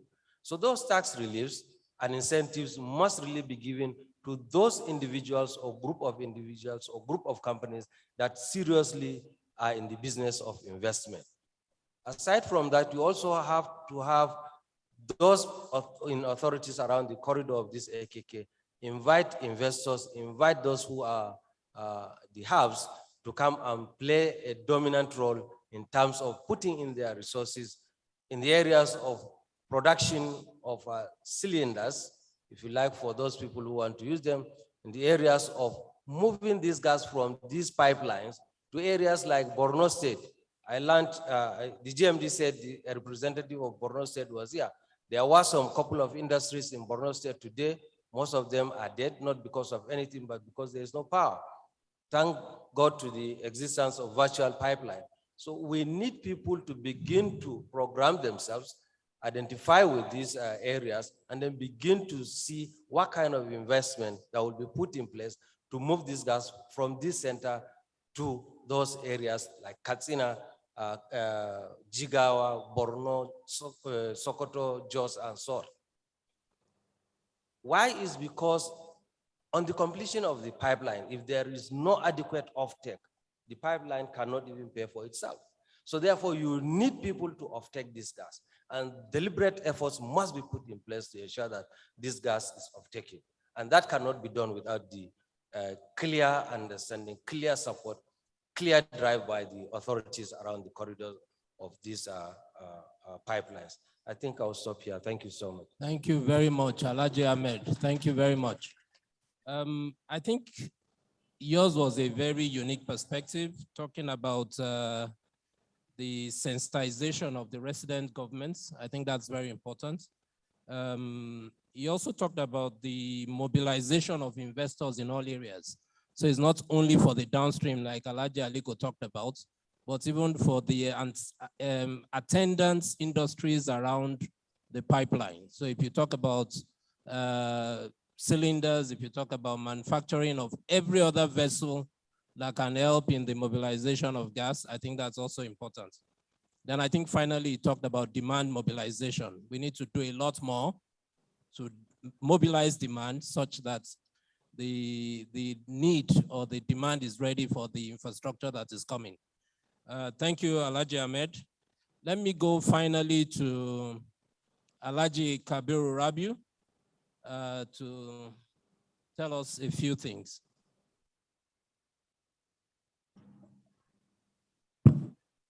Thank you so much, my brother. Let me start off by congratulating the Honorable Minister of State for Petroleum Resources as well as the GMD of NNPC for really getting to get AKK off the ground. This project has been on the table for a very long time. At least now construction has started and, it's very, very exciting. And I would also like to thank them for inviting us, to be on this panel. Now, being one of the beneficiaries of gas infrastructure, in Edo Cement, where today we consume over 50 million scoff a day of gas, with 2 lines of cement, and we're still expanding. So by the time we finish the 3rd line, our consumption will reach 75 million scoff. We know as operators that is absolutely impossible, to be able to move any kind of fuel to be able to operate that plant, given the volume of energy that you need, on a daily basis for both your kiln as well as the power plant. Now, why is AKK important to us? If you look at our investment in Sokoto Cement, which is the single largest private sector-led investment in the whole of, northwestern part of this country, where we are operating, 2 million tons cement plant, and by end of this year, we'll put another 3 million tons, and we have already started construction of another 3 million tons. So by the time we're done, we are going to be requiring at least 70 to 75 million scoff of gas per day, to operate those plants and the power plants. Now we've just signed, with Greenville, that are transporting gas all the way from Port Harcourt, to Sokoto State to operate the plant, and obviously is, in liquid form and you need to regasified and so on and so forth. We are hoping that when AKK finally comes on stream, either, we do something in Greenville and, maybe have an uptake from Kaduna or somewhere that is closer to Sokoto. But no matter how you look at it, it's going to make a huge impact in our operations, in Sokoto State. That is very important. Why? Because we have huge deposit of limestones, we have huge market, and having access to energy would so much simplify and make it easy for us to operate more efficiently. Together with Siemens AG, a German energy company, we are going into partnership also with NNPC to establish 900 megawatts power plant in Sokoto, in Kaduna State, of 450 and 450, so totally 900 megawatts. That in itself will require about 230 million, scoff of energy. So by, comparison, if you look at it, Boa Group, between what we are doing in Sokoto as well as, the Kaduna power plant, we're going to be requiring over 300 million scoff of gas per day. That would be more than 15%, of what AKK, will have the capacity to, to carry. This is very important. Why? Because it makes the project more viable. It brings, the power and energy infrastructure, to this part of the country, the Northwest.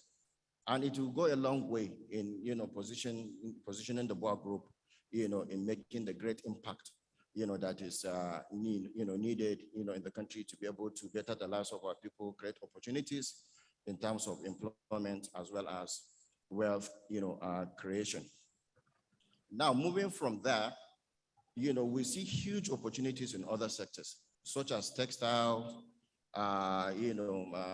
small and medium scale industries, coming up. We all know, the role that textile industries, played in the 70s and 80s in this country, where we had so many textile mills employing hundreds of thousands of people. Now, due to having, cheap and efficient access to energy, most of these textiles are now, moribund. We believe, on completion of AKK, it will be easier, it will be cheaper, for some of these industries to come back on stream.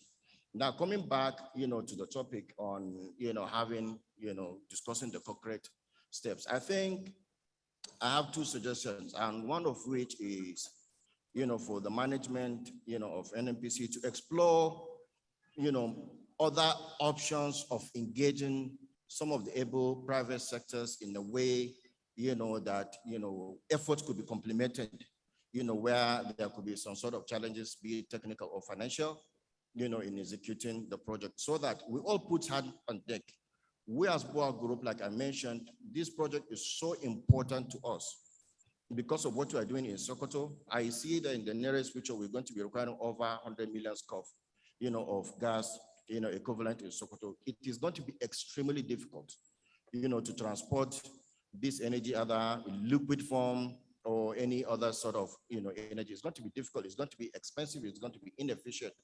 So we are ready and we are able, to partner in any way we can, where possible, to see how, we can bring this project, to a fruitful completion. And I'm sure, other companies too will be, in a position to do that. My second advice is also looking at, the upstream gas. There's a project, I believe that it's called Early Gas, which takes gas from, QIT all the way into the AKK. That is so important because what you do not want, is to build the infrastructure, build a power plant and have all the off-takers ready, but you do not have enough gas in the pipe to be able to satisfy the demand. So I believe we do not have to wait until the AKK is being completed before we begin to look at where the actual gas is going to come from, because 2 billion scf is actually quite a lot of gas. I know that we are not going to need all that on day one, but based on what we are doing, both in Kaduna as well as our expansion in Sokoto, with the off-takers in Kano, there is going to be significant demand of gas on day one. I'm very, very confident about that. Why? Because, we know that we are ready. We are ready to, proceed with the construction of the power plant, and we already have, started the expansion of our cement lines in Sokoto. So this is important so that, in order to have, a seamless, take off as soon as, you have the AKK off the ground. Thank you so much. Thank you very much. Thank you very much, Alhaji Kabiru. I think he also had a very unique area of talking about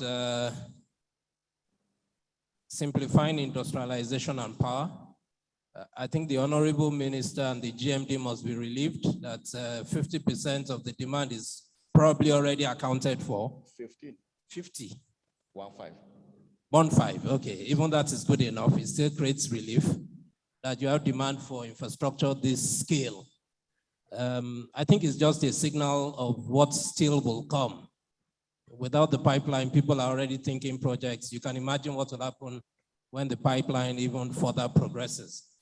You make a very important point around exploring how to work with the private sector to complete the system. You also make a very important point around the early infrastructure, such that all the supply security issues are dealt with. I think those are critical points that we should speak about as we bring this to an end. We spent more than 2 minutes each, but I'll just go around a few questions just to make it complete. I think most of the points are already on. I'd like to start with Alhaji Aliko Dangote. And I'm still on this demand side. What more do you think the northern states can do to mobilize heavy industries that will be big drivers of demand? What more is possible? Well, I think most of the industries, first of all, is to talk about, security. But like what the governor of Kano said, that Kano is well secured, Abuja is well secured, even Kaduna is not that bad. I think security will bring in people to, invest. But the other issue is also to do with policies. When you look at it, majority today, if you are going to set up an industry which is gas-based, all the equipments, whatever that you are going to buy is zero duty. No, people don't actually know about that. It's zero duty. So for having a gas-based industry will actually force investors on their own because of the incentives to now go and set up, factories along this, AKK. It is really going to, and plus, the security will settle down at the end of the day, because what is causing the, insecurity, it is actually lack of jobs. By the time that we put in the gas pipeline, once people see that the gas pipeline has passed Abuja, you will be amazed at how many people will now actually, try to go in there and invest. So really, I think the governors they have quite a lot to market. I know that investment in Kaduna is good, investment in Kano is good, in Kogi is good also. So I think there will be quite a lot of potential investors that will jump at it. The first thing to do now is for us to look at, okay, fine, is this a reality project? Yes, based on what I've seen on the presentation, this project is definitely going to go ahead, and you know, it will be completed hopefully on time and on budget. All of us will actually rally around the gas pipeline to make sure that we make new investments. I mean, if today we now try to go in and put in a fertilizer plant, for example, you are talking about 200 million scope of gas, and that's substantial. That's 10%. Thank you. Thank you very much, Alaji. We're a bit pressed for time. I'll take one more questions to the panel and quickly then go to the audience, because I think we need to round this off. Engineer Yusuf Usman, I know you gave a great presentation that touched on most of the issues, but I would like you to reassure on supply security, particularly given what Alhaji Kabiru also raised. Thank you. Thank you very much. You know, supply is driven by demand. Most upstream suppliers would want to see credible demand to enable them make investments. And that is one of the key reasons why we are hosting this conference now, because in the next 2 years, you'll be able to actualize your investment. If you wait until the AKK is finished, then we will have a mismatch in terms of the offtake and the pipeline. So for suppliers to make new investments in the molecules, they needed to see credible investors. And that is one of the key reasons for this conference, to create credible investors that are ready to sign gas supply agreements. Once we do that, then the molecules will begin to come. The molecules of gas that we want to use to underpin the base load is already available through the OB3 gas pipeline. So to be able to increase that tempo, we need to see credible investors. And that is why we are pleading with investor community to see this project as a reality and begin to make investment and come forward to execute gas sales agreements. The molecules will come. Thank you very much. And I think that's also the reason why we have GSCN midwifing all of this, puts the demand and supply together so that we can get a sustained development of the infrastructure. I think it's a good start. Let me go quickly to the audience and see if there are 1 or 2 questions that we can deal with within our time. The gentleman, I think that's, okay, please go ahead. Sound. Is my mic on? Yes. Yeah. Good afternoon, distinguished ladies and gentlemen. Standing on the existing protocol, my name is Farouk Usman, MD, NGMC. I'm quite excited today to have my uncle Alhaji and Kabiru in this call. And I have these 2 questions for them. Given the importance of AKK, which everybody here has agreed and underlined, should we know that funding is a key factor in realizing this project. Should we have issues as we go on with funding? Since you know some funding arrangements are coming offshore, how ready will you be to come to the aid of NNPC in order to deliver this project on time? That is 1. 2 is that we have, for the past 5 years, launched the gas master plan with the geographic dispersion of gas all over the country. You are investing and continue investing in Nigerian nation. We have got very more important pipelines to come. What is the challenge of you coming forth to develop this pipeline so that we have less to go offshore, looking at China and Indian funds to do this? Thank you. Thank you, Engineer Farouk Usman. Can I get, I think it's Alhaji Kwajafa or Mr. Kwajafa? Is at the tail end there? Yes.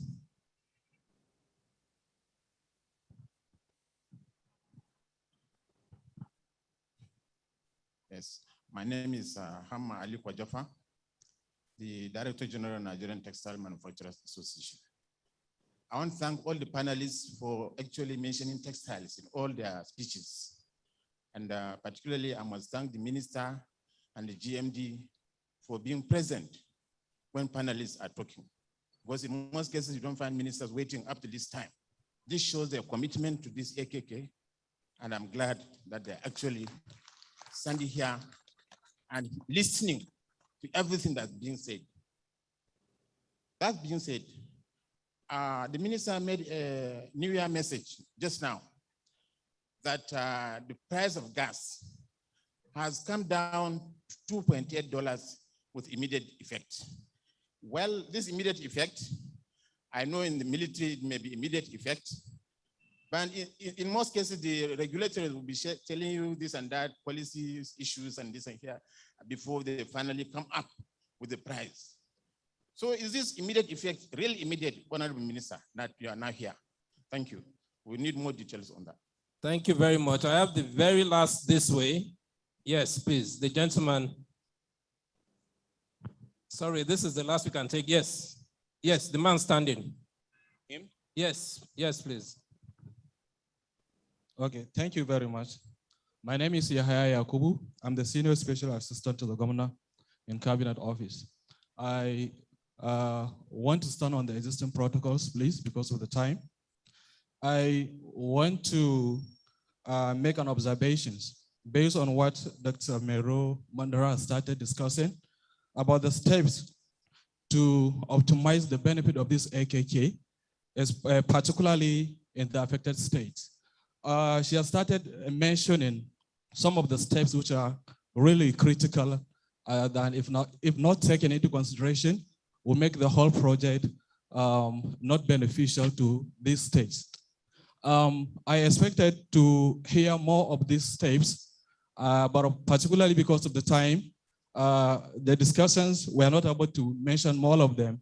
But I'm looking at as an opportunity, if we can have it, something that we can take to the state governors, particularly in the affected states, so that they can be able to see it as a challenge and start planning on how to go about consulting the organization, the minister in particular, so that we can be able to have these challenges addressed.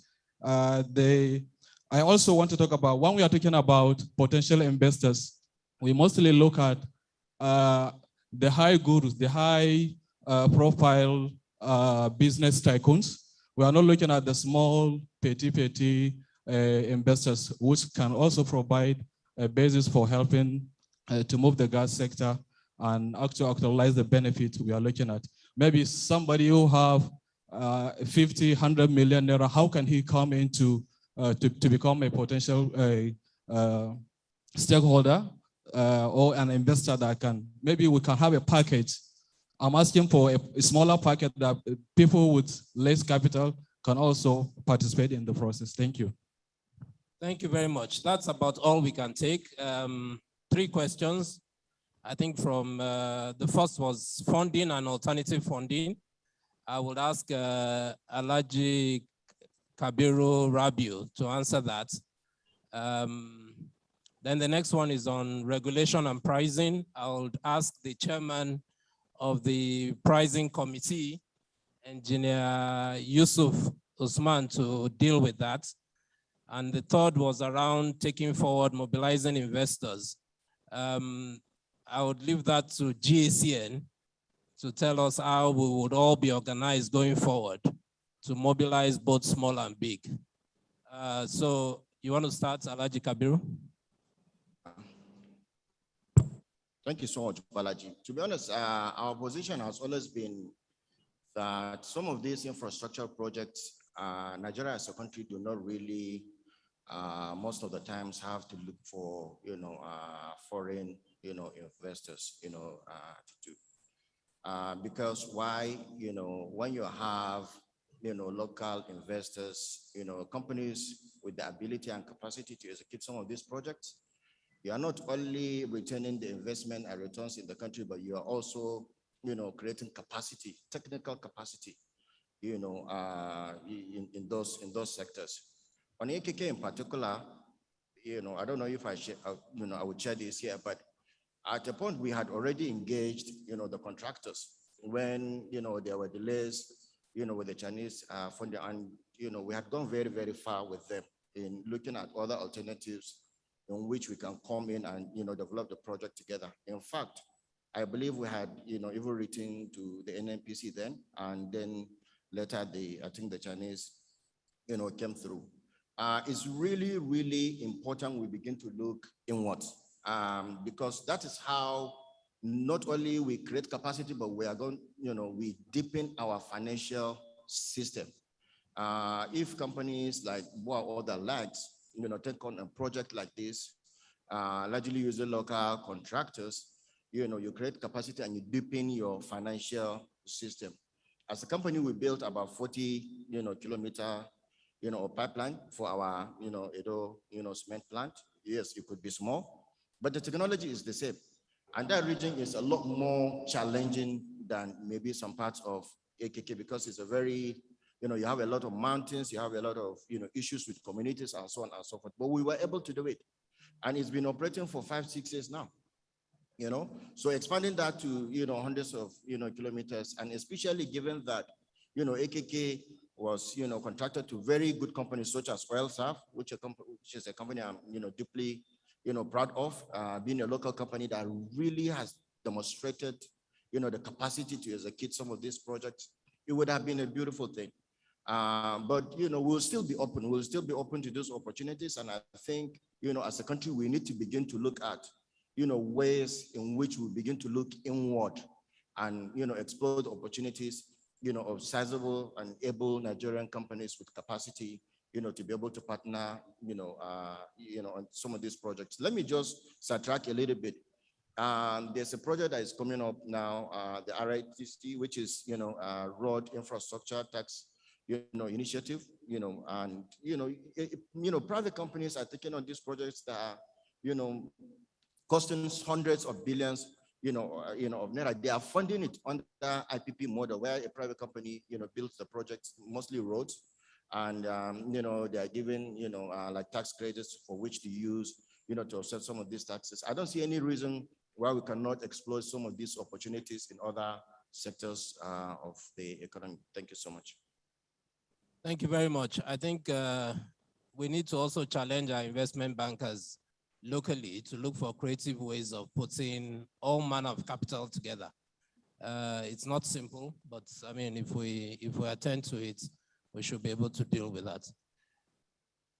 Engineer Usman, please help us with pricing.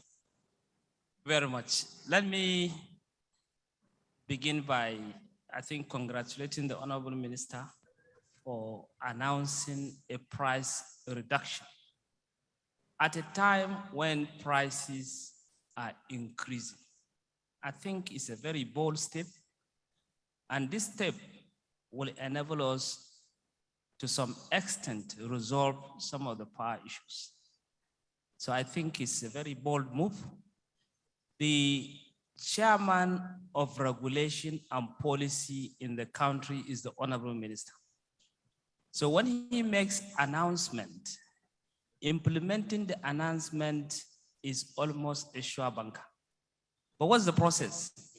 As the minister announced, the gas aggregator, who is also sitting here, will pick up his pen and start communicating to the industry and ensure implementation immediately. So I want you to be rest assured, the words of the minister will surely be implemented.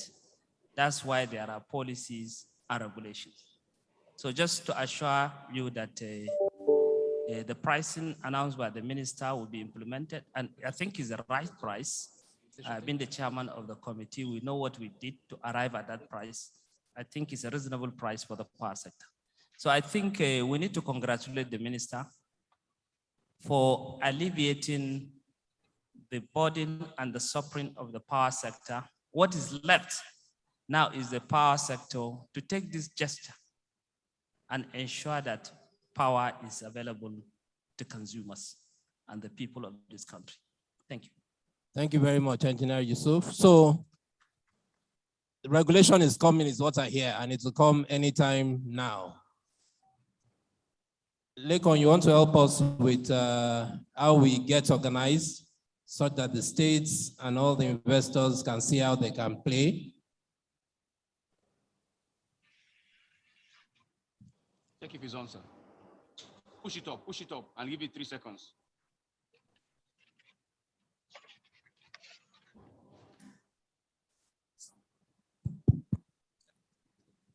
Thank you, Mr. Moderator, and our appreciation to the distinguished panelists. I strongly feel that these are very fortunate times for the gas sector because we have a unique convergence of positive focus and good leadership.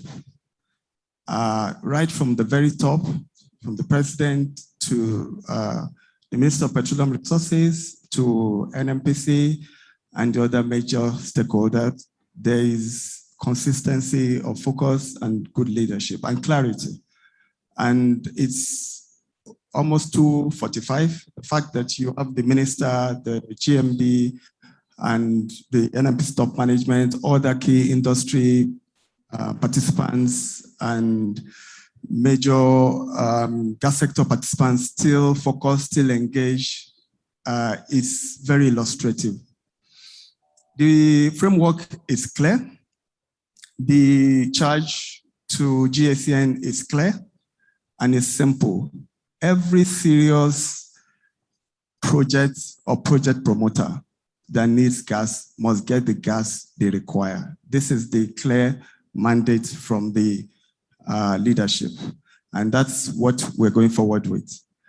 As we speak, you probably know that a framework agreement, an MOU, has already been signed with the Kano State government, setting out the path forward to supporting the government, both on private sector and public sector-led initiatives.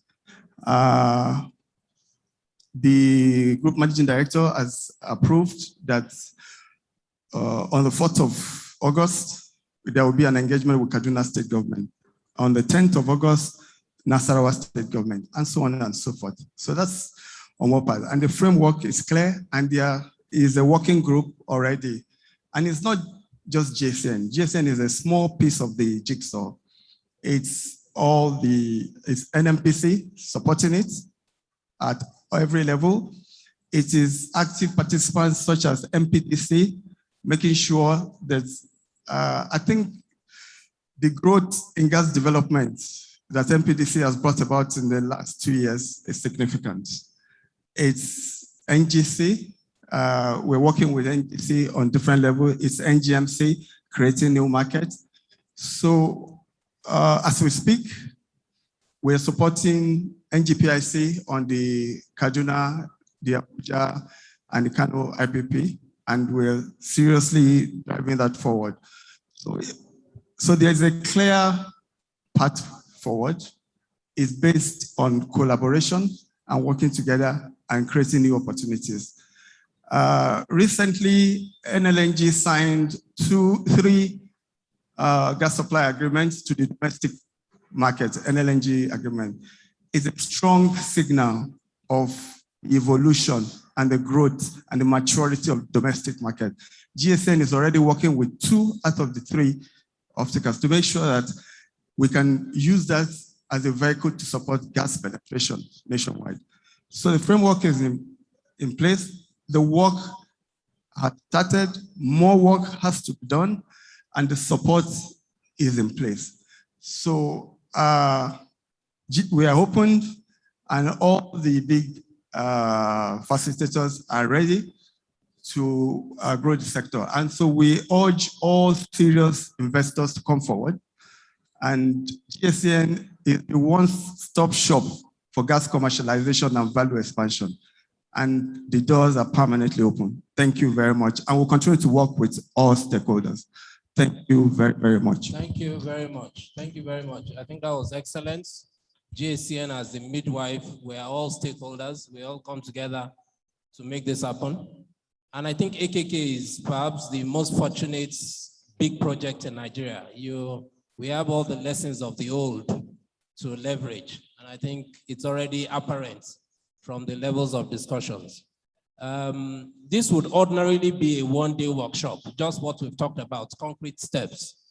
But given that we only had an hour, I think we've done justice to that. And I thank you very much for your patience and understanding. Thank you. Just before you rise, let me just make one quick announcement, and then you rise from this to the closing. Thank you very much. So as we close this, we're going to go on a lunch break, a prayer and a lunch break. When we return from that, we'll have some other vital sessions to take on. We'll take on those sessions, about 3 of them, and then we'll have a concluding remark from one of our speakers, and we'll draw the curtain for this year's event. Now, the fact is, we're talking AKK. Let's quickly just recognize the presence of some of those consortium of companies who are carrying out the actual construction itself. Grentex Petroleum Services, we appreciate you. And of course, Oilserve Limited, whose group managing director, Engineer Cliff, is somewhere in the room. Engineer Cliff, a very good afternoon to you. Good afternoon. I don't know if Grentex is in the room. They're in the room. Can we please, Grentex is here. Thank you very much. Can we give them a round of applause, please? They're Nigerian companies. All of what is being discussed here, they would fly the flag on the field. The foot soldiers on ground will thank you. And then we want to immensely thank the minister, the GMD, and all of the NNPC and captains of industry who have been with us, as the MD said, throughout. And those of you online, still over 500 of you, is a testament that it is indeed the time of gas, and you are all committed to seeing this to fruition. We thank and appreciate all of you. Please, one more time for our panel, can we give them a round of applause? Ladies and gentlemen, if you can now rise for a quick group photograph. Alhaji, I will represent you in this group photograph, sir. Okay. I seek your permission to represent you in the group photograph. Alhaji Dangote, sir. Can I represent you, sir? Yes, you can. Thank you. Hey! I'm a billionaire for 1 minute in my life. God, this is so special. My God. Photographer, quick. Let me come and take my position. This is not, hey! In the voice of the Honorable Minister of State, don't snap that picture.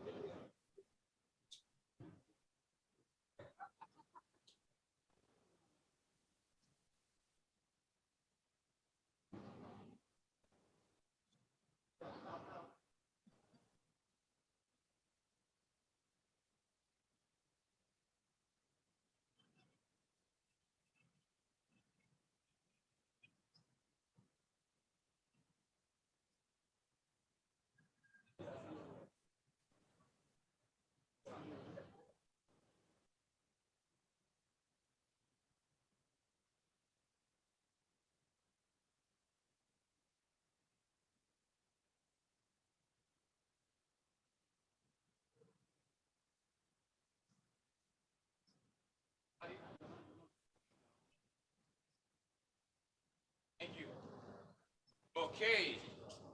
Thank you very much, Alhaji. I represented you with a big smile. Thank you very much. Thank you. All right. So we're going to go on a 1 hour break. This is 14:50.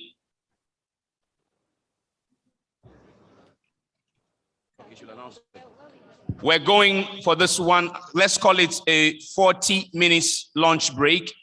We'll push it to 1 hour because of those. I'll go for prayer. After prayer, they will proceed to lunch. So everything comes to 1 hour. So please do well to come back at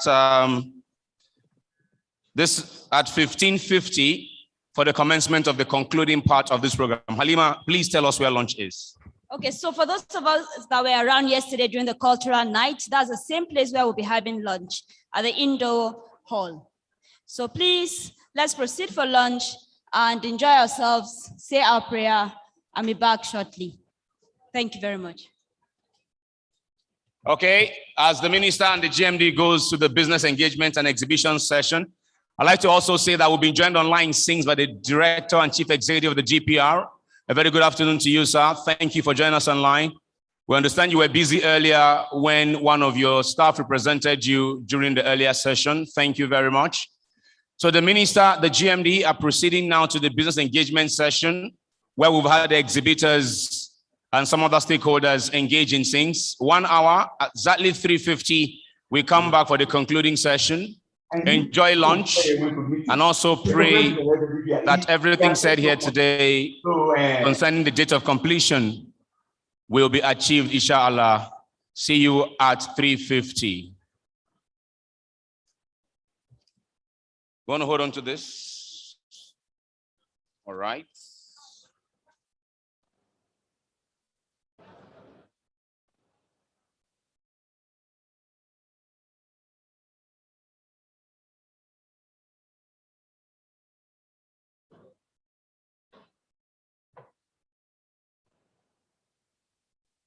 Forum in relation to the AKK pipeline project at the Epicent Center, Nasarawa area of Kano State. Time 9 a.m. To be part of this event, participants are required to log on to the GACN website at www.gacn.com and register for the event. Special guest of honor, Minister of State for Petroleum Resources, His Excellency Chief Mr. Timipre Silva, the President, Chief Executive Officer of the Dangote Group, Alhaji Aliko Dangote, the Governor of Kano State, His Excellency Dr. Abdullahi Umar Ganduje, the Governor of Kaduna State, His Excellency Malam Nasir El-Rufai, the Executive Governor of Nasarawa State, His Excellency Alhaji Abdullahi Saleh, the Executive Governor of Niger State, His Excellency Alhaji Abubakar Sani Bello, the Executive Governor of Kogi State, His Excellency Alhaji Yahya Bello, Guest Speaker, Minister of State for Petroleum Resources, His Excellency Chief Mr. Timipre Silva, keynote address, the Group Managing Director of the Nigerian National Petroleum Corporation, NNPC, Malam Mele Kolo Kiari, Chief Host, Mr. Olalekan Uguleye, the Managing Director of Gas Aggregation Company of Nigeria. Announcer, Dr. Rukaya Sayidu Abubakar, Senior Public Relation Advisor, Gas Aggregation Company of Nigeria, GACN.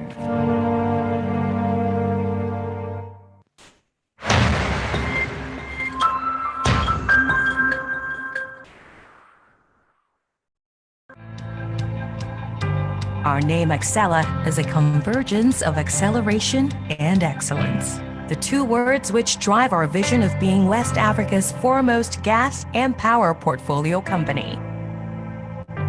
We are successful at implementing models across the region to anticipate the energy needs of our clients, while securing investments to expand our processing, trading, transportation and distribution activities. Presently, our operations are primarily driven by 4 subsidiaries: GasLink Nigeria Limited, GNL, Central Horizon Gas Company, CHGC, Gas Network Services Limited,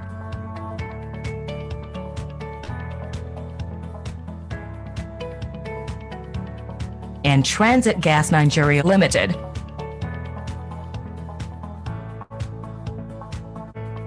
Recent milestones. Our current corporate ratings are a welcome indication of our robust corporate reputation and position as a major indigenous player and the partner of choice within the gas and power industry.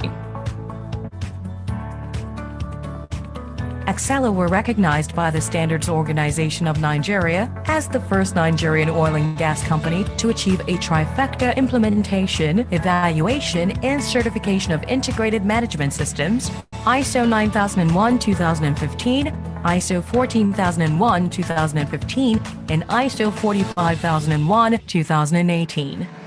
Our approach to sustainability is to harness innovative economic, social, and environmental business practices to deliver long-term value to our shareholders, customers, partners, and communities.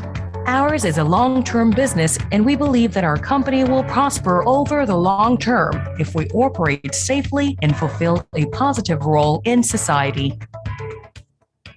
Our sustainability strategy is underpinned by 3 focus areas: environmental sustainability, community and social support, and people empowerment. Visit www.excellagroup.com to learn more or connect with us on social media.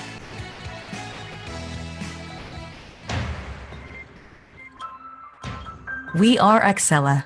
We are empowering Africa.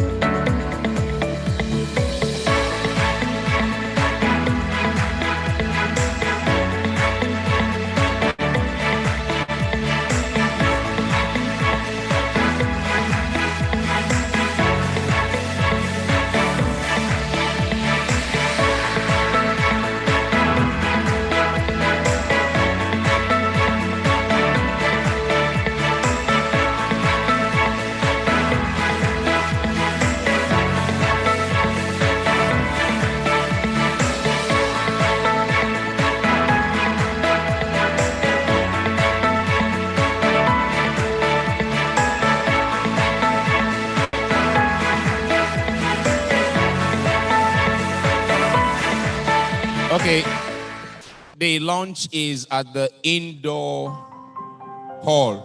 Indoor hall. For those who were here yesterday night, that's exactly where we had the cultural night. And here. Exit this marquee, do a left, exit from the compound, do a right, walk towards the building, straight into the indoor sports hall. Exit the marquee, do a left, outside the compound, do a right, straight into the indoor hall. That's where lunch is served. Thank you. Helping worlds expand, economies grow, lives change. We are riverboat clinics and educational scholarships, new jobs, and new beginnings. As one of Africa's largest energy companies, we are working together, and together we have the power to go far. This is the power of human energy.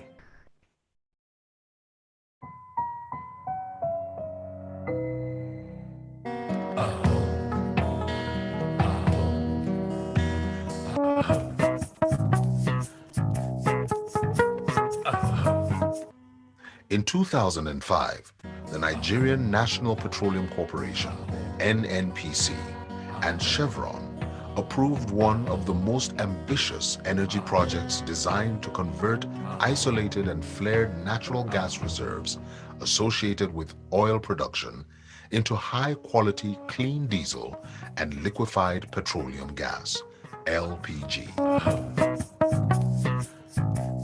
The launch of the EGTL project marked the first part of a journey that has seen the revitalization of the local economy and the establishment of skills training programs, which have already led to the creation of nearly 10,000 jobs for the host communities.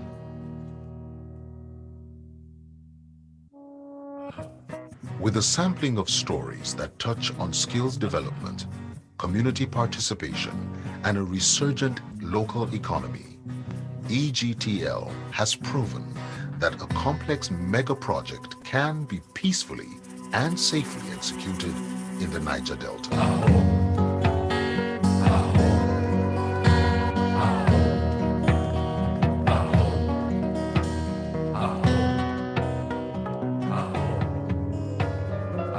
The plant has provided capacity building opportunities for workers and local contractors that never before existed to gain adequate experience to compete in the global oil and gas industry market. EGTL used the Global Memorandum of Understanding, GMOU, a process for frequent informative, transparent, and productive dialogue and engagement to empower its host communities.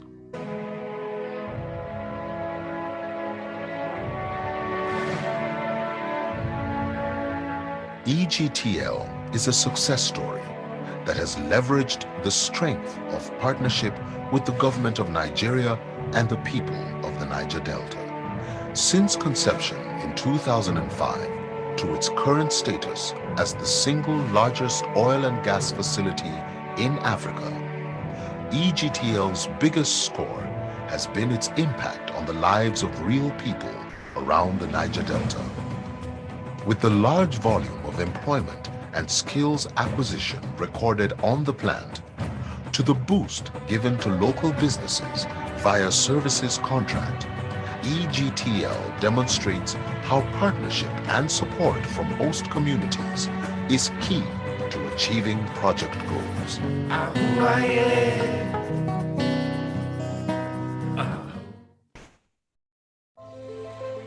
At all moments, in every business, decisions need to be informed, analytical, and precise. Having a team of experienced professionals guiding your decisions makes a difference on your bottom line.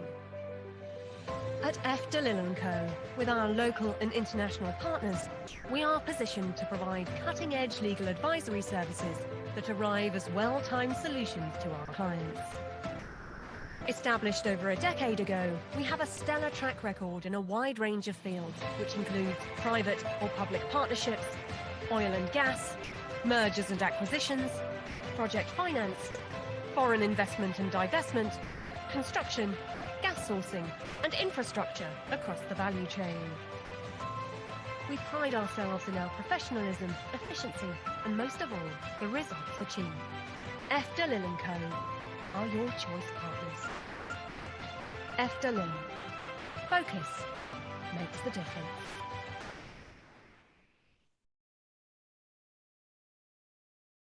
Greenville LNG is the pioneer liquefied natural gas production and distribution company for domestic use within Nigeria. Our plant is situated in Rumuji in Rivers State, close to Rumuji Natural Gas Node, and it is well situated for gas supply from Total, Ajip, and SPDC gas facilities. Our world-class facility is equipped with 3 liquefaction trains fed with 38 million standard cubic feet of gas each per day. Each train produces 750 metric tons of LNG per day, bringing the total production capacity to 2,550 metric tons of LNG per day. Phase 2 of the project will include 2 additional trains with a capacity of 1,500 metric tons each, increasing the total capacity of LNG production to 5,250 metric tons per day. Greenville has an initial fleet of 300 LNG fueled trucks, each with 23-ton cryogenic tanks. Once our trucks leave our Rumuji facility, it goes on to serve the LNG needs of our various customers who are spread across various geopolitical zones. We have LNG refueling stations strategically located across Nigeria for the supply and distribution of our products to end users or industries. Our refueling stations function with a concept known as the hub concept to ensure the efficient operations of our facility. A typical refueling station with the hub concept will comprise of the following structures and components. 1. An LNG storage facility. 2. LNG dispensing facility. 3. CNG filling facility for bulk cascades. 4.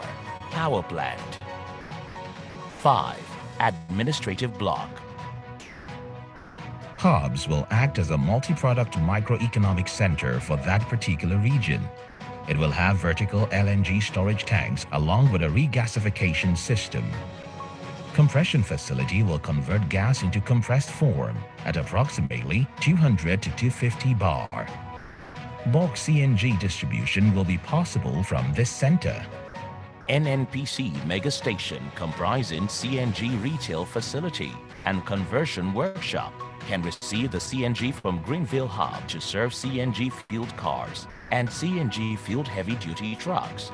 NNPC can have a sizable station as per their own choice. NNPC can expand CNG network very fast with this way.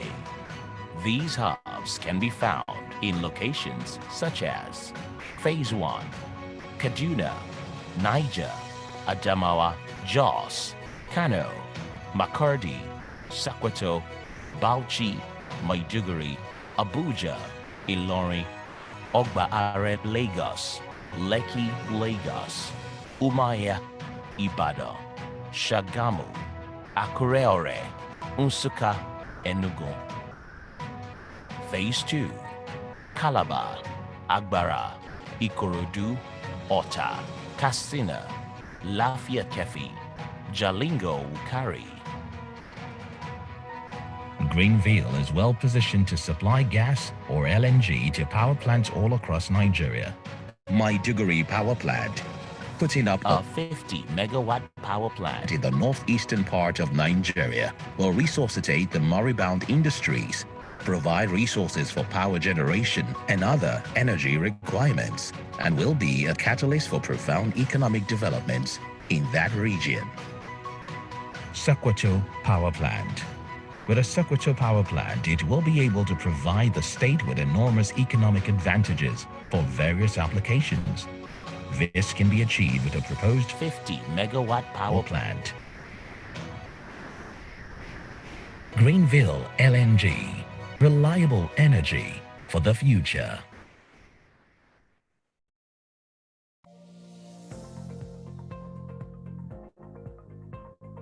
From its humble beginnings in 1990, GT Bank was incorporated as a limited liability company commencing operations with a capital base of $2 million.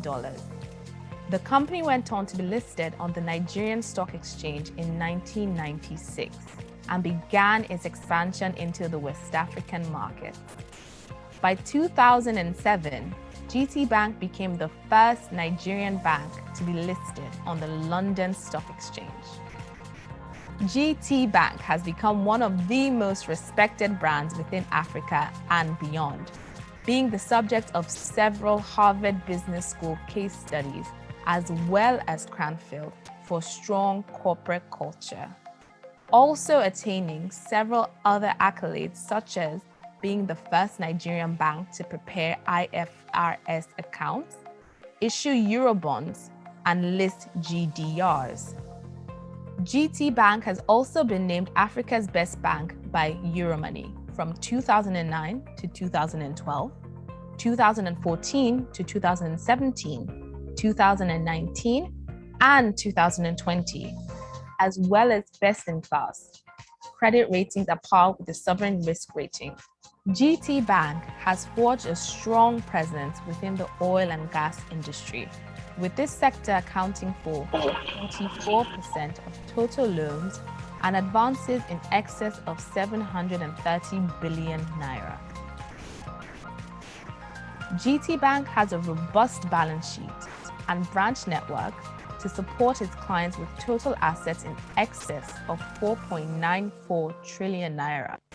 Total deposits at 3.61 trillion naira, over 400 touch points, a customer base of over 21 million, and 327,420 shareholders, and a liquidity ratio of 38.9%.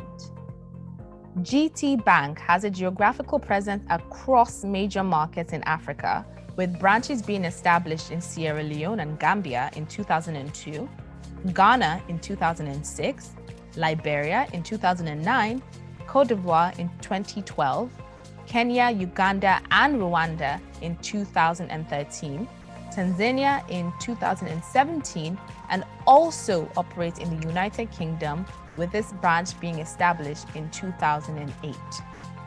GT Bank has a robust balance sheet and strong product offering to support the unique needs of our institutional clients, with loans to our institutional clients at 1.262 billion naira, deposits at 874 billion naira, and institutional clients' contribution to PBT at 164.1 billion naira.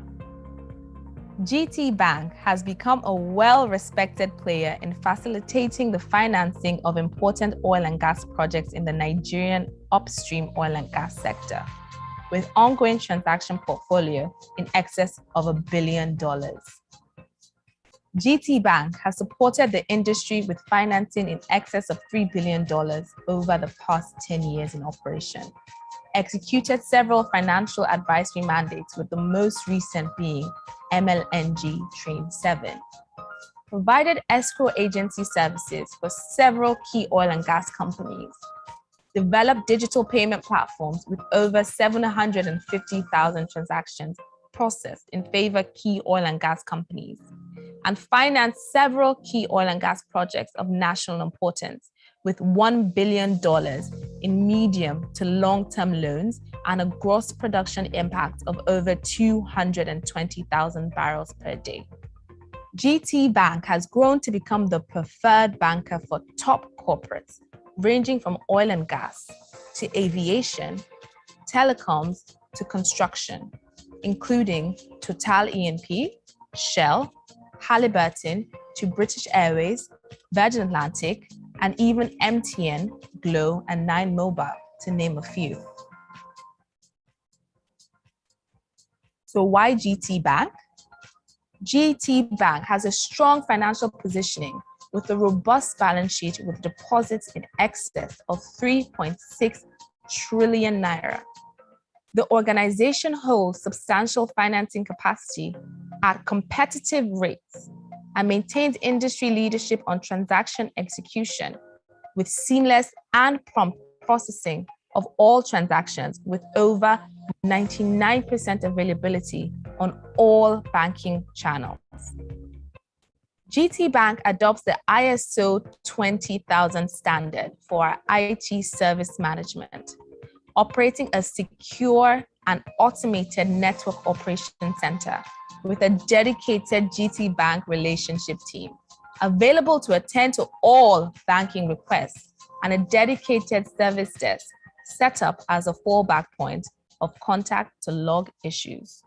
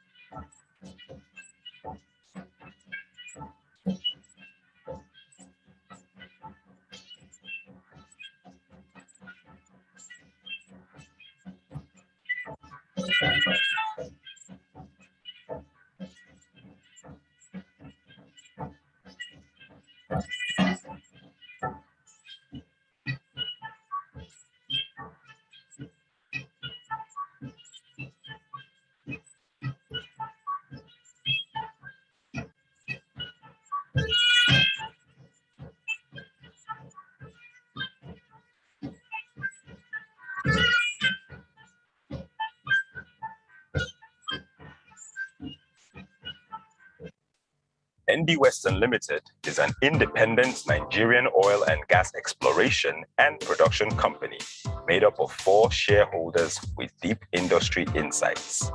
Incorporated in 2011, ND Western acquired 45% participating interest in Oil Mining Lease OML 34, which is an unincorporated joint venture with Nigerian Petroleum Development Company, NPDC.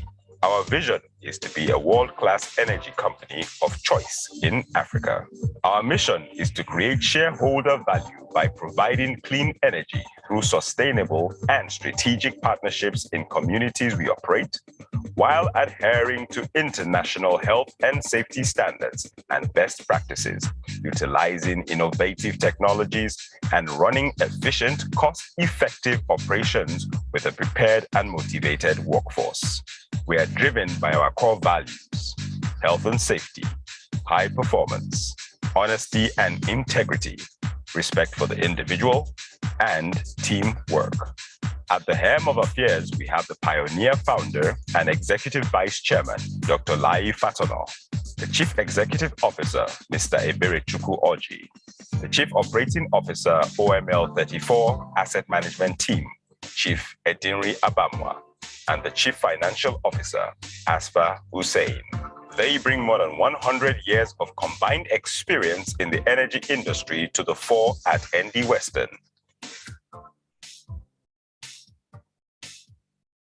At ND Western, we operate at the highest health and safety standards to ensure zero harm to our people and contractors who work in our facilities. We empower our staff to stop work on any project if they feel unsafe.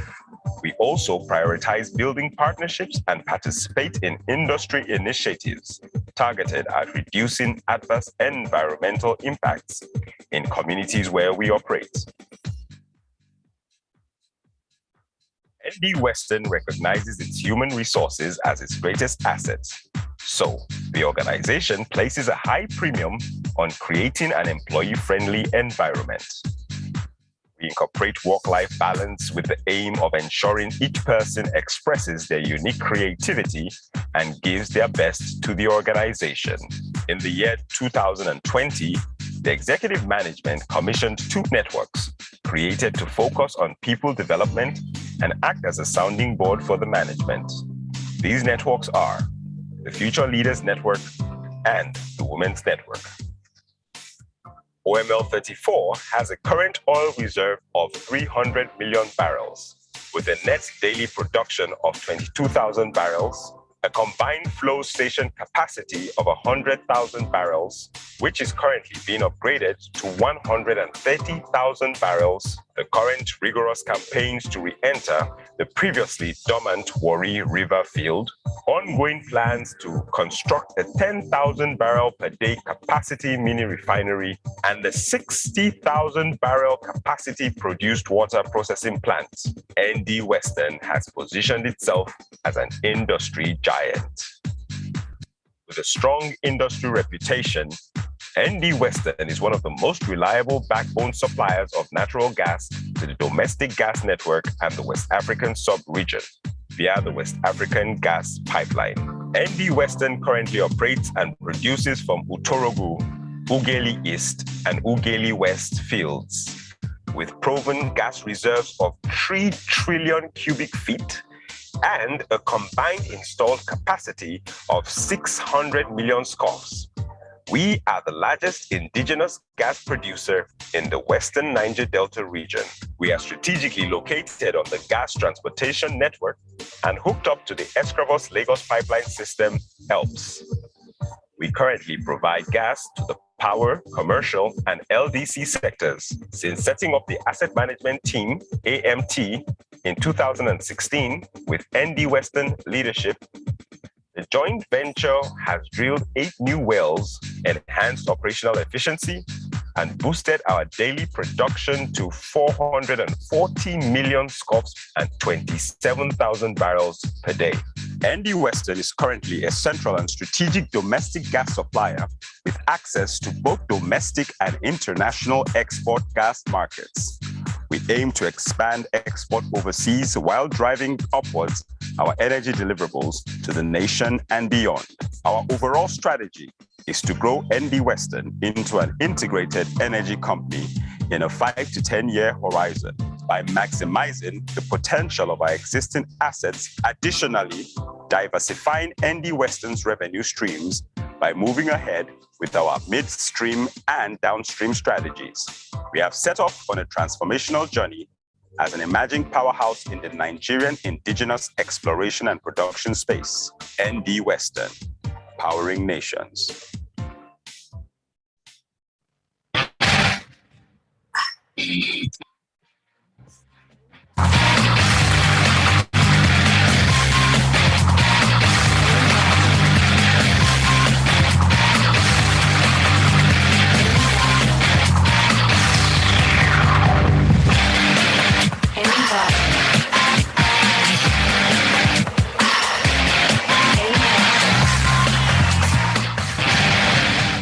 Nigeria, a West African country, is the largest oil-producing country in Africa. The nation ranks 10th in global proven oil reserves and 9th in global proven gas reserves. The country was at January 2021 estimated to contain 206.53 trillion cubic feet of proven natural gas reserves. Most of the natural gas reserves of the country are located in the Niger Delta region. For many years, the focus was on exploration, with over 80% of the country's economy depending on crude export. With a lot of investment opportunities in the natural gas sector of the Nigerian petroleum industry, the attention on gas has been increasing over the years. Government's aspirations for the gas sector include capturing economic value, generating as much revenue from gas as from oil, developing the domestic gas market, and ending gas flaring, amongst others. Developments in the gas sector are projected to double the nation's gross domestic product, GDP, in the years to come.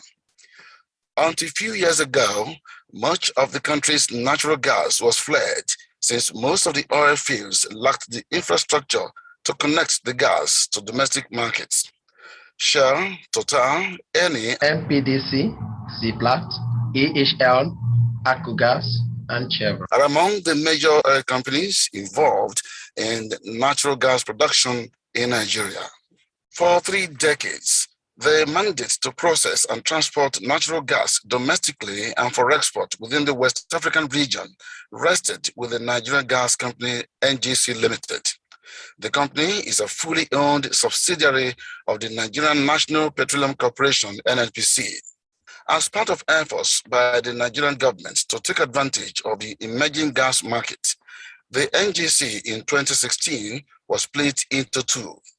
The 2 successor companies were Nigerian Gas Processing and Transportation Company, NGPTC, and Nigerian Gas Marketing Company, NGMC. However, in 2019, Nigerian Gas Processing and Transportation Company, NGPTC, was reverted to Nigerian Gas Company Limited, NGC. Engineer Oluwaseyi O. Omotowa is the current managing director of the Nigerian Gas Company Limited. NGC currently operates over 2,000 kilometers of gas pipelines with about 4.4 billion standard cubic feet per day capacity all over the country, and is responsible for having over 350 host communities across 11 states of the Federation. The capacity of NGC pipelines is expected to grow to about 6.4 billion standard cubic feet per day, with expected completion of OB3 pipelines by the end of 2021.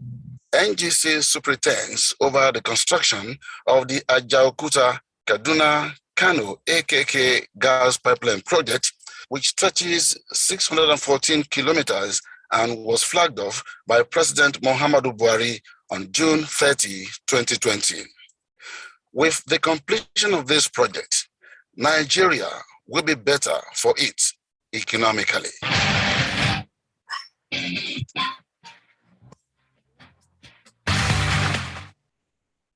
The Nigeria Gas Marketing Company, NGMC Limited, is a wholly owned subsidiary company of the Nigerian National Petroleum Corporation, NNPC, incorporated on July 16, 2016 to market and distribute natural gas nationally and to regional African markets. The business of the Nigerian Gas Company Limited was restructured in year 2016, consistent with NNPC's business growth. NGMC has mandate to promote the utilization and monetization of natural gas resources and profitably increase natural gas share of the domestic energy mix through rapid market expansion and strategic partnerships. The NGMC supports federal government's drive for industrial and economic development by facilitating cheaper access to energy, thereby reducing operating costs and boosting business stability. The mission, NGMC is committed to adding commercial value for natural gas and making it an energy resource of first choice within and outside Nigeria for the benefit of all its stakeholders. The vision is to be preferred gas marketing company to all its present and future customers. Our core values are respect for the individual, staff development and growth, integrity, transparency and accountability, professional excellence, customer satisfaction and community friendliness. Our activities market and distribute natural gas to users, own and manage over 540 kilometers gas power lines, over 300 direct and indirect customer stations across Nigeria. Supply gas to over 300 customers across Nigeria for use in cement factories, CNG plants, manufacturing companies, textiles, captives, and embedded power companies. Operate, build operating transfers with partners for gas marketing and distributions. How to partner with NGMC for gas supply. The following are possible ways on how a potential customer can partner with the NGMC for gas supply. As a direct customer company is requesting for gas supply, the potential customer sends in letters expressing interest for gas supply to direct facility. A meeting is scheduled to get to know the customer and get more information on the request. A due diligence questionnaire is filed and the customer reverts with a completed due diligence questionnaire with attached documents.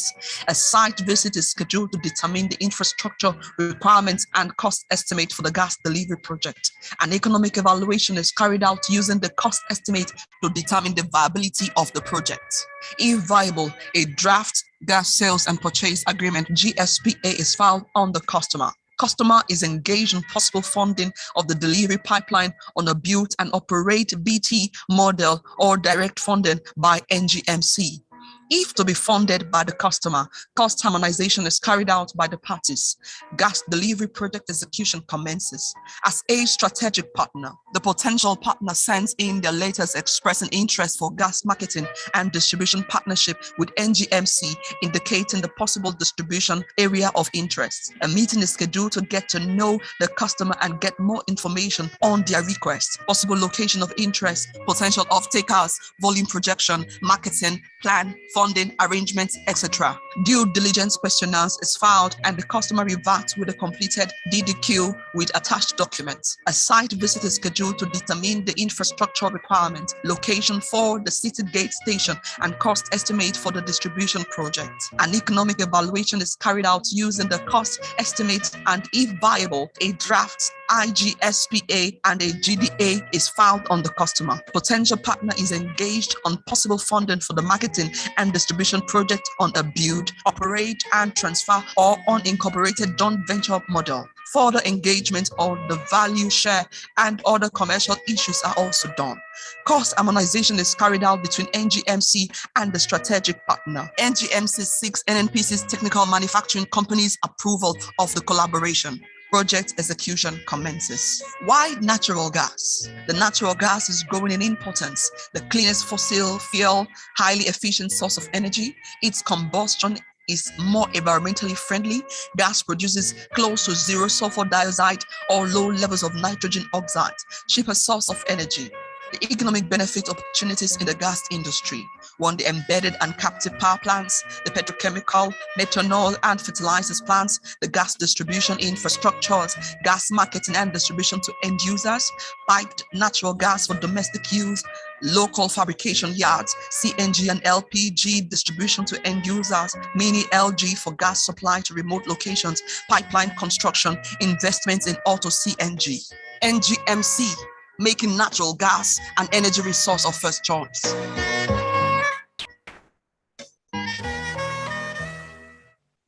Nigeria's leading natural gas provider, NIPCO Gas Limited, has been on the forefront in aiding the federal government's vision to harness the nation's gas resources through massive investment in pipelines infrastructure. This is done through construction of stations to enhance access to the environment-friendly fuel across the nation, inaugurating 9 CNG stations and a compression station widely acknowledged as the biggest plant in West Africa. With the recent advocacy of the federal government to reduce the burden of the petroleum sector, which have since been deregulated, Nigeria's leading natural gas provider, NIPCO Gas Limited, is promoting the use of natural gas and its distribution as viable alternative to liquid fuels through provisions of requisite infrastructures in a safe environment in the overall economic growth of Nigeria. NIPCO has converted a total of 5,600 vehicles in Nigeria to use compressed natural gas as one of the company's efforts at providing access and alternative to motorists to power their automobiles. One beautiful thing NIPCO has done is to put up a policy that will encourage Nigerians to convert their vehicles.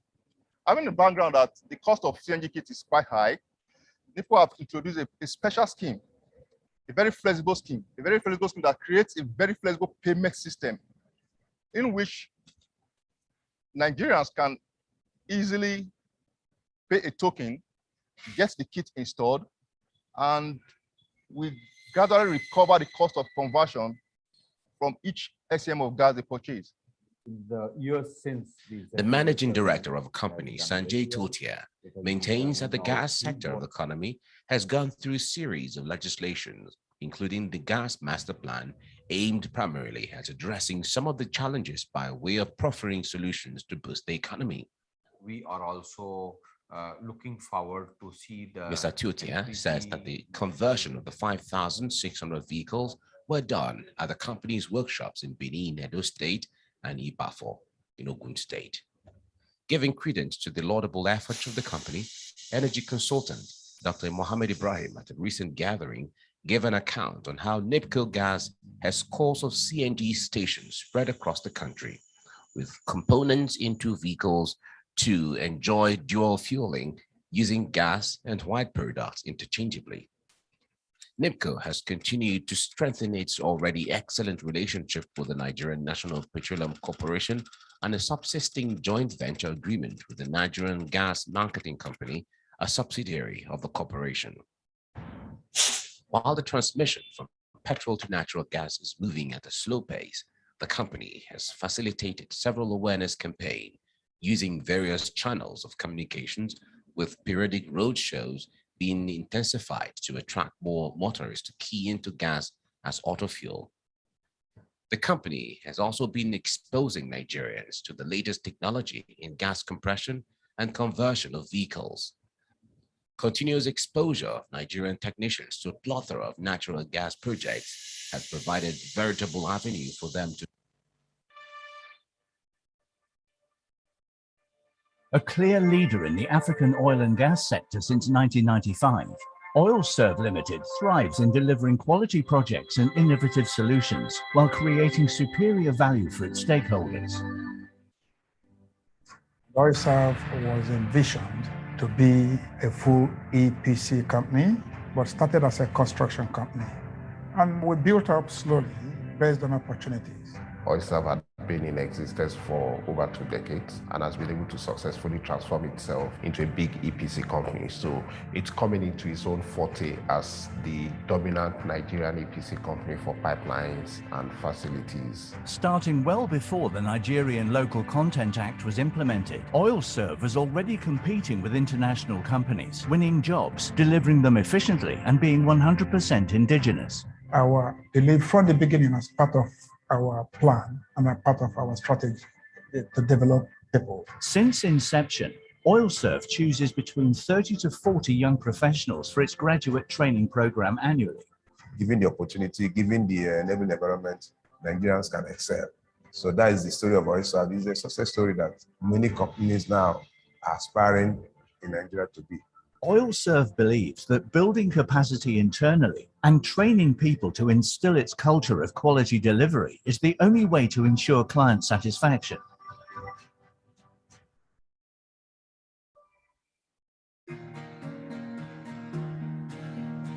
Oilserve is at the forefront in the development of the Nigerian Gas Master Plan, responsible for the very first major gas distribution pipeline system built in Nigeria, the Greater Lagos Gas Pipeline Project. Oilserve currently has 2 projects underway: the Obiafu-Obikrom-Oben project and the Ajao-Kuta-Abuja pipeline, Lot 1 of the Ajao-Kuta-Kaduna-Kano pipeline project.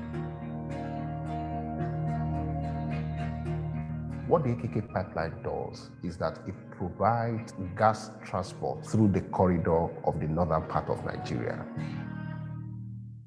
Through gas sourcing, energy solutions can be brought to the fore that are cheap enough to revive a number of these companies. Not just to revive the ones that are holded up, it provides a ray of hope that new ones can be built.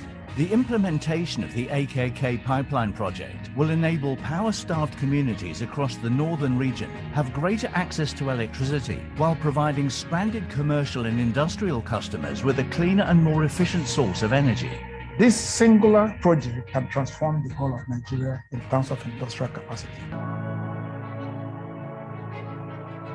As the first indigenous firm to graduate from a construction company to a full EPC company, Oilserve has established itself as a leader in its field and exemplifies the concept of reliability delivered. Looking forward, Oilserve is expanding their frontiers to other African countries, such as Uganda, Ghana, Benin Republic, Sierra Leone, and Equatorial Guinea, to develop capacity and provide services.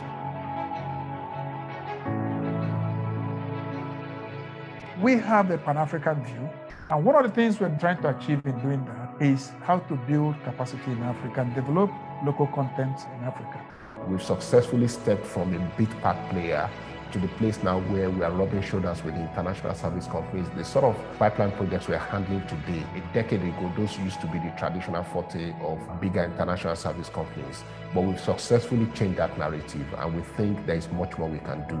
And that continues to fuel us in our drive every day as we go about our activities in Oilserve.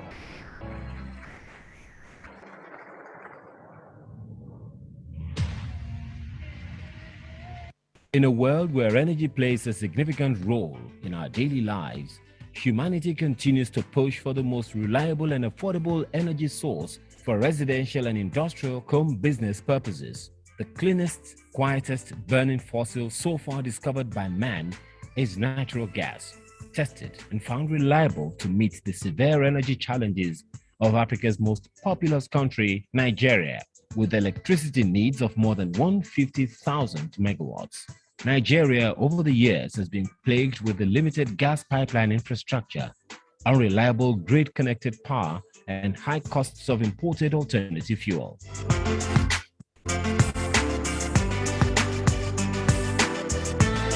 PowerGas is Africa's largest compressed natural gas CNG producer and distributor, providing for clients where gas connectivity is unavailable.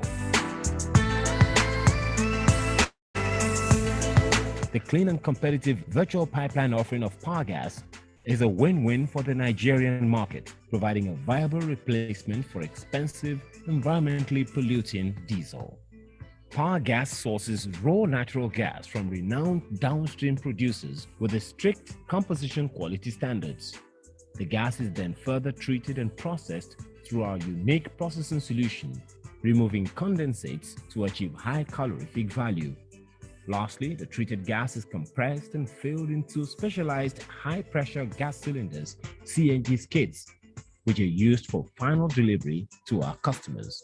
Compressed natural gas from Power Gas is environmentally friendly, domestically produced, cost-effective, saving up to 100% of total energy costs, safe with minimal maintenance costs, and flexible delivery. Power gas services are in harmony with Nigeria's efforts to increase domestic natural gas utilization and achieve the zero-flare policy. With operations predominantly in Nigeria, both Africa's largest economy and natural gas producer, Power Gas provides a viable alternative with its innovative, clean and competitive virtual gas pipeline through its 5 CNG plants across the country with a total production capacity of over 700,000 standard cubic meter per day, equivalent to 2,200 megawatts of electricity.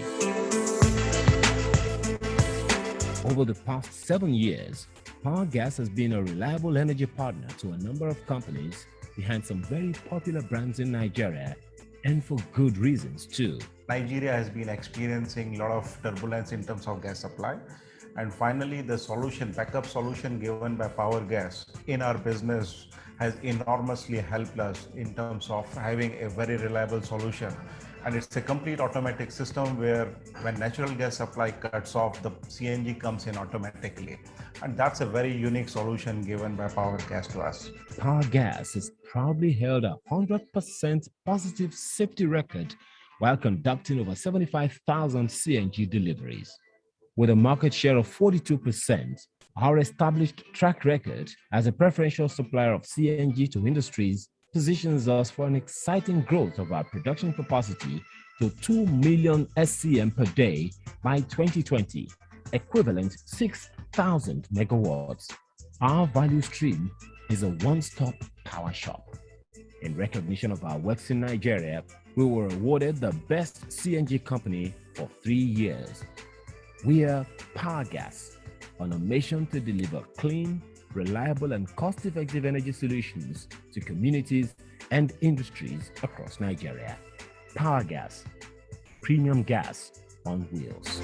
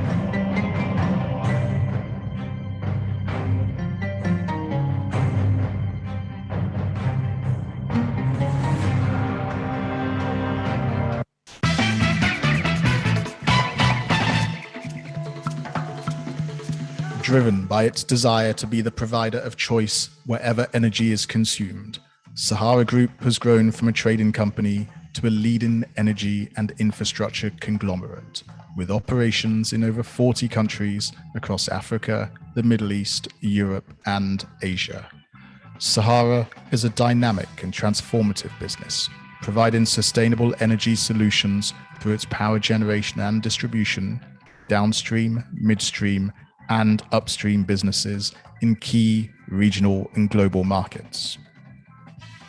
Sahara continues to explore new frontiers, creating innovative, transformative, and sustainable ways of bringing energy to life through the unparalleled talent of the more than 4,000 uniquely gifted and diverse men and women who embody Sahara's irrepressible spirit. With annual revenue in excess of $10 billion, the impressive growth trajectory of Sahara is driven by knowledge as the empowering tool, business integrity as one of its greatest assets, humility as an utmost ethos, diversity of persons and network as its greatest value. Sahara's power division, Sahara Power Group, is the largest privately owned power business in sub-Saharan Africa by capacity, with expansion plans across the continent to achieve its vision of lighting up Africa. Sahara's upstream division, Ashirami Energy, is one of Africa's leading independent exploration and production businesses, with a diverse portfolio of oil and gas assets in prolific basins across Africa and provision of technical services to upstream assets. The downstream business, Ashirami Synergy, covers product procurement, bulk sales, and distribution of petroleum products across the globe, achieving multiple global certifications for safety and quality standards. Sahara's midstream business is fully diversified in terms of regions and products, trading with a diverse group of international players, including national oil companies, refineries, and other major players across global markets.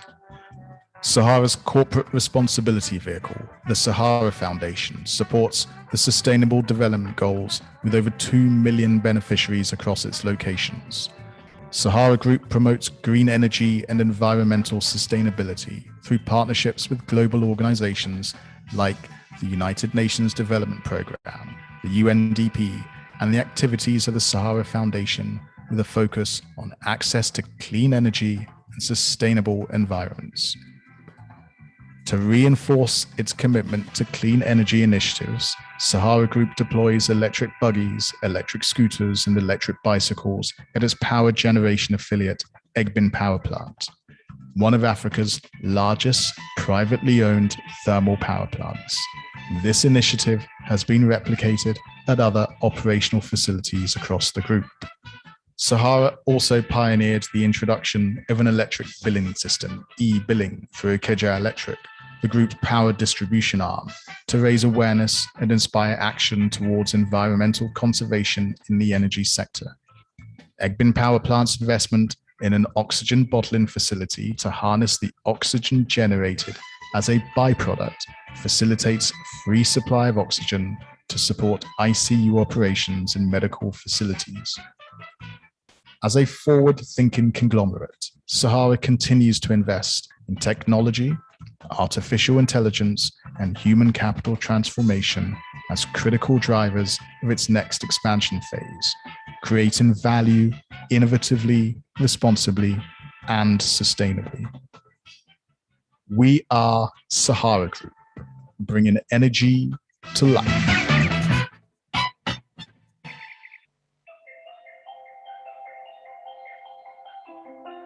UBA, the United Bank for Africa, with international presence in London, Paris, and New York, making it one of the continent's leading financial institutions. Founded in 1949, the customer-focused bank serves over 11 million customers through nearly 1,000 business offices and touchpoints globally. The United Bank for Africa's footprint makes it the bank of choice for Africa and African businesses, as well as for players in the global and other emerging markets. The bank plays a leading role in private and public sector partnerships aimed at supporting the acceleration of Africa's economic development. UBA's management team is made up of industry-recognized professionals with depths of experience garnered from national and international institutions. The chairman of the board, Mr. Tony O. Alumelu, a visionary entrepreneur and philanthropist, is a proponent of Afri-capitalism. His leadership helps make UBA a gateway for transactions involving Africa and Africa-related businesses globally.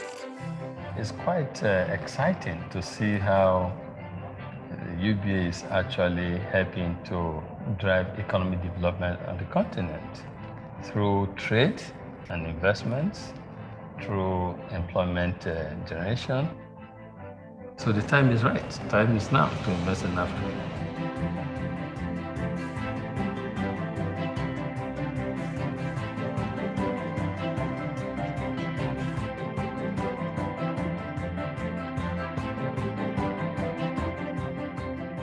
UBA, Africa's Global Bank. Africa's Global Bank. Wise choice in banking, Africa Global Bank. Good afternoon, Your Excellencies, distinguished ladies and gentlemen. Welcome to technical session after lunch. I know you can hear me in the overflow. I know you can hear me at the exhibition booth. Please, let's reconvene and continue the concluding part of this forum. My dearly beloved and wonderful ushers, very kindly talk to all of our participants who are inside the dining hall to start making their way back to this venue for the commencement of the concluding part of our program. Session 5, near and mid-term energy solutions, is what we will be looking at. We will then proceed to the 7th session on local content opportunities and employment generation. To our most distinguished attendees online, we appreciate your continuous participation, interest, and above all, concentration for the concluding part of this event. Okay. Oh, Chijioke, can someone please send me a message as to how many of our participants are still online? I'd like to find out. Thank you all very kindly. Your Excellencies, very distinguished ladies and gentlemen, we will go from that 7th session on local content opportunities and employment generation to the forum closing, where our MD will highlight the action plan for optimizing the economic development contributions of the project. A vote of thanks will follow, and we will draw the curtains for this stakeholders engagement forum. As the COO Gas and Power aptly puts it, it is a sensitization of investors in the gas value chain.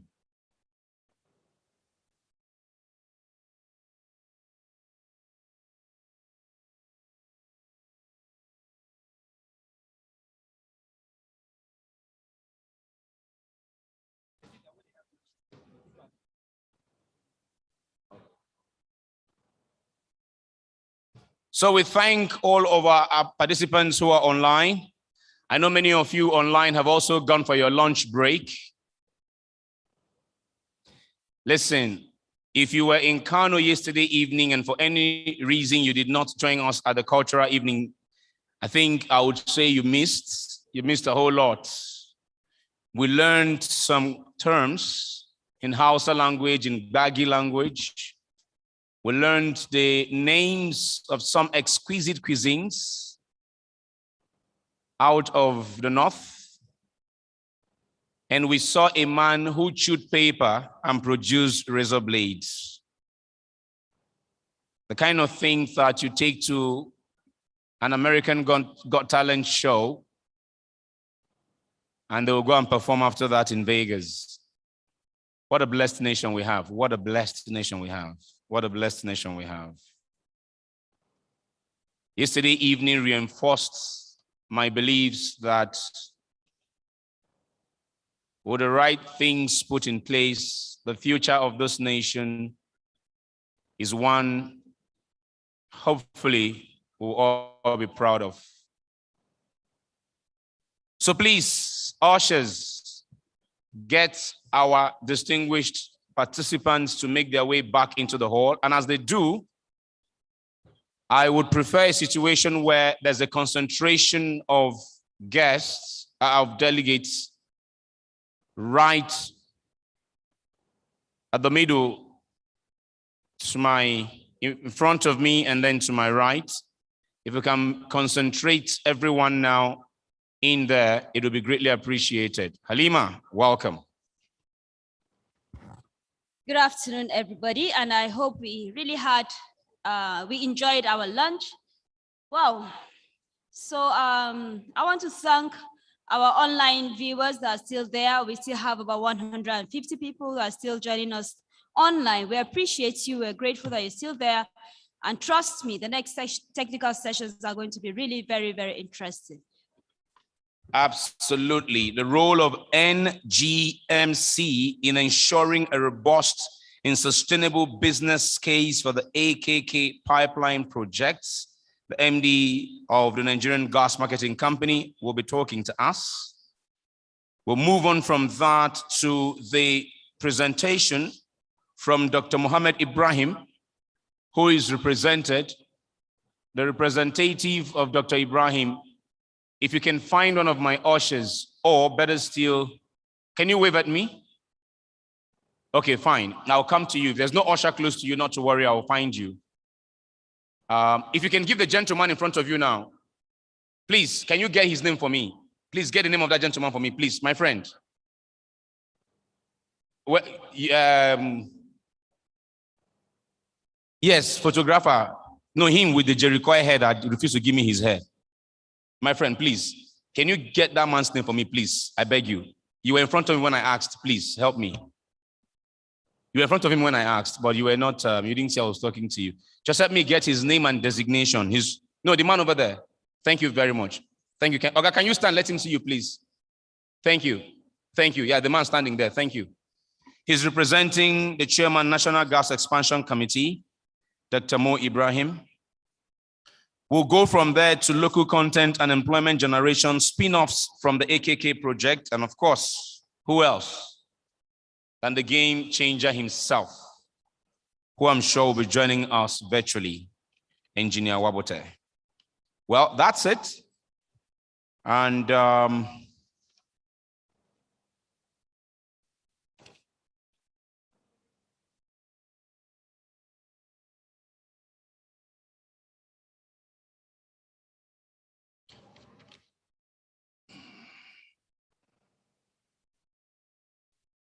thank you.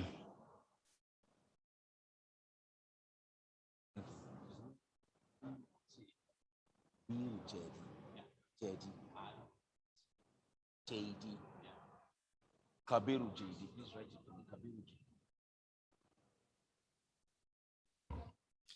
What's your name? What's your name?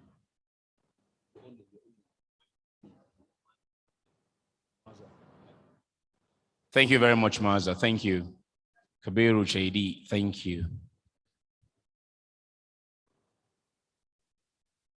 This gentleman, Maza, has a very fine hair, and I told him to exchange hair with me. Because I'm wearing this cap, he said he wanted to see my hair first to be sure I'm not bald before he will exchange hair with me. Maza, don't worry, I'm not bald. I'm not bald at all. My hair is very full. Okay, so I will take a moment and go to rally the troops. I'm sure they can hear me.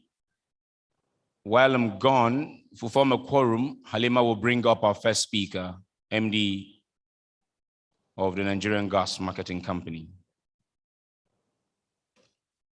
Welcome back once again, distinguished ladies and gentlemen, and thank you. Thank you, more importantly, for your patience with us throughout the sessions before. Thank you, especially those of you online. We thank you. We do hope that it has been worth every minute you've invested in this forum. We do believe that rising from this forum, there would be quite a stimulation of not just interest, but activities across the value chain amongst all the companies who are waiting for gas. We're talking to some of the companies in the exhibition floor. Some of them are already producing things that you consider fast-moving consumables. And they told us of how getting gas into their respective production plants or communities will further drive down the costs of what they're doing. The Dangote fertilizer, for instance, say if they have gas coming into where they produce here in Kano, it will considerably drop the cost of production. And ultimately, in turn, it will help the farmers, spend less in buying fertilizers. That will drop down, at the end of the day, the cost of food. So as the world might be struggling with the high price of food, we might just have a situation where we're not struggling that much because of an infrastructure like the AKK pipeline. Now, there are other companies there who can't wait for the power generating companies around them to start getting gas at somewhat affordable rate, as well as getting it as at when they want it. That can drop rationing. And when it drops rationing, what it automatically means is that they will have more constant power, depend less on their diesel generators, and ultimately drive down the cost of production. So the man on the streets of northern Nigeria, and by extension, the whole of Nigeria, because a vast majority of our fresh farm produce comes from the north. So imagine the impact of the AKK pipeline when it comes on stream.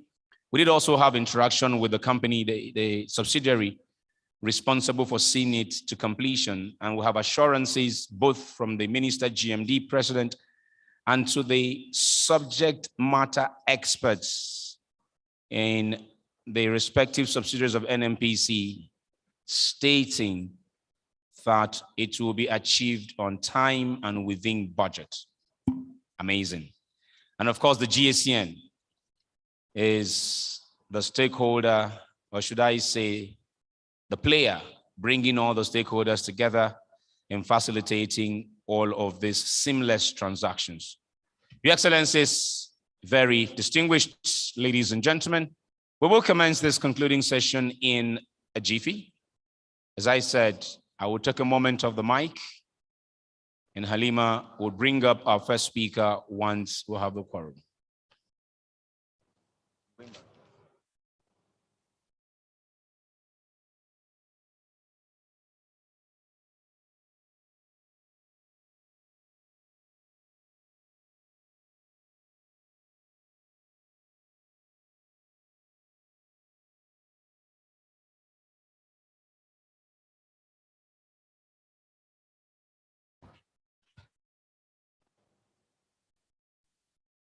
If I will have your permission, I will want to plead that those of us that are seated behind the tape, can we just move forward a little?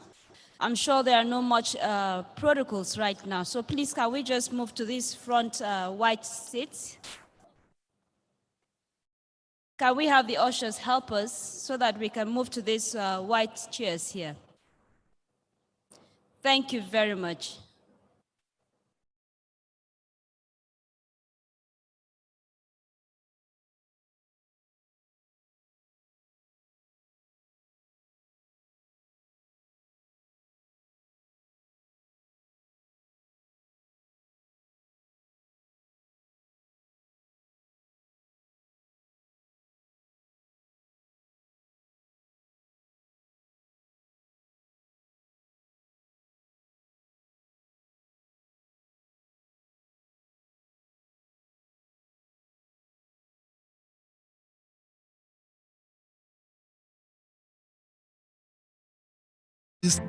And touchpoints globally.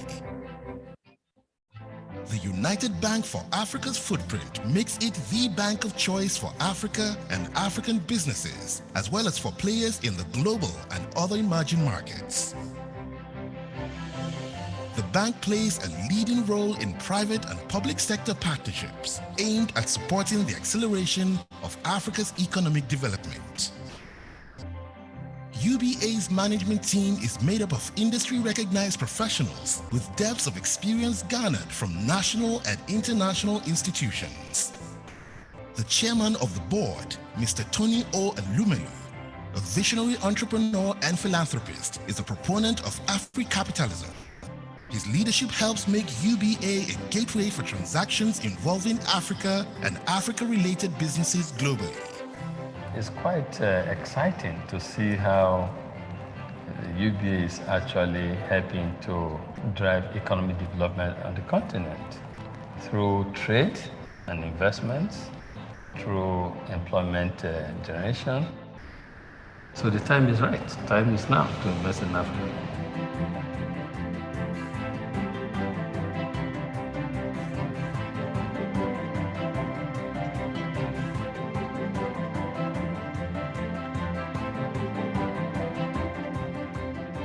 UBA, Africa's Global Bank.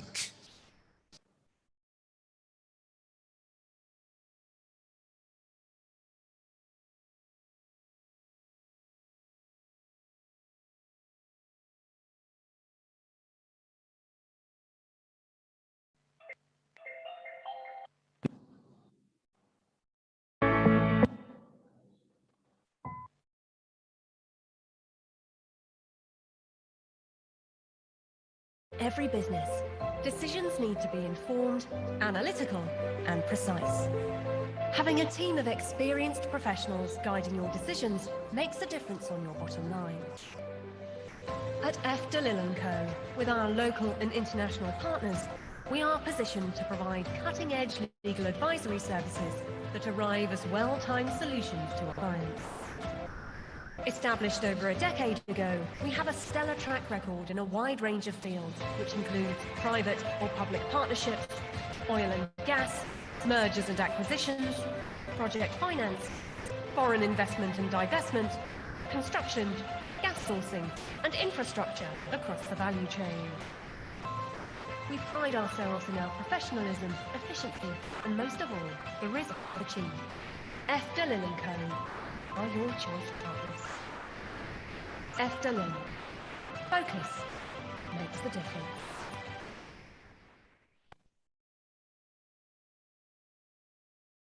Greenville LNG is the pioneer liquefied natural gas production and distribution company for domestic use within Nigeria. Our plant is situated in Rumuji in Rivers State, close to Rumuji Natural Gas Node, and it is well situated for gas supply from Total, Ajip, and SPDC gas facilities. Our world-class facility is equipped with 3 liquefaction trains fed with 38 million standard cubic feet of gas each per day. Each train produces 750 metric tons of LNG per day, bringing the total production capacity to 2,550 metric tons of LNG per day. Phase 2 of the project will include 2 additional trains with a capacity, increasing the total capacity of LNG production to 5,250 metric tons per day. Greenville has an initial fleet of 300 LNG-fueled trucks, each with 23-ton cryogenic tanks. Once our trucks leave our Rumuji facility, it goes on to serve the LNG needs of our various customers who are spread across various geopolitical zones. We have LNG refueling stations strategically located across Nigeria for the supply and distribution of our products to end users or industries. Our refueling stations function with a concept known as the hub concept to ensure the efficient operations of our facility. A typical refueling station with the hub concept will comprise of the following structures and components. 1. An LNG storage facility. 2. LNG dispensing facility. 3. CNG filling facility for bulk cascades. 4. Power plant. 5. Administrative block. Hubs will act as a multi-product microeconomic center for that particular region. It will have vertical LNG storage tanks along with a regasification system. compression facility will convert gas into compressed form at approximately 200 to 250 bar. Bulk CNG distribution will be possible from this center. NNPC Mega Station, comprising CNG retail facility and conversion workshop, can receive the CNG from Greenville Hub to serve CNG-fueled cars and CNG-fueled heavy-duty trucks. NNPC can have a sizable station as per their own choice. NNPC can expand CNG network very fast with this way. These hubs can be found in locations such as Phase 1, Kaduna, Niger, Adamawa, Jos, Kano, Makurdi, Sokoto, Bauchi, Maiduguri, Abuja, Ilorin, Ogba Are, Lagos, Lekki, Lagos, Umaya, Ibadan, Shagamu, Akure, Nsukka, Enugu. Phase 2. Thank you. Calabar. Thank you very much. We're a bit behind schedule. Please, all those outside of the white chair area, move into the white chair area. Let's get started. We'll have way more participants online going in their hundreds right now, and those of us in the room here, we've more than formed a quorum, so we will start with our very first presentation. So those of you move into the white seats, just move, let's get started. Halima will bring up our next speaker and we'll take it from there. So they'll just speak and go back to the seat, and we'll take a few questions. We'll take a few questions for each of them before they take their seats.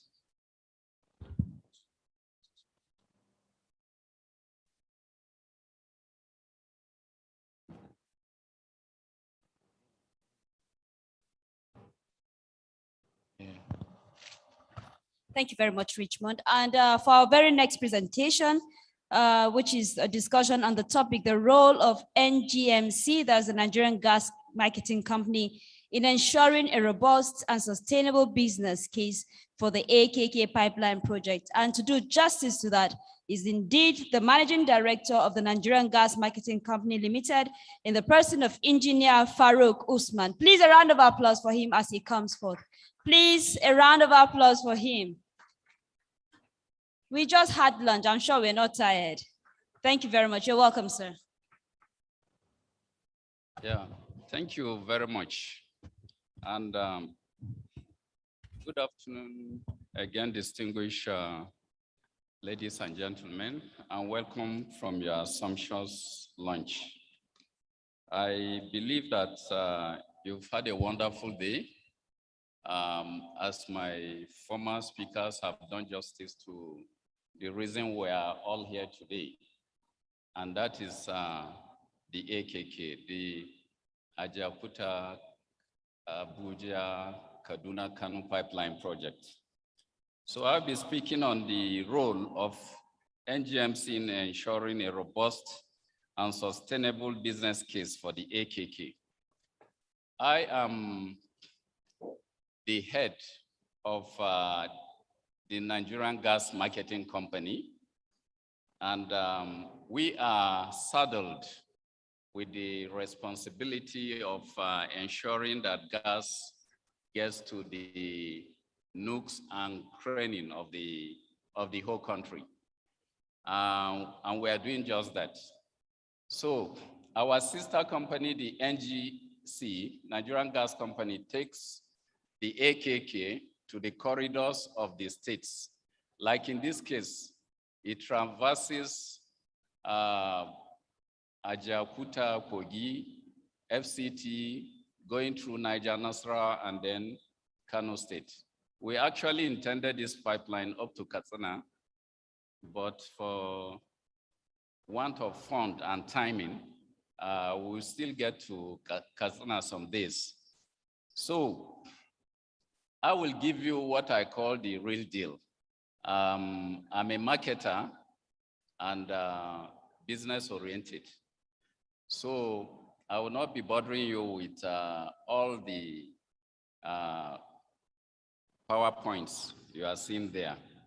But however, like I said, NGMC saddled with the responsibility of taking the gas to the end users. The NGC takes the gas to the city gate, then we do the spur lines to the end users. That is what we do for NNPC and Nigerian Nation.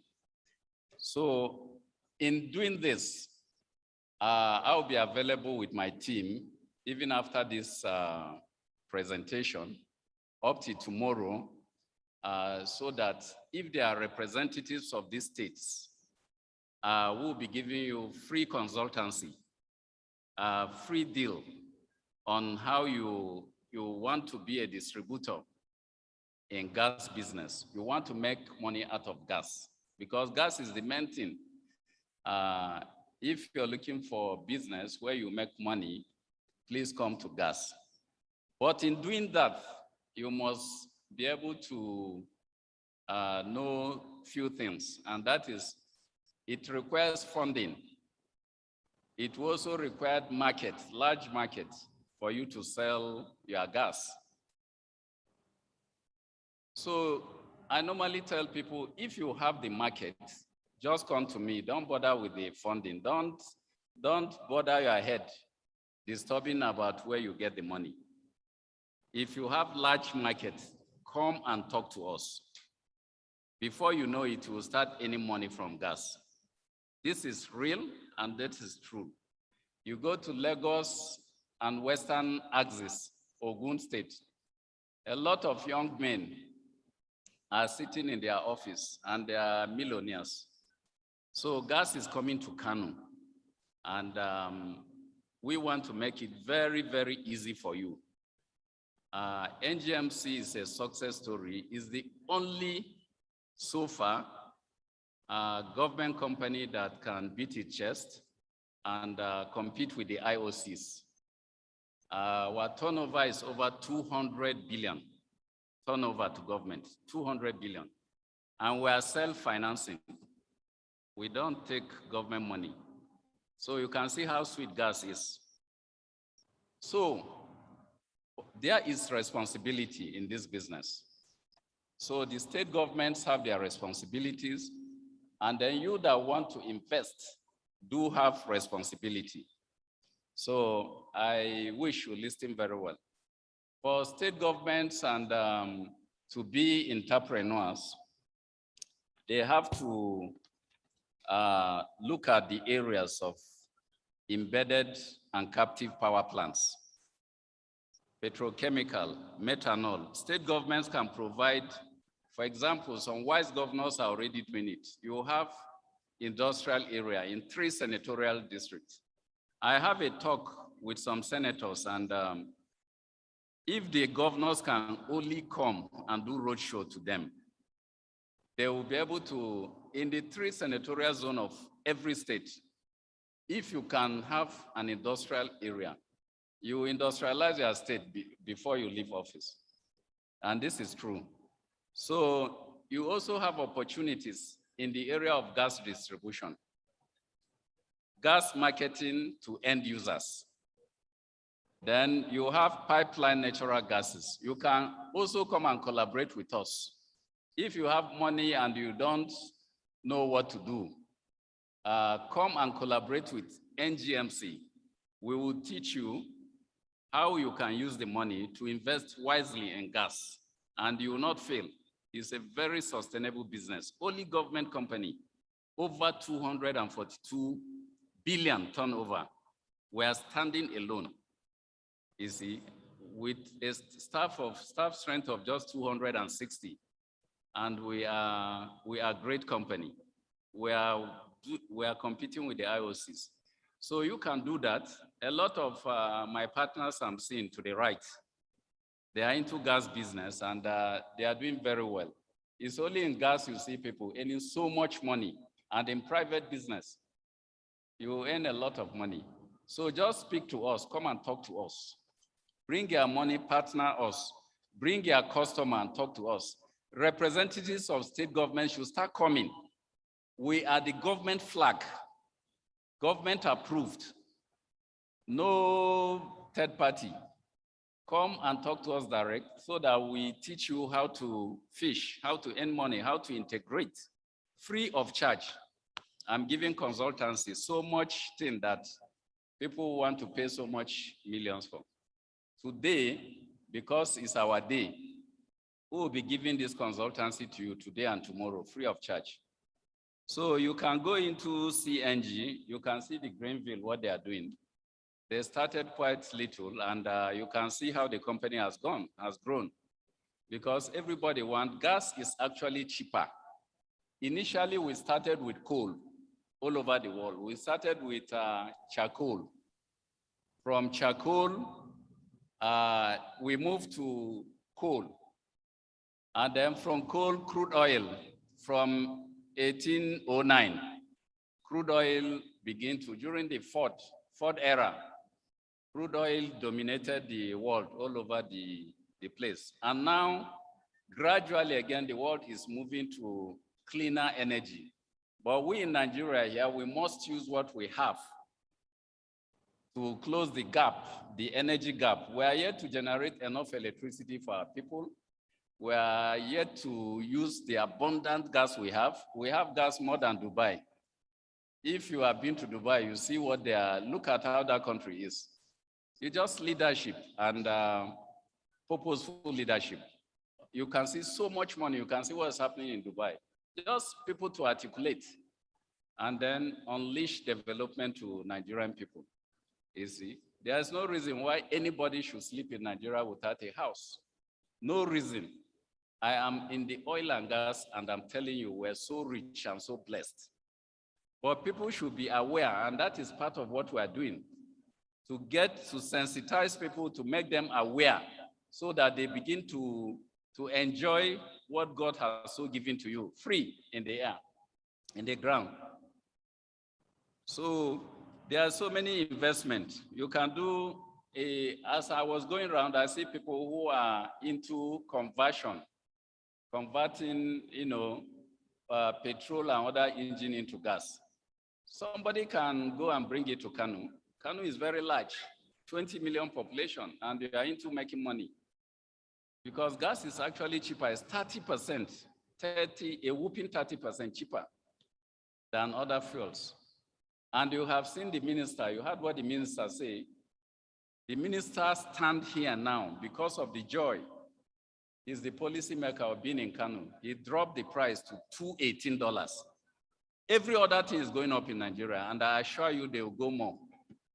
It will still go more because it's world trend. Once the dollar is fluctuating, it will go. But the minister just told you now, $2.18. If you come to us beginning Monday, that's how we are going to give it to you.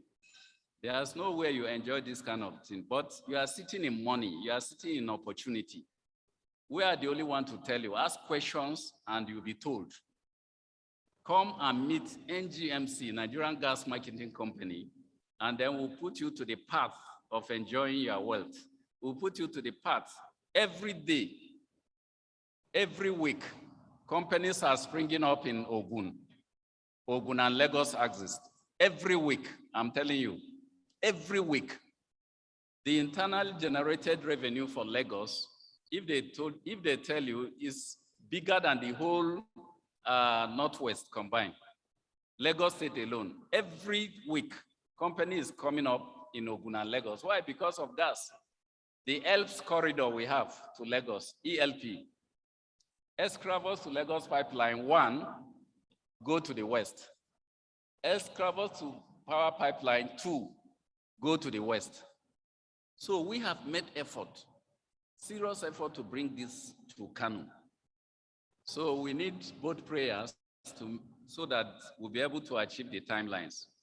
And then we need to prepare because the market is there. You see, my governor just said over 201 companies are down. You can imagine if 201 companies that are down in Kano are up today. You can see those days were in the secondary school and the universities. We know everybody who acts in the north, you say is working in Kano. So we are not happy that these things are happening, and that is why we are bringing the gas. And we are committed, inshallah, to bring this gas to Kano. So, but you have to be ready to take opportunities. Otherwise, people will come. Otherwise, people will come and teach you and take the opportunities from you. You've seen a lot of Chinese, Indian interest in the gas sector. So please begin to ask questions on.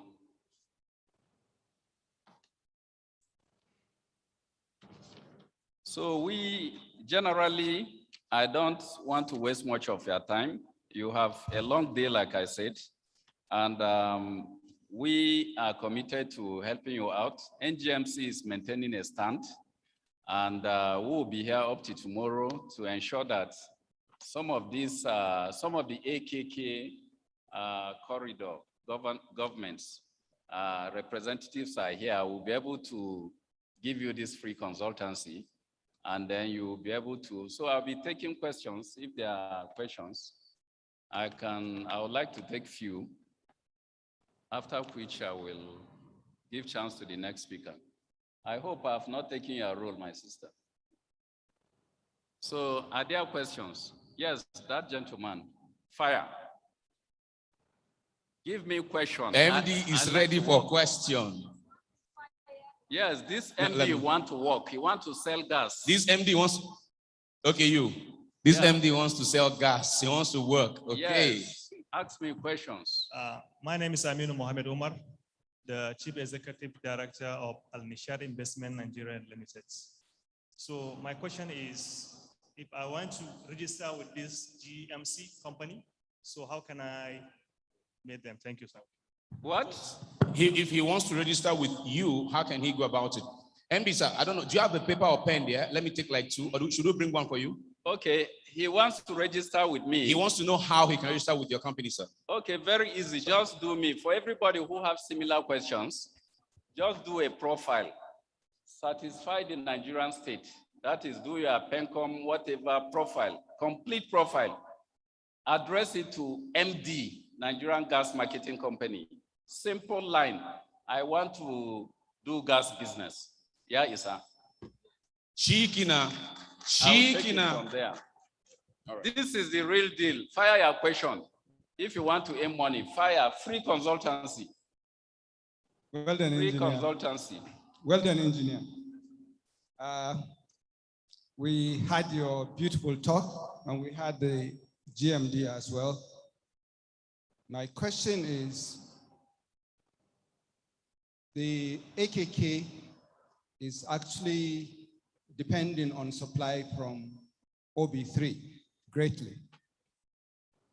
And yes, AKK has about 2,000 million scopes per day capacity, but it's not complete.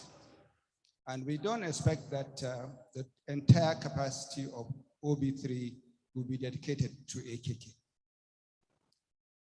How sustainable is the supply going to be? My second question, we are already anchoring a price at $2.18.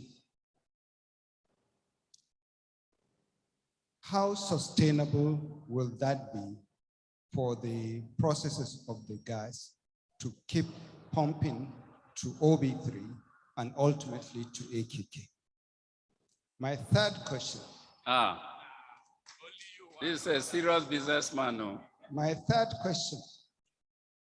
You are a government. You want to go directly into retail, or are you going to franchise a number of gates? If you're going to franchise a number of gates, have you earmarked the gates? When are you going to open bids for those gates? Thank you. Can you highlight the third question for me?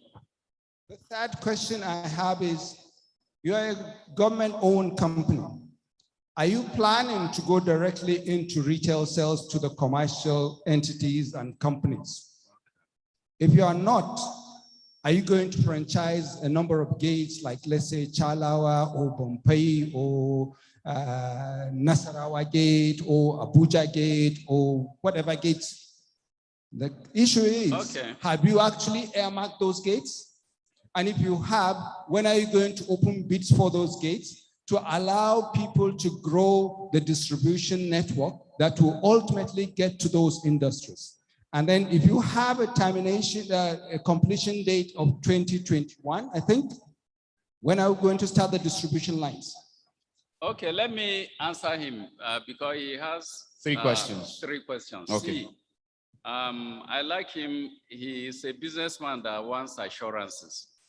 And to the best we can tell you, you have had one of my colleagues ask that question and it was answered.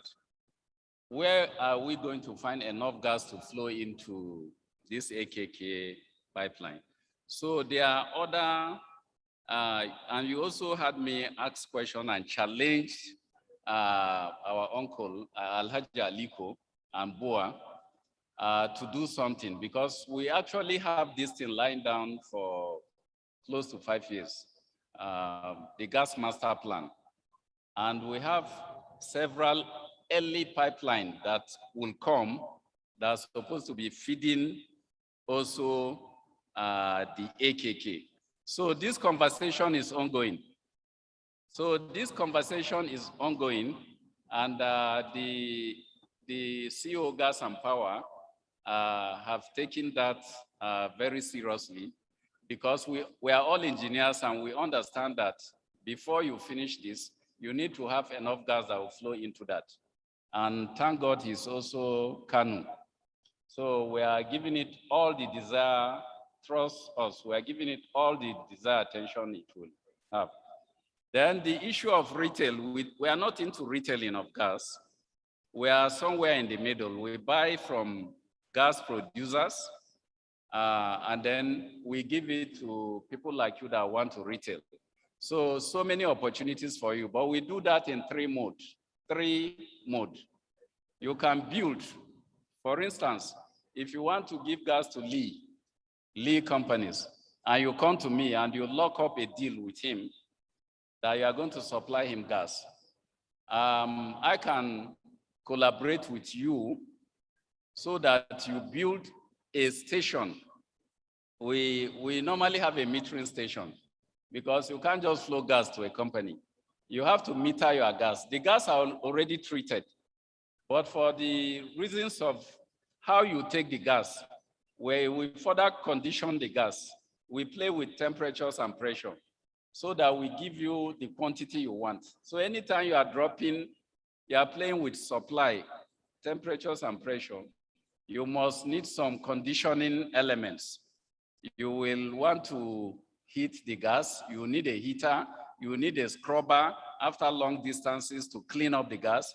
So there will be mini station which you need to build by the dormant of Lee industry.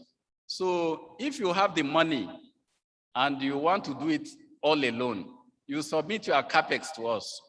We will look at it and say, fine, it is okay, then you build it after you recover your money.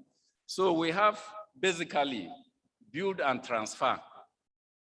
Maybe you are the owner of the industry, you want gas in a hurry, and we don't have the money or the budget to do it that time.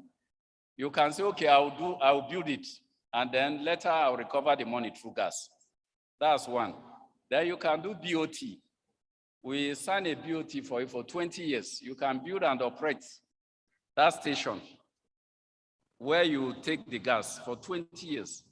You know, so a lot of opportunity. Then we can do UJV with you. A UJV, joint business, but this one is not registered, you see, but is sanctioned. It's not Kama company. We're not going to register a Kama company. We'll do an agreement, UJV agreement with you, unregistered joint venture agreement, so that you own 50% of liability and asset. So these modes, these are the consultancy we'll be giving you free of charge if you have time and you apply to us, you want to do gas business. If you have the market, big market, just come and see us. The money is not even the problem. We'll tell you how to get the money. There are people that have money, they don't know what to do with the money as well. So we link you with them, you see. Have I done justice to all your questions? You can accept that, okay. Okay, so because of time. Give me, this is the real deal you want. This is the business deal you want, not all this PowerPoint. This is how to get money. I want to teach you. MD, because of time, I'll do only two more. I have so much money in Central Bank that I am applying now. I say, look, the CBN governor should pay me interest for keeping money there. Yes, a Nigerian company, so much money, so much billions. So let me teach you how to get that money. I'm ready for free. Thank you very much.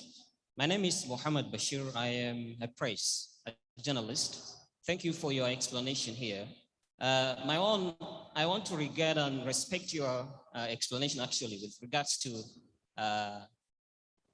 asking people to join you in marketing and or maybe experiencing this offer of investing and or engaging self into this gas and whatever energy.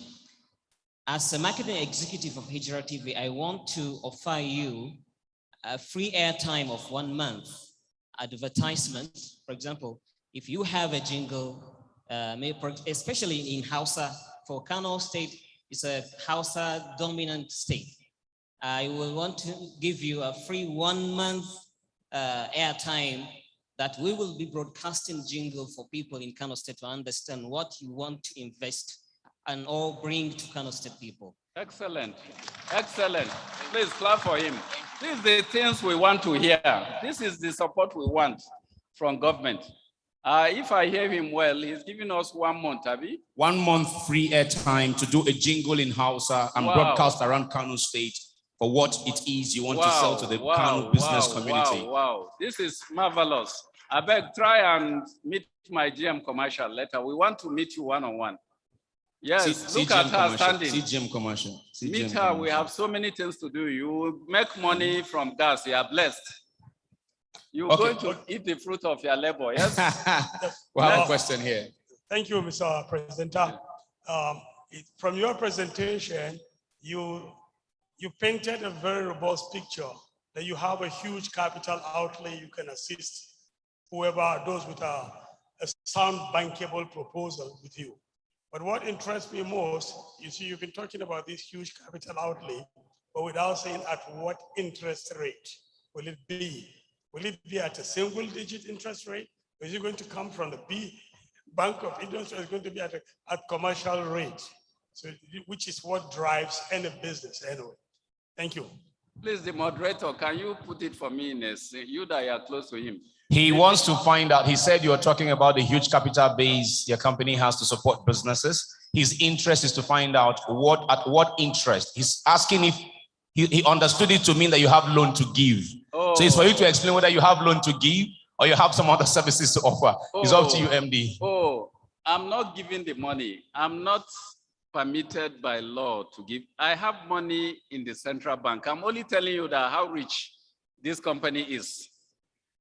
The gas business is so good that you will be so rich, but we are still under government. We are not permitted to do that. But we will say, what I've said also is that I can put you together, I can link you to source of fund, that it shouldn't be a barrier. Just get the market, huge market. Get the market and forget about AKK not coming yet. There are other forms that can get you here. You can do CNG, you can do LNG like Greenville is doing. Greenville is taking gas to Sokoto and all over. There's no pipeline there, pipeline gas there. The only advantage is that eventually pipeline gas is cheaper. When it comes, it's cheaper. But now that it's not there, you shouldn't hinder your business, even in Kano. If you have large interest for gas, just talk to us. We'll link you with people that can bring gas for you. We don't retail, but we are in the middle. We buy because we have the resources to buy plenty. A part of power in the country, we are the next biggest of domestic offtake of gas. So when we buy, we give it to you. Then you can turn it to CNG, you can turn it to LNG, you can turn it to, and make your margin. You can see Greenville, they are making great margin and they are all over the place. And let me tell you, even if pipeline gas comes to Kano, in Lagos, for instance, there are CNG, LNG, many people making businesses because pipeline cannot go everywhere. People will still buy gas. So this gas is far. You can see diesel. Today you buy diesel for 250. Tomorrow is 300. Next tomorrow it might, if they remove subsidy finally, maybe diesel will go to 500. So, but the minister have pegged the price of gas to $2.18. This is wonderful. It's a very big thing happening in Kano. And but we are going to use that, our brother, to make sure we sensitize people so that they will use more questions, if I'm allowed. Thank you very much, sir. Thank you very much. I think we will have to organize another event for you to take as many questions as possible. Don't worry. If you have the market, you will get the money. He is right here with you. Just get him. He has shown you his manager retails, I'm sure. So please go over and meet her and get all the information you need. Get her contact, get his contact, bring your market, he will bring the money. Just don't worry, it's all gonna be well. Thank you very much. And the next speaker will be talking on expediting gas purchase, key enabler, process issues, key concerns, and mitigations. The speaker is none other but Mr. Orji Eberechukwu, who is the CEO, ND Western. Please a round of applause for him as he comes forth.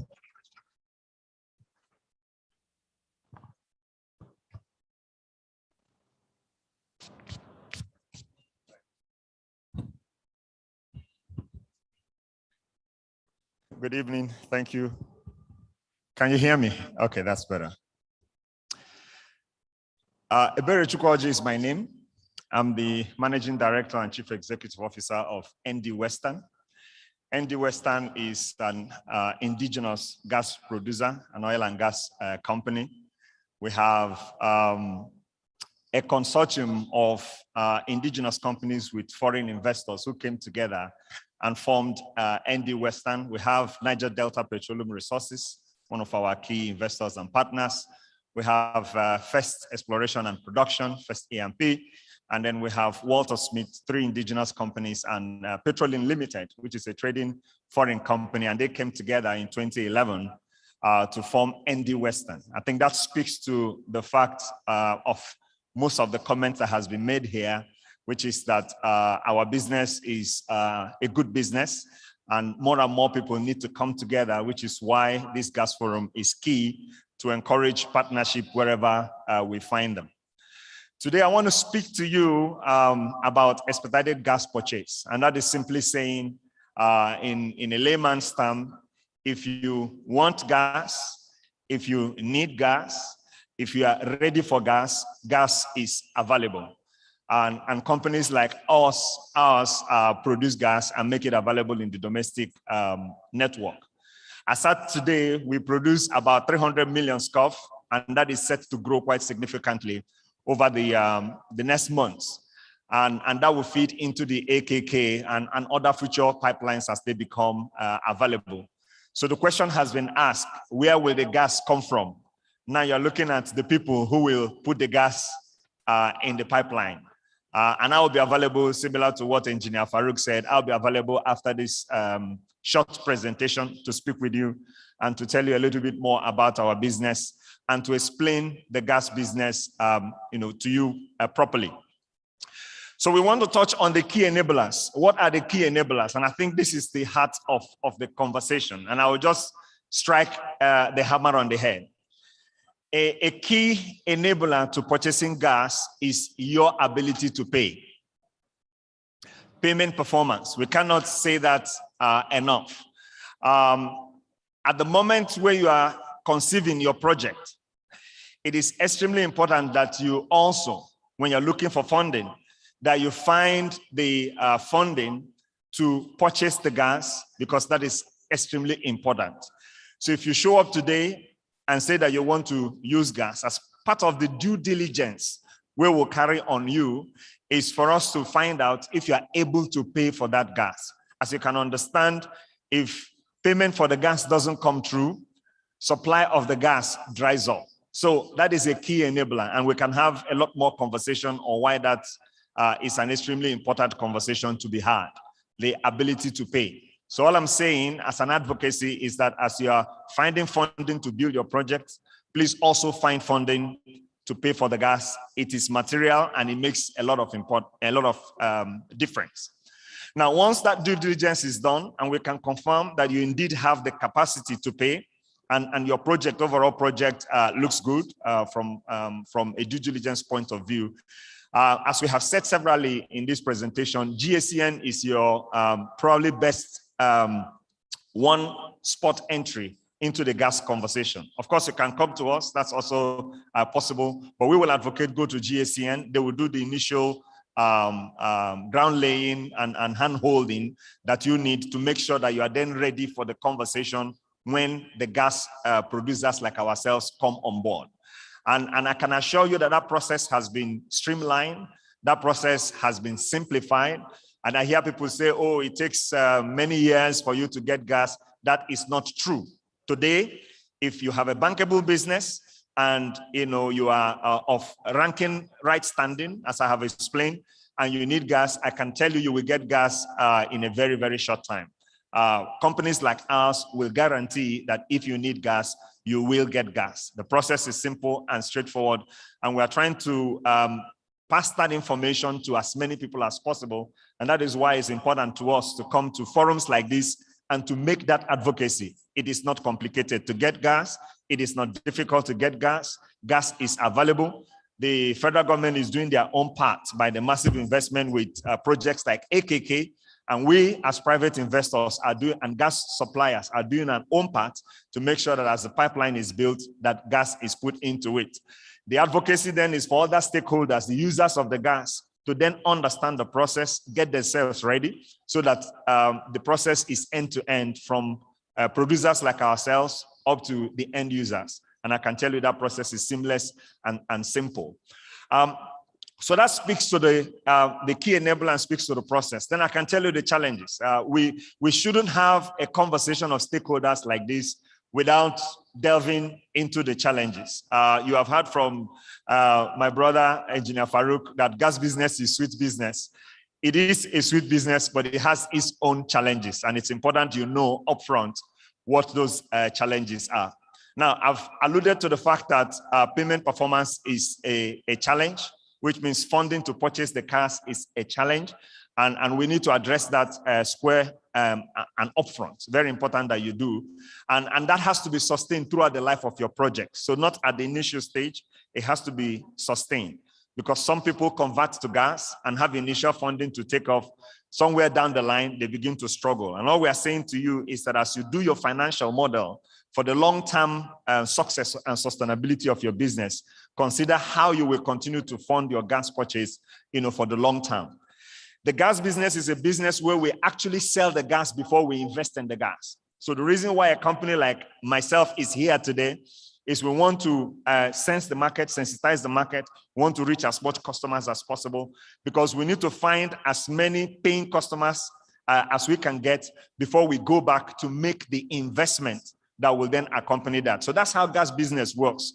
And that is because you cannot store gas easily unless you convert it to LNG. Even at that, you will store it at cryogenic condition, which is also very expensive. So you really want to make sure that the deals are done, the contracts are sealed, the ability to take and pay is confirmed before we then go and make the investment that will deliver the gas in the pipeline. So that's the challenge. That's how it works. And the key mitigation around that is one, awareness, which is what we are doing today, to speak to people to say, this is an important conversation and this is how the gas business works. And then based on that understanding, you can structure your project properly and structure your long-term sustainability and survival of your business. The other concern and challenge that we have to touch one way or the other is also the issue of pricing. As you have heard today, very loud and elaborate announcement by the government around, the pricing for gas. But there is another hand to that conversation, and that hand to the conversation really boils down to, as the prices are mandated to go down, gas suppliers like us then expect that some of the legacy debts needs to be paid. Some of us have produced and supplied gas since 2014, and we haven't been paid. And we really want to make sure that the policies touch each other, both from the price point and from the legacy debt point. And that's an important conversation that we continue to advocate, that the two sides of the equation needs to be upfront and part of the conversation when that issue is discussed. And we will continue to make advocacy that that particular challenge be addressed. So the mitigation, as far as we see it, includes addressing the legacy concerns, as I have explained. It includes raising awareness among potential gas users about how this business needs to be structured to make it sustainable and work for everyone in the value chain. It includes ensuring that as the corridors are open, that the points made about organizing in clusters is really emphasized, because that's what enables supply of gas to the cluster before it is then reticulated to final end users. Some of the areas where we have gas today, the challenge continues to be that industries have been located in all kinds of disparate places, and the investments to take gas to those disparate places becomes difficult. And that is something that we want to upfront begin to encourage the state governments in particular. I like what I have heard about all the industrial park. Now we need to go the extra miles to then make sure that the spur lines that deliver gas to those industrial parks, are then built to then make sure that the gas we put in the AKK actually reaches the final end user. I think I'm going to stop here, simply saying, and if I summarize my message, is that if you need gas, if you want gas, if you are ready for gas, you can have gas. Suppliers like ourselves will guarantee that you will get gas. And the process to get gas has been simplified. Thanks to my brother and friend, the MD of GSEN, we have worked together to make sure that that is the case. So I'll stop and I'll take any question you have in relation to the points that I have touched, expediting gas purchase, the process, the key enablers, and as well as the challenges, concerns, and the mitigation. Thank you. Questions for him? We can take a couple of questions before we bring up our next speaker. If we don't have, okay.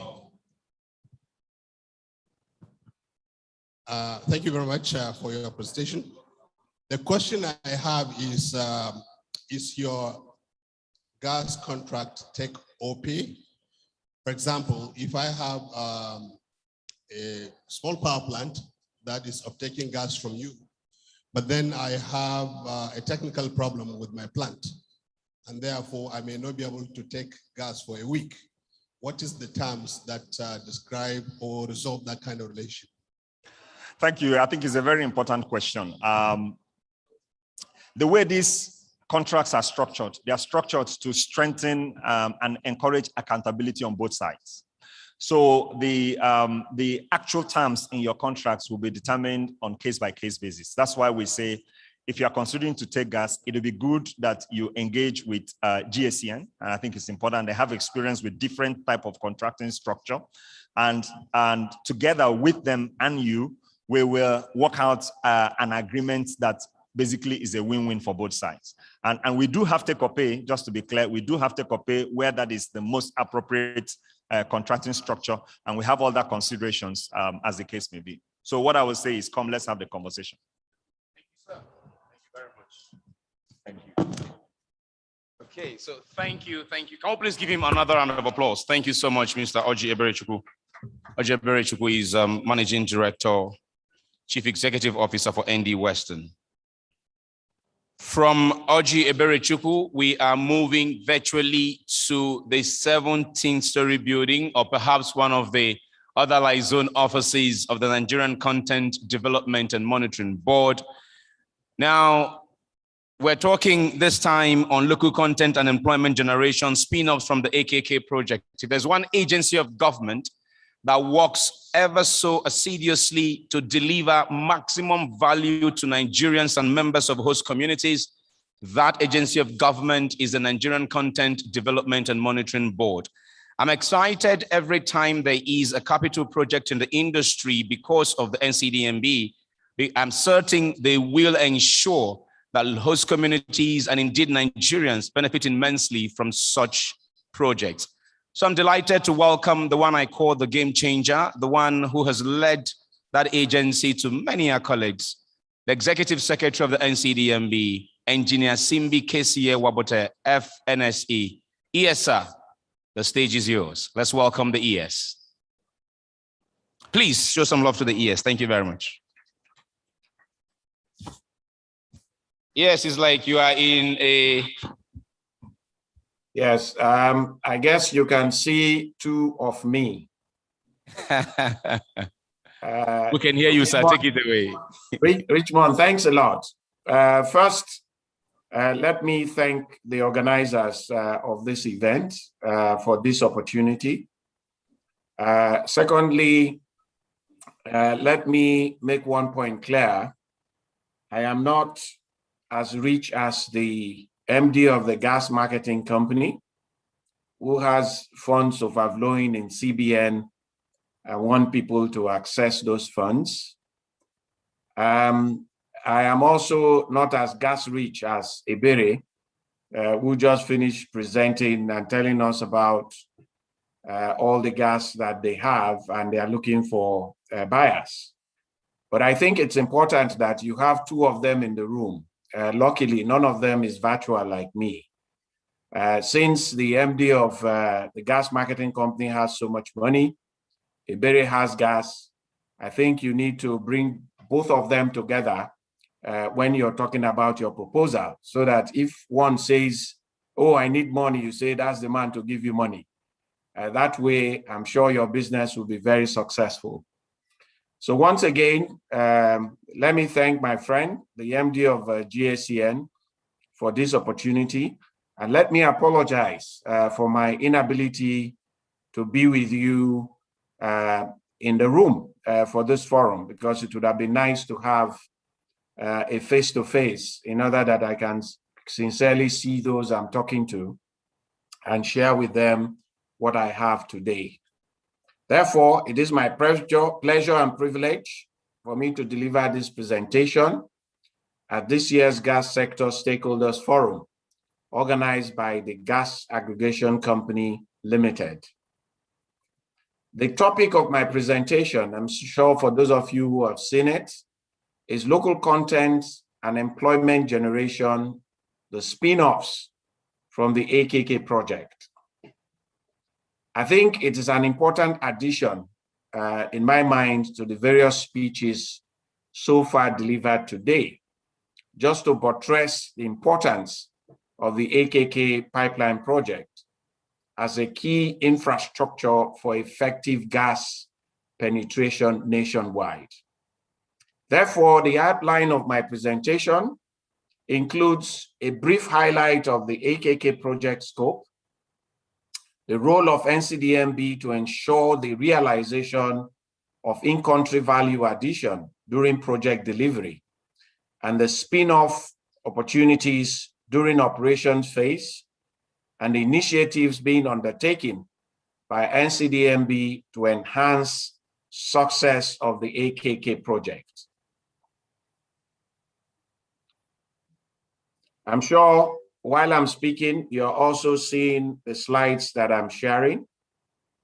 Nigeria, like you know, I'm sure this information would have been shared, but suffice for me to repeat it, has a proven crude oil reserve of 37 billion barrels per day, which is the 11th largest in the world, and a proven gas reserve of 206 TCF, which is the 9th largest in the world.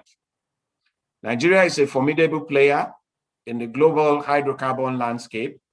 In fact, the nation's proven and unproven gas reserve is estimated to about 600 TCF, thus leading to Nigeria being referred to as the gas province with pockets of oil. Even, let me just paint a picture to all of us in the room, just to put in context the gas reserve that we have.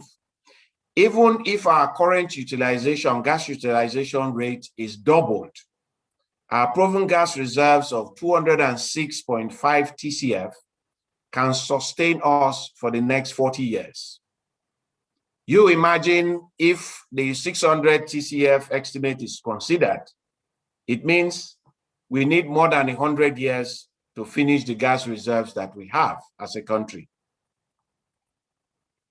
Therefore, in recognition of the need to increase the utilization of the huge gas resources for economic growth and development of Nigeria, the federal government declared the year 2020 as the year of gas. This has metamorphosed into the decade of gas, covering the years 2021 to 2030, to bring greater focus into the delivery of various programs and initiatives that are geared towards developing the gas sector. These programs that government have enunciated include the Nigerian Gas Transportation Network Code, NGTCNC, the Nigerian Gas Flares Commercialization Program, the LNG Train 7 project, the Obiafo Obricom Oben Gas Pipeline Project, popularly called the OB3, the National Gas Expansion Program, NGEP, and the Ajaokuta Kaduna Kano Gas Pipeline, popularly called AKK Gas Pipeline, and just to mention but a few. The AKK Pipeline Project, which is the focus of this gas stakeholder forum, is the first phase of the 1,300 kilometer long Trans-Nigerian Gas Pipeline project, which is an offshoot of the Nigerian Gas Master Plan. The multi-billion-dollar AKK project comprised of 3 lots, with lot 1 traversing a 200 kilometer length between Ajaokuta and Abuja Terminal Gas Station, while lots 2 and 3 traverse 193 kilometers between Abuja and Kaduna, and 221 kilometers between Kaduna and Kano terminal gas stations, respectively. The Nigerian Content Development and Monitoring Board, the agency that I lead, is a regulatory agency saddled with the responsibility of monitoring and enforcing compliance with the requirements for Nigerian content in the oil and gas industry. For context, we are only regulators in the oil and gas industry. So if questions will come out of the oil and gas industry, it will be difficult for me to give an answer, but our focus currently is on the oil and gas industry as provided for in the law. We also have additional mandate to develop in-country capacities and capabilities to enhance the deepening of Nigerian content in the oil and gas industry.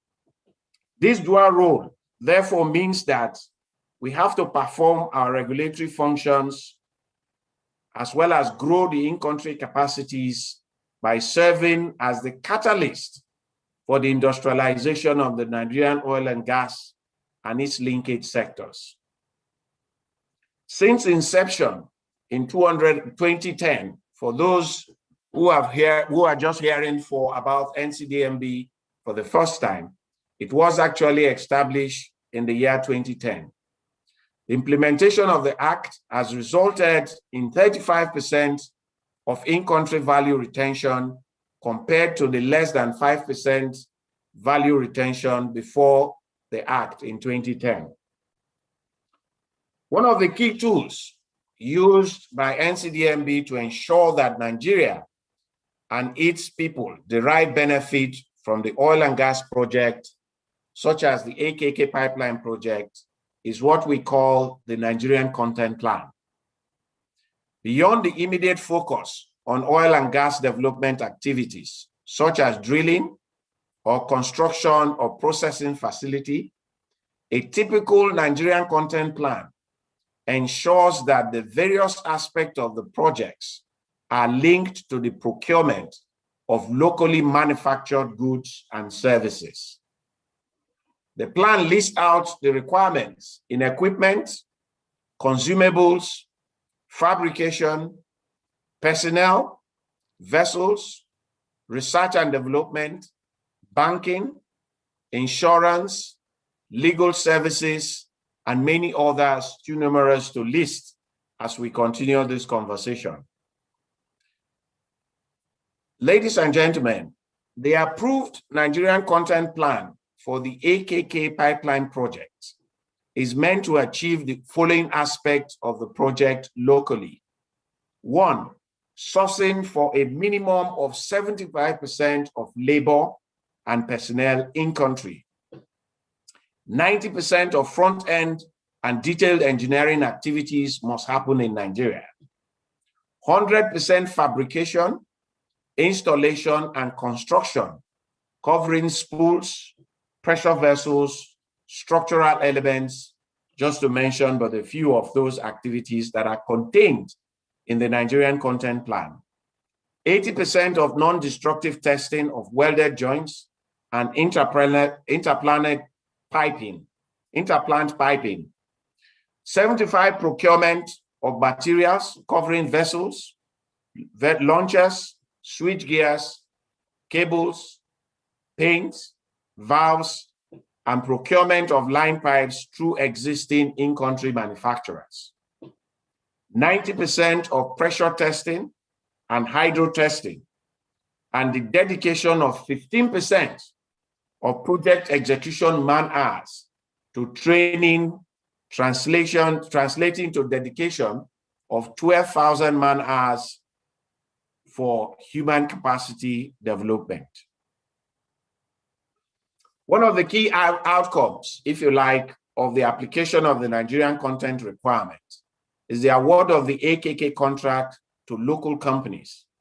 Unlike in the past, when contracts of this size were reserved for the foreign contractors without much value retained in country. I am sure the likes of Oilserve, Brentex, Owando would have made their presentation during the course of this stakeholder forum.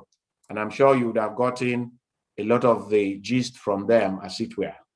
Lot 1 of the AKK project was awarded to Oilserve Owando Consortium, which is 100% wholly indigenous companies, while Lot 3 was awarded to Brentex, to China Petroleum Pipeline Bureau Consortium.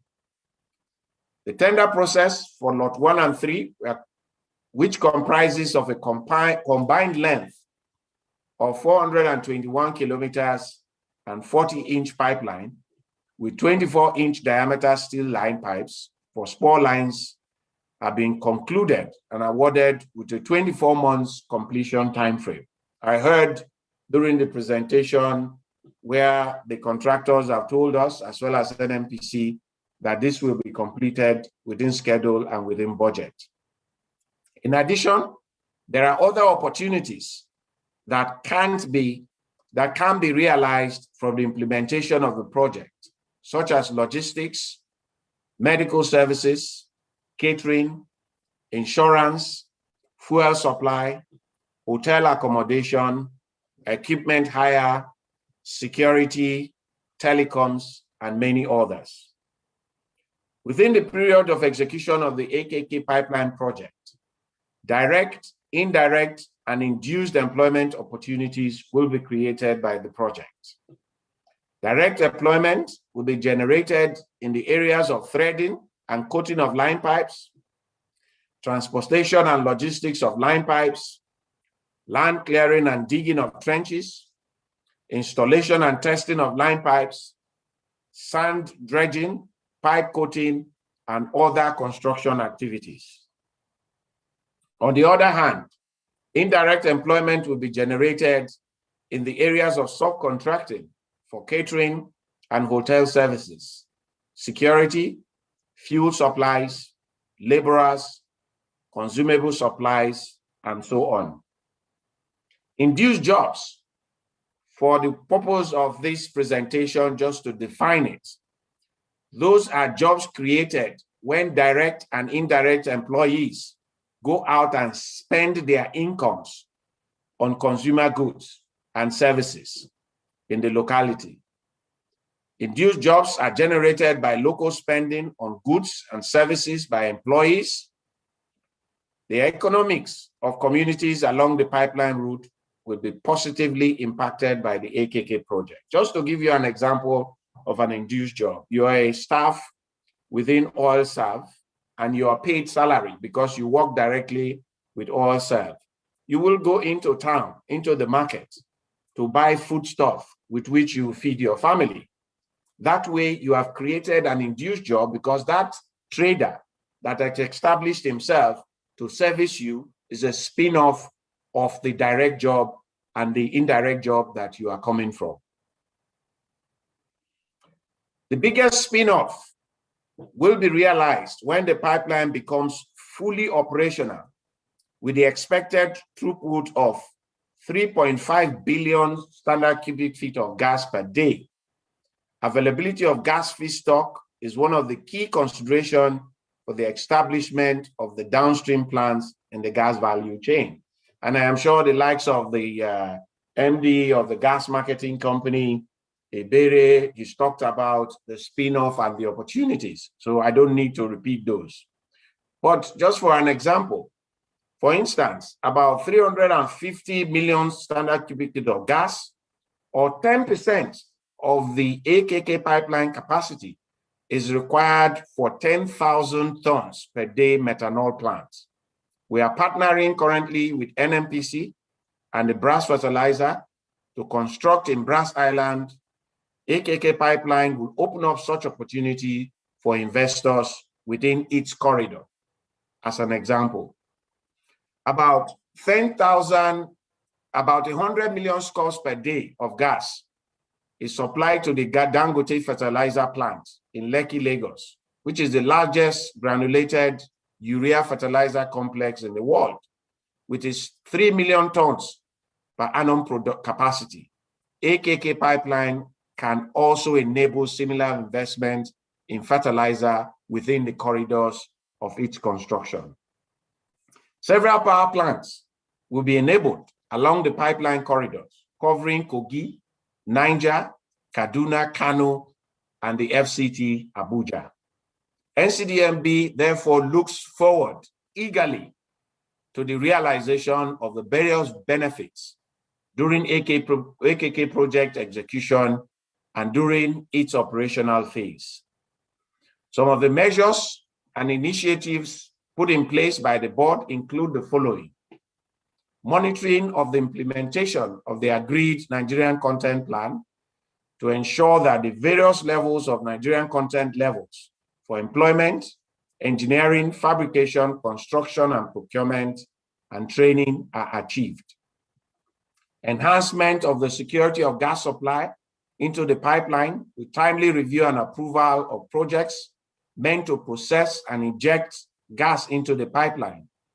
The board is in partnership with Nedo Gas Processing Company in Kwale, Delta State, for the establishment of 80 million scoops of gas processing plant and a 300 million scoops Kwale gas gathering hub to enable injection by inland gas producers in Kwale into the AKK line.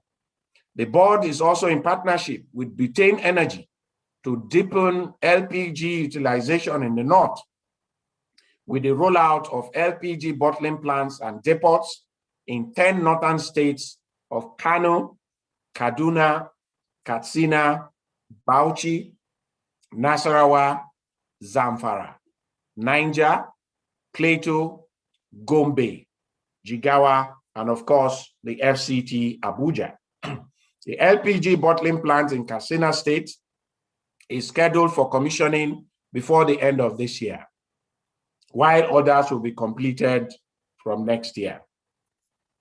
There is also no doubt that additional opportunities will be catalyzed upon the completion of the AKK pipeline infrastructure to guarantee feedstock for industrial uses. Let us therefore use this opportunity to specially commend the Managing Director and CEO of the Gas Aggregation Company of Nigeria Limited, Mr. Olalekan Ogunleye, and the entire management of staff for putting together this wonderful gas stakeholders forum with special focus on AKK pipeline project. I believe that the forum is timely to ensure that the opportunities and challenges related to the projects are identified and addressed so that the project objectives will be realized. NCDMB is appreciative and excited to work with GACN as we collaborate to deliver various opportunities, including provisions of power to our oil and gas industrial parks in Bayelsa and Cross River states. In closing, ladies and gentlemen, I want to emphasize that the AKK pipeline project is a game changer.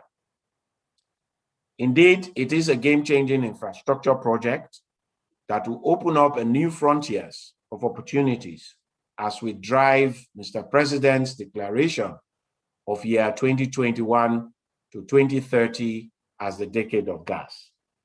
Also, the passage of the Petroleum Industry Bill by both houses of the National Assembly will act as a much-needed enabler that will boost the development of our resources. Let me also commend the dogged effort of the Minister of State for Petroleum Resources, who truly and sincerely believe in the development of gas and gas infrastructure in the country.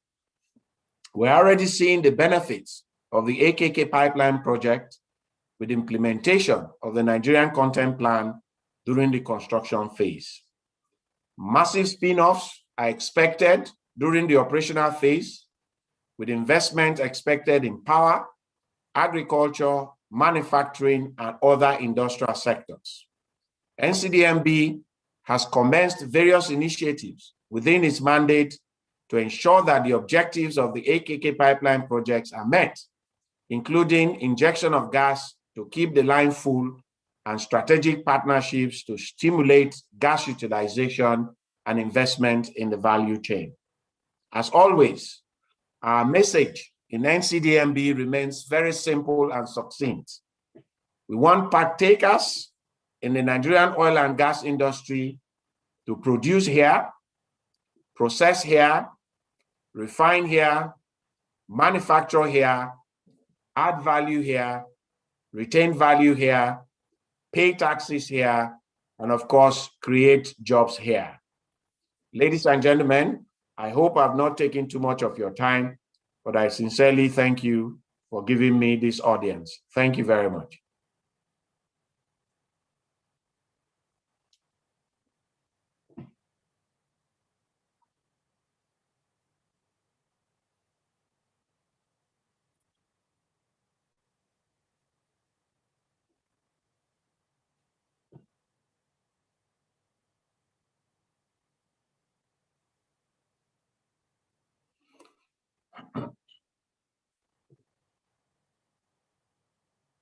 Much, Mr. Simbi, my senior colleague. Simbi was my senior colleague in Shell, actually. I see the local content presentation regarding AKK as if it's a generic local content law. The AKK contract seems to have some variations from the generic local content law.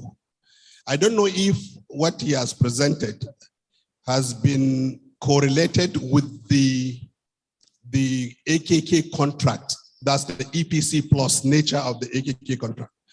Because some of the local content opportunities listed in his presentations may not necessarily exist in the way it's outlined. So my advice will be the Local Content Development Board x-ray the AKK contract proper and bring out what is doable, what is possible, so that people like us who are community-based operators in the project can really lay some guidelines, some guidelines on how communities can benefit from that. Thank you. Yes, you can take that one on. Yes, let me take it on. I thought maybe that's the benefit of being physically present to make the presentation, I will suggest that the organizers share the slides. I think they are very, very succinct and focused on the AKK project. I don't have the luxury of time. My colleague, former colleague in Shell, if we had the luxury of time, we would have gone as far as the bolts and nuts associated with the AKK project. The presentation you heard is specific to the AKK project and the opportunities therein. So I rather ask that you get hold of the slides and you will see all the opportunities as has been outlined and as contained in the Nigerian content plan I spoke about when I started the presentation. It is very detailed, it is very clear, and gives everybody any opportunity that you think of, even if you are within the community where the pipeline is passing. Once you look at this slide, you will identify the opportunities that are due you. We also talked about the design. As I speak, specific to AKK, the design is being done in Nigeria. It is being done by, I guess, for Brentex, I think it's Dover Engineering, which is based and headquartered in Port Harcourt with an office in Abuja, and also within the OilServe group. They are doing the detailed design in country. So my presentation was specific to AKK. If you wanted a generic presentation, maybe my colleague, please find time to speak to NCDMB and we'll give you a generic presentation. This is specific to AKK.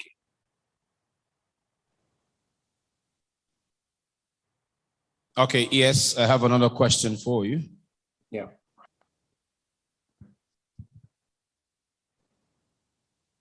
Okay, good afternoon, everybody. I am Umar Ibrahim Modo, a 300 level student of applied geology and mining in Abubakar Tafawa Balewa University, Bauchi.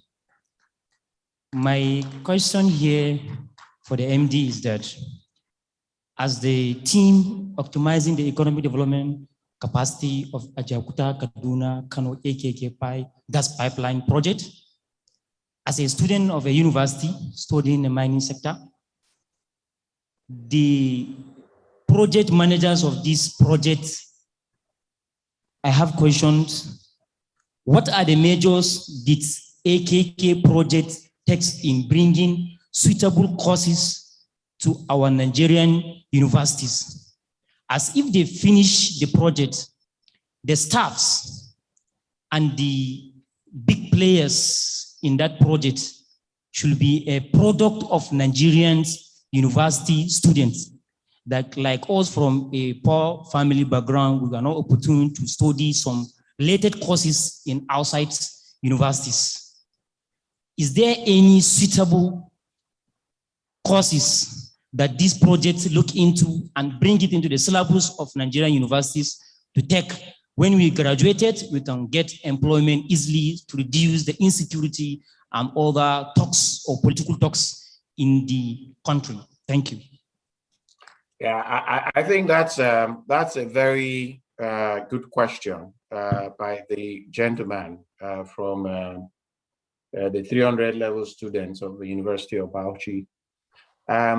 Yes, you are into geosciences, which more, of course, talks about the, if you like, subsurface infrastructure. And I'm sure within your university, if it doesn't exist, but there are so many universities in Nigeria that talk about pipeline engineering, which of course, when you look at the syllabus of various universities, you see pipeline engineering related to AKK. If you look at your syllabus, there are universities in Nigeria that also offer process engineering. Process engineering clearly talks a lot about how the gas is flowing through the pipeline. And also pipeline engineering on how this construction is being undertaken, which also boils down to the rudimentary bit about welding of those joints, those spools, those pressure vessels. So if you take a course in oil and gas engineering, a lot of this you will know. And once you want to go specific, you take a course on process engineering.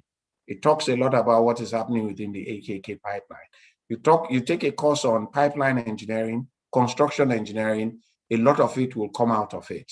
But your course of study is primarily geoscience. Most of it is also based on subsurface engineering, as well as some bit of surface, because you talk about the various rock formations and the rest. Some of them show up in the surface, but in the oil and gas sector, most of it is beneath the surface.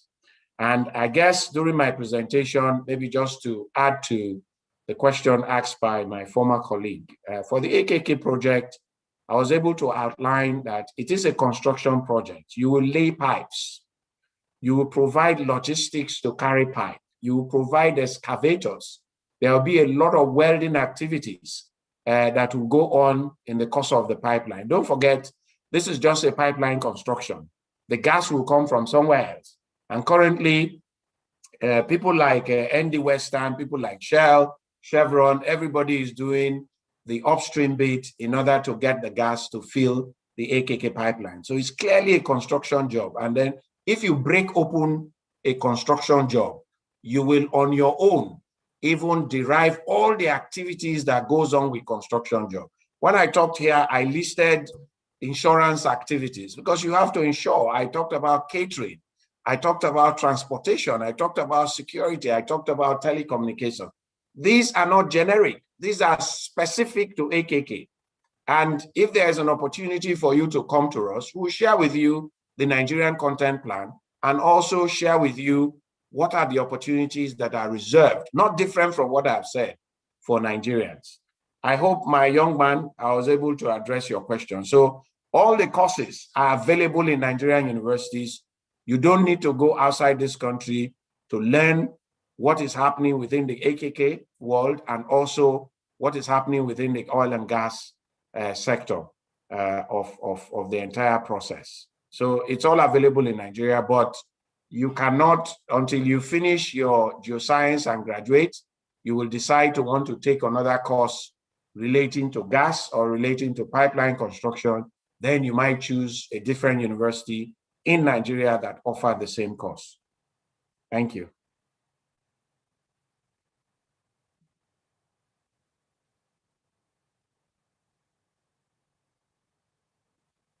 I hope, Richmond, you can hear me.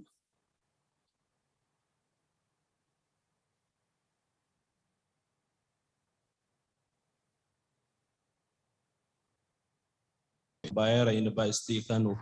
Thank you, ES, for the wonderful.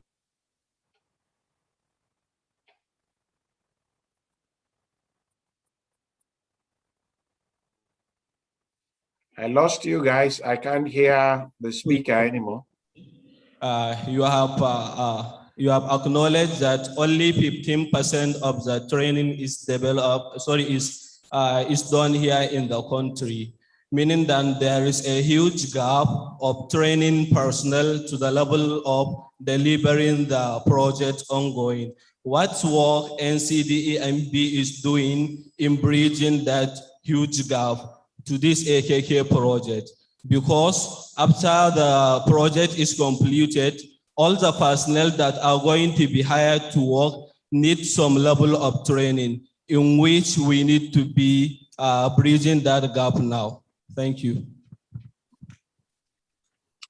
All right, if I am allowed to take that question. I think the point I made about 15% of the training requirement in terms of our human capital development is dedicated to the AKK project, because you cannot load all the Nigerian training requirement on the project because it will not become economic.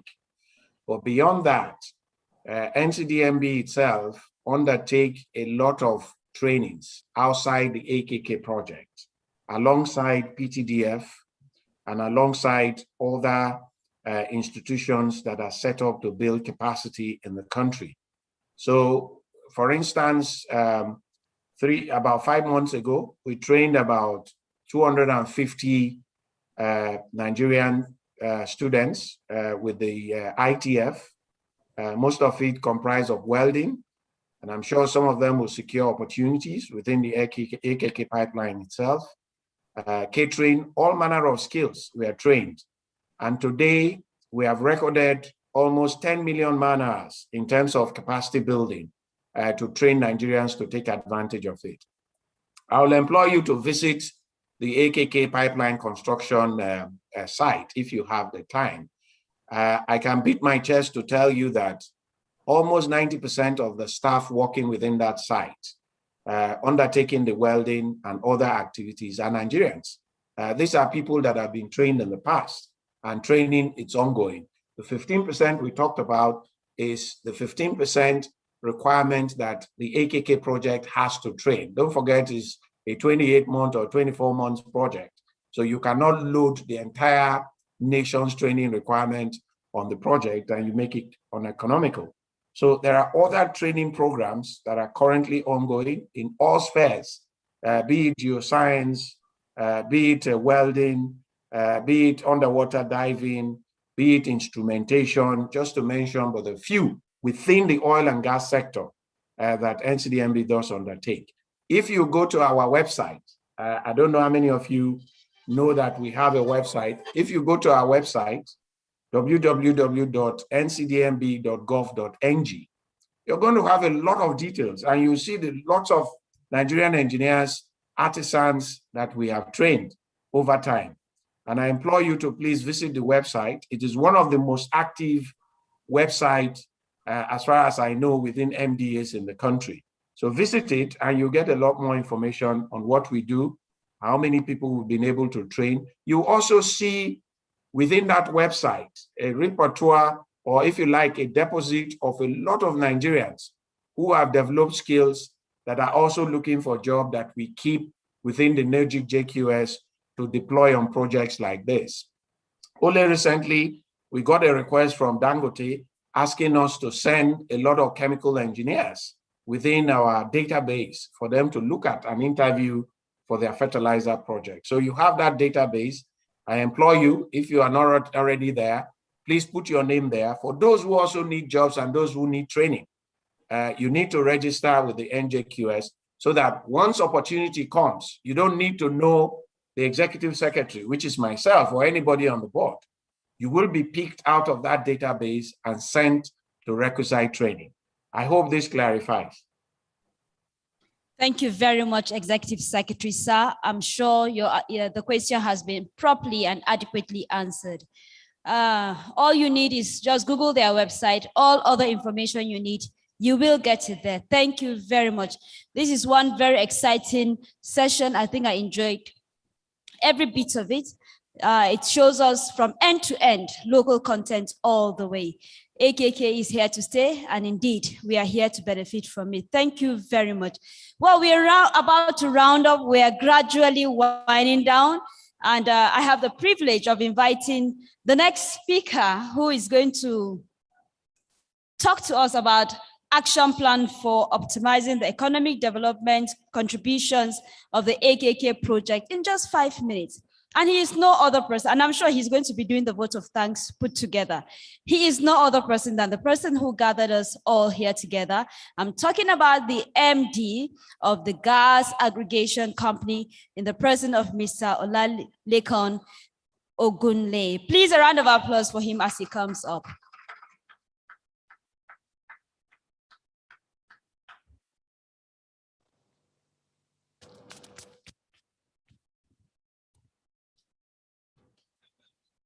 Good evening, and thank you so very much, Alima. Thank you, Richmond, for your excellence always, and for continuing to push the boundaries of excellence. Thank you.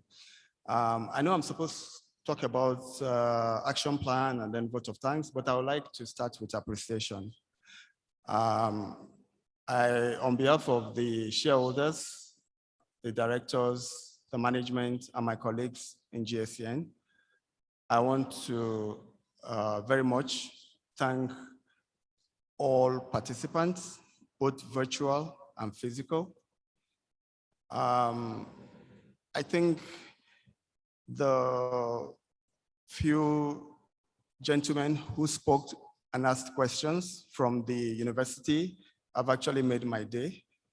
I've always felt that we can always trust the young people, that they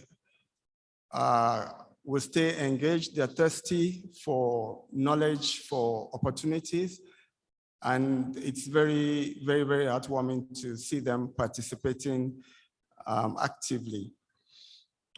We are very grateful to the federal government for creating the enabling environment,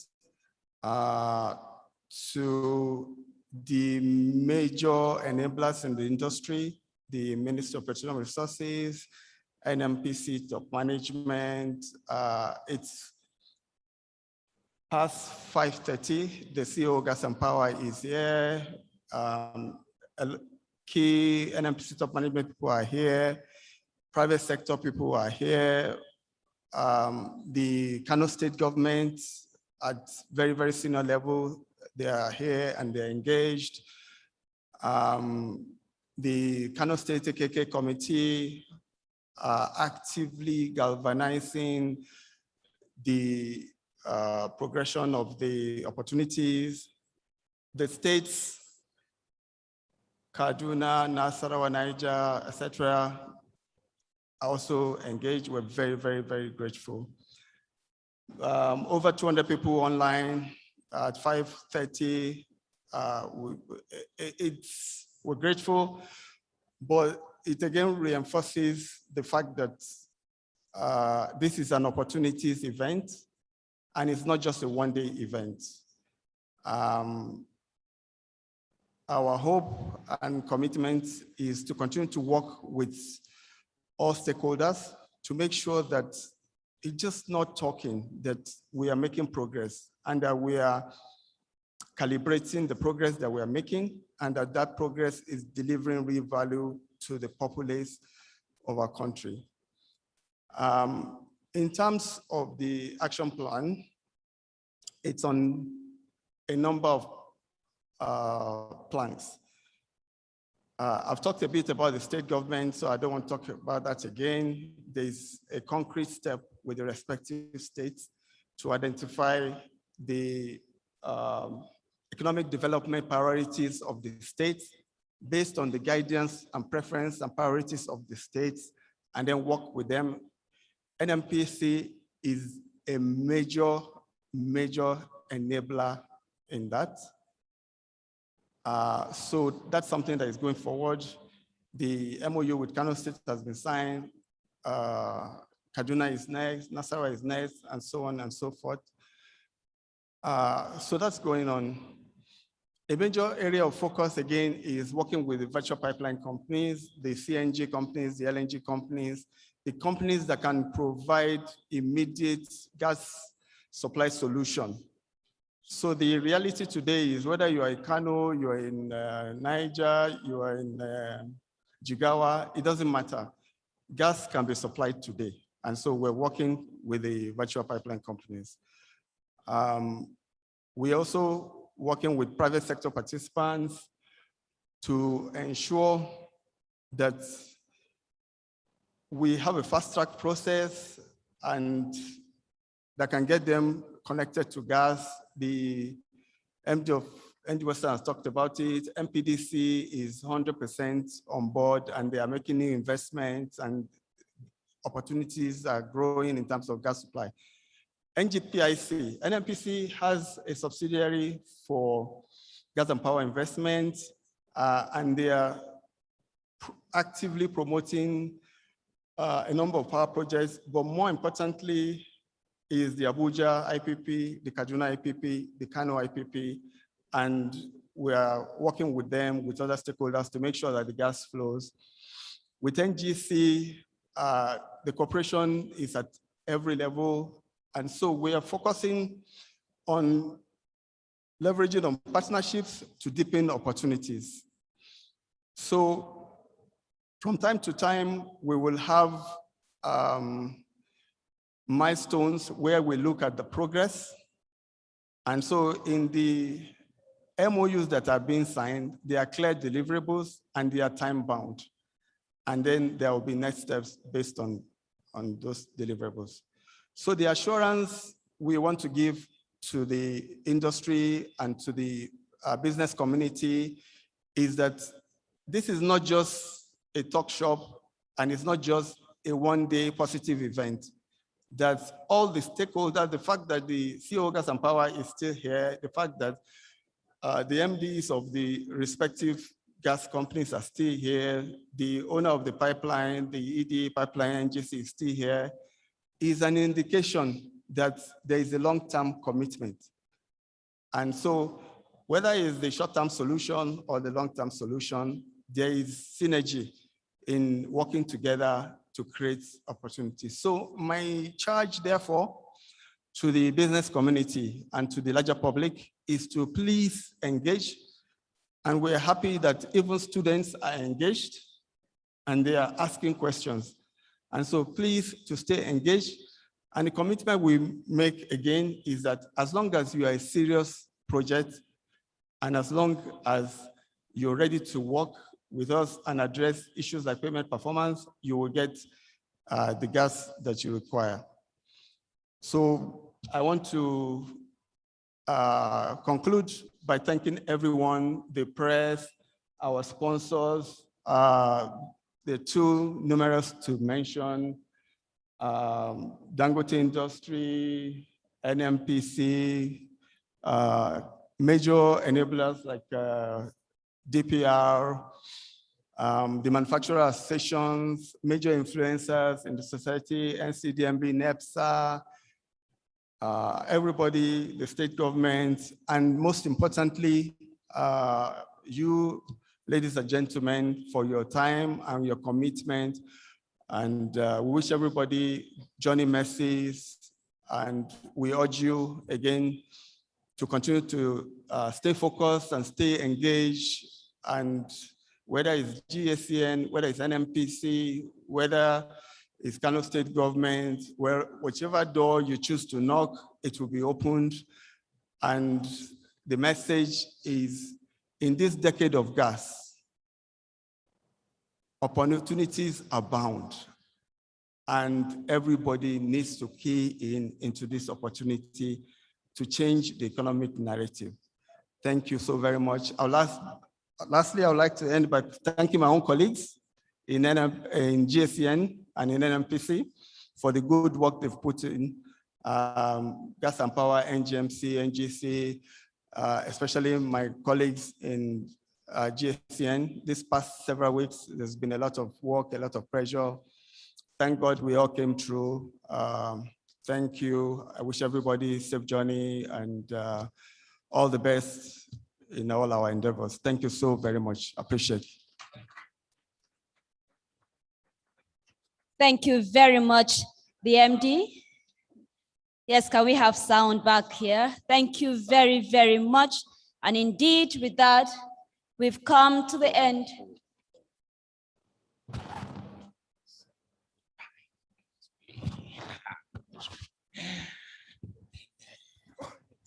Okay, if you've lost your car key, please meet them at the information desk, and I'm sure you'll get it back. If that is the key to a Lamborghini, thank you. Just give me the papers. God will bless you for doing that, and we will move on.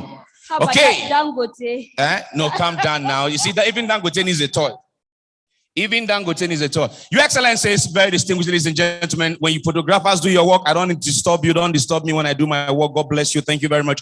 Your Excellencies, very distinguished ladies and gentlemen, what an honor, what a privilege, what a pleasure it has been for me and Halima comparing this event since morning. It's my first time in the beautiful Asian city of Kano. What's that thing they say in Kano? Kodemekazo Ambika. To. Kodemekazo Ambika.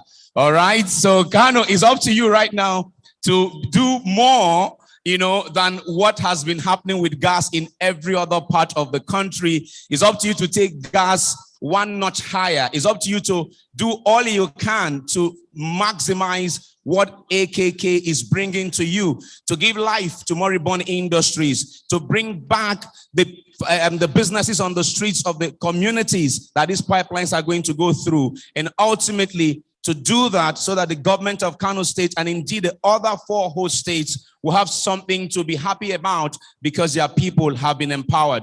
It has been exquisite luxury event, the planners. It has been Innate Art Media providing your sound that you're hearing us from. And of course, it has also been, Moby's Purple Box. I enjoy their sandwich. And it has been Richmond Osuji and Halima Osman. It's been our pleasure. See you some other time. See you soon. I love to say, as the Italians will say, arrivederci. Bye-bye.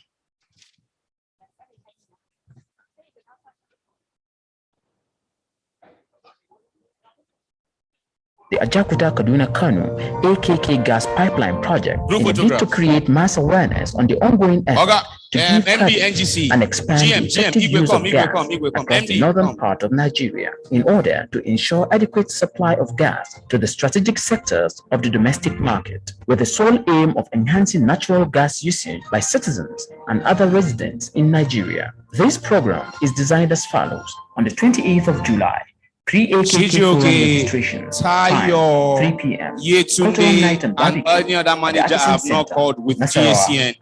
You got to be in this picture now. Step forward. On the 29th of July, gas step forward and represent GSN more with the MD in this picture.